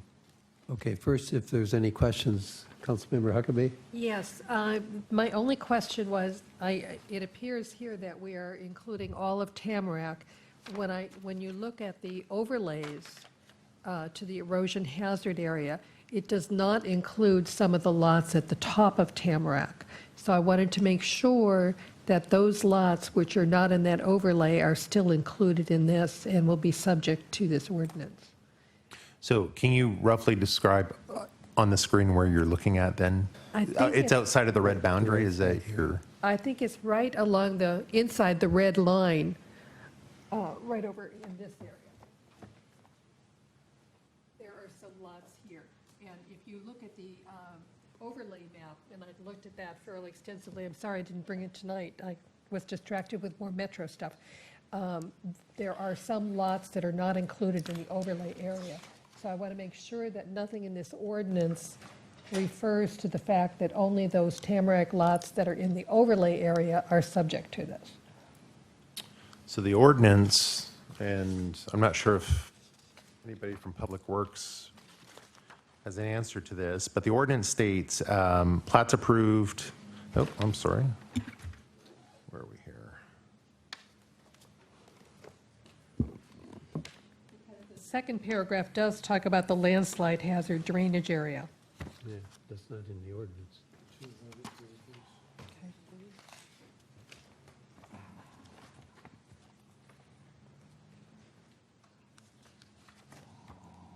See, and it says, the paragraph 1, 2, 3, 4, 5, 6, 7, the seventh whereas, it talks about development that occurs on vacant lots within historic plats that drain onto landslide hazard areas. They are not included in the drain to erosion hazard areas or landslide hazard areas on the overlay map. These drain to landslide, right? Yes, but on the overlays that identify what is included in those areas, those top lots are not included. Oh. I believe the intent was to include those top lots as well because they did drain down, and I'm not sure about the actual map. And I'm very comfortable with that. I would like to have them included, but I want to make sure that we're not making any mistake that could come back to us legally in some fashion. Well, I'm not sure that those top lots are, I mean, I agree with Lyman, that's the intent, but so the whereas clauses are sort of just statements of how we got here. But the operative term is in attachment 1, which is the actual amendment to 13-20020 sub 1A2, So the drainage review is required for those lots within the Tamarack Assessor's Plat, as that is shown in Attachment C. Okay, So the area shown in Attachment C is the area that's regulated by the ordinance. that's fine, then I'm very comfortable with that, but Just for clarification, I think Chris and I have been working on what this line really is, the red line. And if 212 were to be extended to the north, I'm sorry, what? if 212 were to be extended to the north, Yes, this red line would be would be 212. 212, yes. So I'm not sure where the lots you're concerned about would be. They're right along there, and I know that, I understand that one or two of them may be potentially be considered for development, and I want to make sure that we are not leaving ourselves open in some fashion for a lawsuit or some pushback because we haven't correctly stated everything we want to include. I agree with Thank you. you for your explanation. Appreciate it. Deputy Mayor Valderrama. Yeah, first, the generic question is, we had looked at Englewood Hill, we had talked about the Thompson Hill and the Tamarack before. Should we be looking at this on Southeast 24th and the others as well, a similar type of ordinance being put in? That'd be something that'd be beneficial that staff look into. Now, it may all be superseded with the new stormwater manuals, but just to have that in consideration, it's been raised several times in the past that we should look at all of these areas as to have a similar type of ordinance put in. Second, to the city, I'm curious, do we have any applications that are in now in this area? We did take a look at that, actually, excuse me, here this week. It's a little bit challenging with our current technology to be able to just produce an answer to that instantly within that red boundary area you see on your screen, but from what we were able to tell, we don't. We have very little activity, if any, happening in that area right now. So what is the rationale for an emergency ordinance versus a regular ordinance? When we were doing the Englewood Hill one, we did have development and more development coming underway that we were trying to impact. If here we don't have any applications or development, what would be the rationale for doing an emergency ordinance? So I can speak to that first and then turn it to the city attorney. So staff's understanding is there are still select vacant lots. I think you heard about one of them this evening in the original plat area. We also understand that there perhaps has been some property ownership changes on a few properties that may be looking to develop at some point in the near future. So with council member direction that was given to the city manager asked staff to prepare these materials here this evening for you. Okay. Okay, Councilmember Malchow. Yes, I just wanted to bring this up. It's a little bit off topic, but not really. Mr. Weems earlier tonight talked about getting a letter out on the public hearing to all owners in Tamarack. Is that something that we will do, can do? Notice a public hearing? Well, no, so he lives in Englewood, and he made note that when we put in the emergency ordinance in Englewood, that the homeowners that resided there that were impacted by it were never notified. Okay, so I would let. the clarification is what sort of, With a letter like you do for other projects, like you did for the trenching of Englewood Hill, you sent letters out far and wide, warning people, telling people what's going on with these three letters that we received regarding the city project. Should he be at the DS? But we never received anything at all about the emergency ordinance, and then the following three public hearings, my group has documented not a single out of 500. Okay, so the question is, should we send a letter out to the Tamarack? so I think what the gentleman's making reference to would be like we do perhaps for some of our capital projects. Yeah, for development versus this action. Just right, so there's what's codified in our municipal code in regards to mandatory requirements for notices. And then there's, I think what's being suggested here is when we do some of our public works open houses, different things like that, we actually do a more intensive mailing for those types of things. So I don't personally see an issue with doing that type of mailing for this. I think it would be a and great idea to we do can do that. that. and I do I'd like too. to Yeah. make Okay. a commitment And to I undertake that. would let them know that there'll be a public hearing, assuming this passes on Yeah, December 13th. and we will send out, be happy to send out information to that effect. Thank you. Jeff, just for clarification, there are two separate maps in this package. I assume the map on page 6, the red area around that is also included. Yeah, so this is a map of the Inglewood area. What happened with the passage of the regulations last year, this map was actually omitted from being part of the municipal code. So this ordinance would actually include both these maps Okay. for reference. So the boundaries are clearly delineated by code. Okay, great. Yep. The second question I have is on page 8, paragraph 2B. There's a 31 in there that I don't understand. So we caught it too. We believe it's a remnant typo from some other point in time. If you wanted, we can make a friendly amendment to strike that as well, or I believe it would probably be taken care of in our update, manual update for January 1. Okay. So, but we did see that as well. Thank you. Yeah. Okay, thank you. That's it. Okay, then, Jeff, you want to tell us what? Yeah. So on page 2, the main ordinance under section 6, effective date, the section states that the ordinance would be effective immediately upon adoption. But unlike other emergency ordinances we would normally specify for a period of 6 months. Let's see here, I've got some language. For a period of 6 months,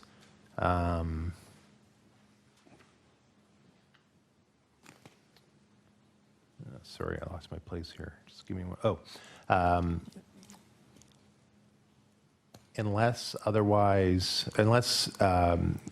repealed sooner or sooner repealed. So what we'd like to add is at the end, third line down, section 6, at the end of the sentence where it ends with upon its adoption, for a period of 6 months, and shall automatically expire at the conclusion of that 6-month period unless sooner repealed, period.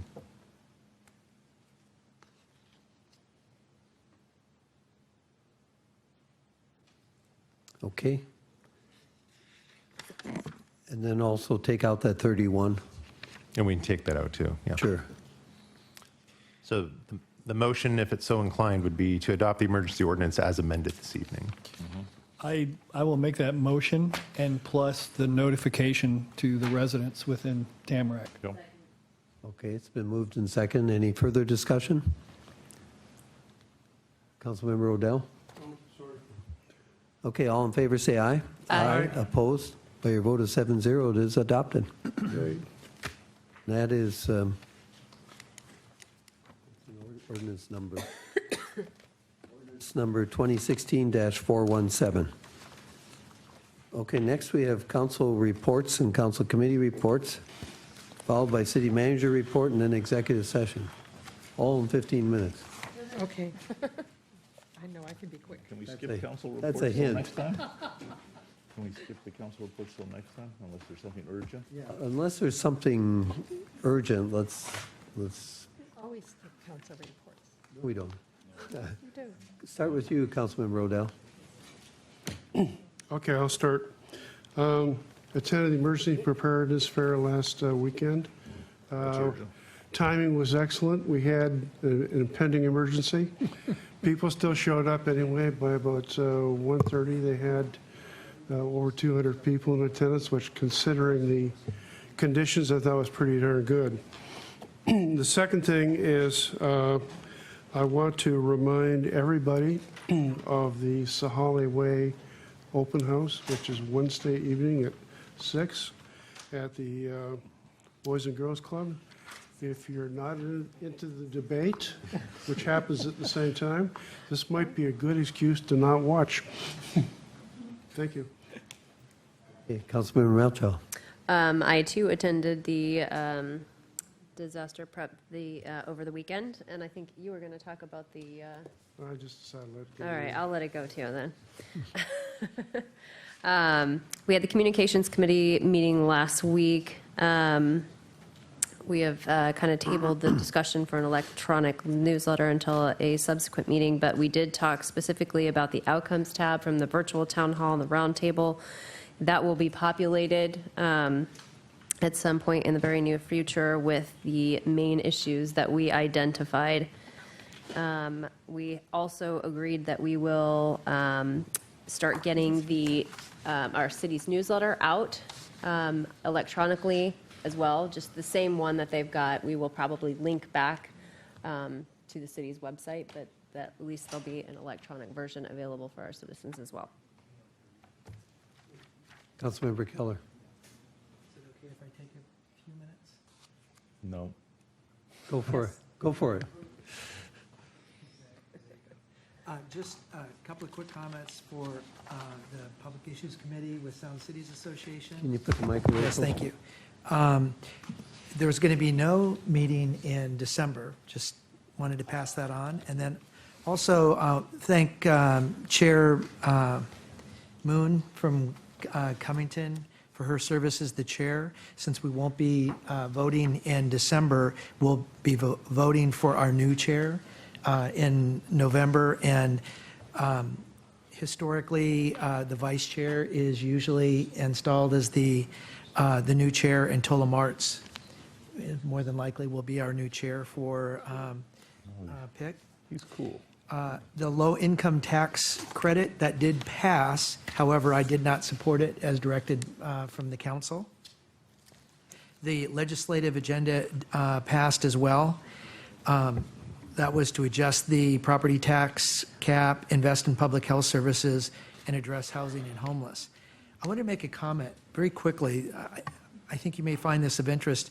In the pre-PIC meeting, there was a discussion about the King County budget. And there was a report given by Health Services and how the budget will maybe limp along in this session, but they're going to run into a problem. And one of the things they talked about is multiple hospitals in King County have been experiencing resistant infections, such as Legionnaire's disease. So when it becomes multiple hospitals, that apparently has elevated the problem. It's not just one area. Don't go. The second thing that they pointed to is that there's been a rise in TB cases in King County. And because they're doing the analysis, that they have been discovering latent TB cases, and they believe that there's an estimated 100,000 carriers of TB in King County. And then I just want to say that the annual, for those council members here, the SCA annual meeting is November 30th at 5:30, and the University of Washington president will be the main speaker. One other comment on EFR, the budget was approved. And anybody else can, from the FACT committee maybe would want to comment on that. The strategic plan committee, or the strategic plan was also adopted. I don't know if the deputy mayor wanted to comment on that, but kudos to Jeff Clark. It was a 6-month process. It'll be the guiding document for EFR for the next 5 years. I've sent a PDF of the draft strategic plan to each one of the council members. I sent that late this afternoon. It's a very good-looking document that they're putting out. Wanted to make a comment that the last page is in memoriam for firefighter Mike Vanderberg.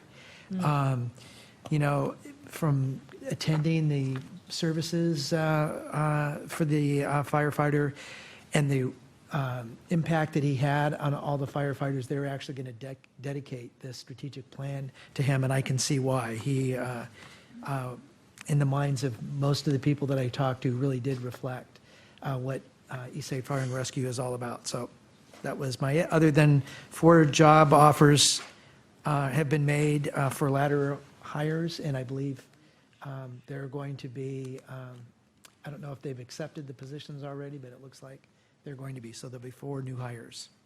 Good. Thank you. Councilmember Huckabee. Yes, so first of all, I want to thank the 2 other members of the Metro Committee. We received the revised Metro long-range plan. We spent 2 hours last Wednesday looking at it prior to the phone call to send questions that will be discussed at the workshop tomorrow.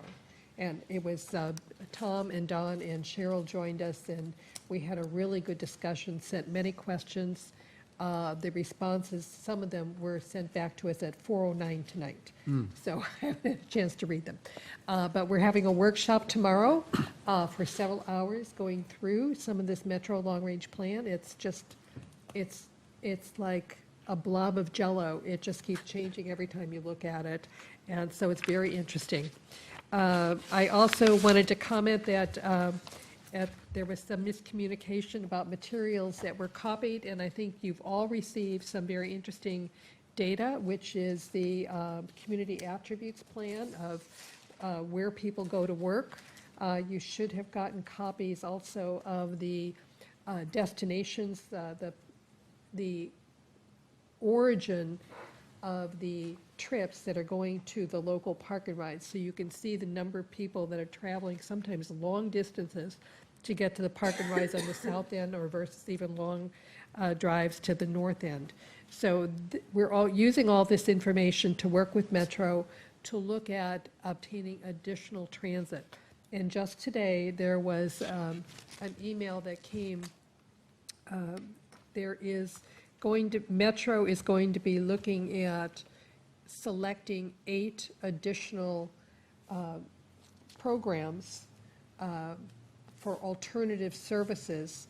And so we're going to call the Metro Committee back together with staff and look at what we might possibly request to see if we can be part of one of those programs. We went to ETP on Friday. It was quite an interesting, we had a presentation on tolling, which was quite good, and then we went over the legislative agenda. I've never seen such anger over one item in the legislative agenda before. Redmond is furious that we dared ask for improvements to the 202-520 intersection. They said that's in their jurisdiction, it's their responsibility to ask for it. We didn't run it by them. I mean, there were flames coming out of their head. And we've had this conversation for years about getting these things done. So I was very much taken aback, as I think Tom was as well. If I can just interject for a second here. I did go back because of this and looked at the agenda for our joint meeting with Redmond earlier this year. SR 202 was there in living color. Right. So it's not like, unless Kim Allen and John Stillen were missing, it was discussed. Okay. And the last thing I handed out to you was an article that just appeared recently in the New York Times about the future of retirement communities, walkable and urban. And this, to me, for those of you that were not on the council, we've had Dan Burton come and speak to us about walkable communities, and this really says it all. And I'm really hoping that at some point we're going to hear about STCA and what their plans are for a walkable urban community in the town center. That's my report. Thank you. Deputy Mayor. Yes, I also attended the Emergency Preparedness Fair. I thought that was very beneficial. And with Councilmember Keller, I was at EFER on the strategic plan. One thing that I thought that was noteworthy to call out is the emphasis that's being placed, or greater emphasis being placed, on the volunteer force. They're going to have a new battalion chief that's going to be assigned to the volunteer force, so that's very much of a different and putting an impact on that, and something very much in line with what we've said here for a year, so I was glad to see that. I also attended a presentation with Councilmember Keller by King County's Task Force on Heroin, and yesterday. The one concern that I did have is that we had some parents there who were saying how grateful they were they didn't have a heroin problem here, and they were quickly corrected by the King County presenter, which was actually Brad fine, good. And he said, you know, you have people who have died, but they don't die in your city. There are other places that they go. So I think we have to reiterate to everybody that we do have a serious problem with heroin in our city, and that we should always be attentive to the signs of that and addressing that. Thank you. Thank you. Councilmember Hornish. Well, as you know, I've been busy on some personal matters, so I didn't have much counsel, but I do want to say thanks for the council members and the city for the thoughts and support over the last week. Thank you. Okay, on the mayor's report, I'll just talk about the PIC pre-meeting that Bob and I went to. One comment is in the budget, the King County budget for the next 2 years. Fortunately, next year, they're not going to wipe out the air unit, but it is in the budget to be wiped out in 2018. And so I asked specifically the question, well, if that happens, the contract has to be renegotiated. And, Get a discount. and he said yes. So be forewarned that we have to figure out a way to save the air unit. Right. Well, the other thing I thought was interesting is they're going to start charging for the use of the air unit by other jurisdictions, except for the ones that are part of the contract cities. So It's about time. it is time. Okay. Mr. City Manager. Thank you. Just very briefly, wanted to mention that I just passed out to you a packet for studies. There are 3 separate studies on the YMCA property. I want to get these to you as soon as I could. We will be discussing this in council chambers on December 13th as part of that meeting. There's been great interest in the community to these studies, and I wanted to get them out to you first. So we will probably be getting some public records requests tomorrow as it relates to those.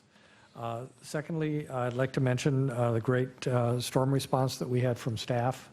I was very impressed with the way that people volunteered and the way that they actually handled themselves and prepared for the storm.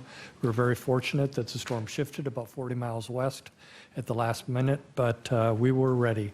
So good job, everybody. So thank you. And then lastly, I just wanted to mention the retreat. We are planning on having that on January 19th through 21st, and we determined that Hotel Murano was probably the least offensive place for people. I don't think it was anybody's probably first choice, but it was a compromise in that people would not have to go over the pass, would not have to drive over a bridge, would not have to take a ferry, et cetera. So I thank you for your input on that, and for those of you that would have rather gone someplace else, I do apologize. You Perhaps next commiserate year. with us. Okay. Don, I've got a quick comment, if I may, just Sure. on the retreat specifically. I think it might be nice to consider broadcasting back to Sammamish via a webcam our retreat. While it would be a very inexpensive thing for the city to do, I might even suggest like a drop cam, Nest Cam, which runs $200. You plug it into the wall, connect to the Wi-Fi, and then you can broadcast it back here. I think it would be a nice option for people. People that are working during the day who may only have 15 minutes to listen in. I just think it would be a nice way. Okay, would that be a way to go someplace else then? Yeah. Hawaii? So anyway, we can talk about that. No, but I think even Tacoma can be an inconvenience for people to travel to, frankly. So Actually, Tacoma is just as hard to get to as Ellensburg. Okay. Mr. City Manager, how long do you think our executive session is going to take? My thought is 15 minutes, about 10. Yeah, updates, no action, probably 15 minutes. Okay, so we're going to have an executive session for potential litigation pursuant to RCW 423221I. Could we have a motion to extend the meeting for 15 minutes?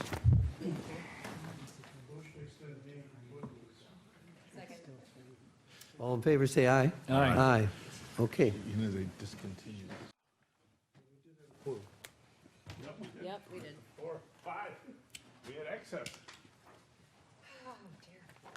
Before midnight. Really?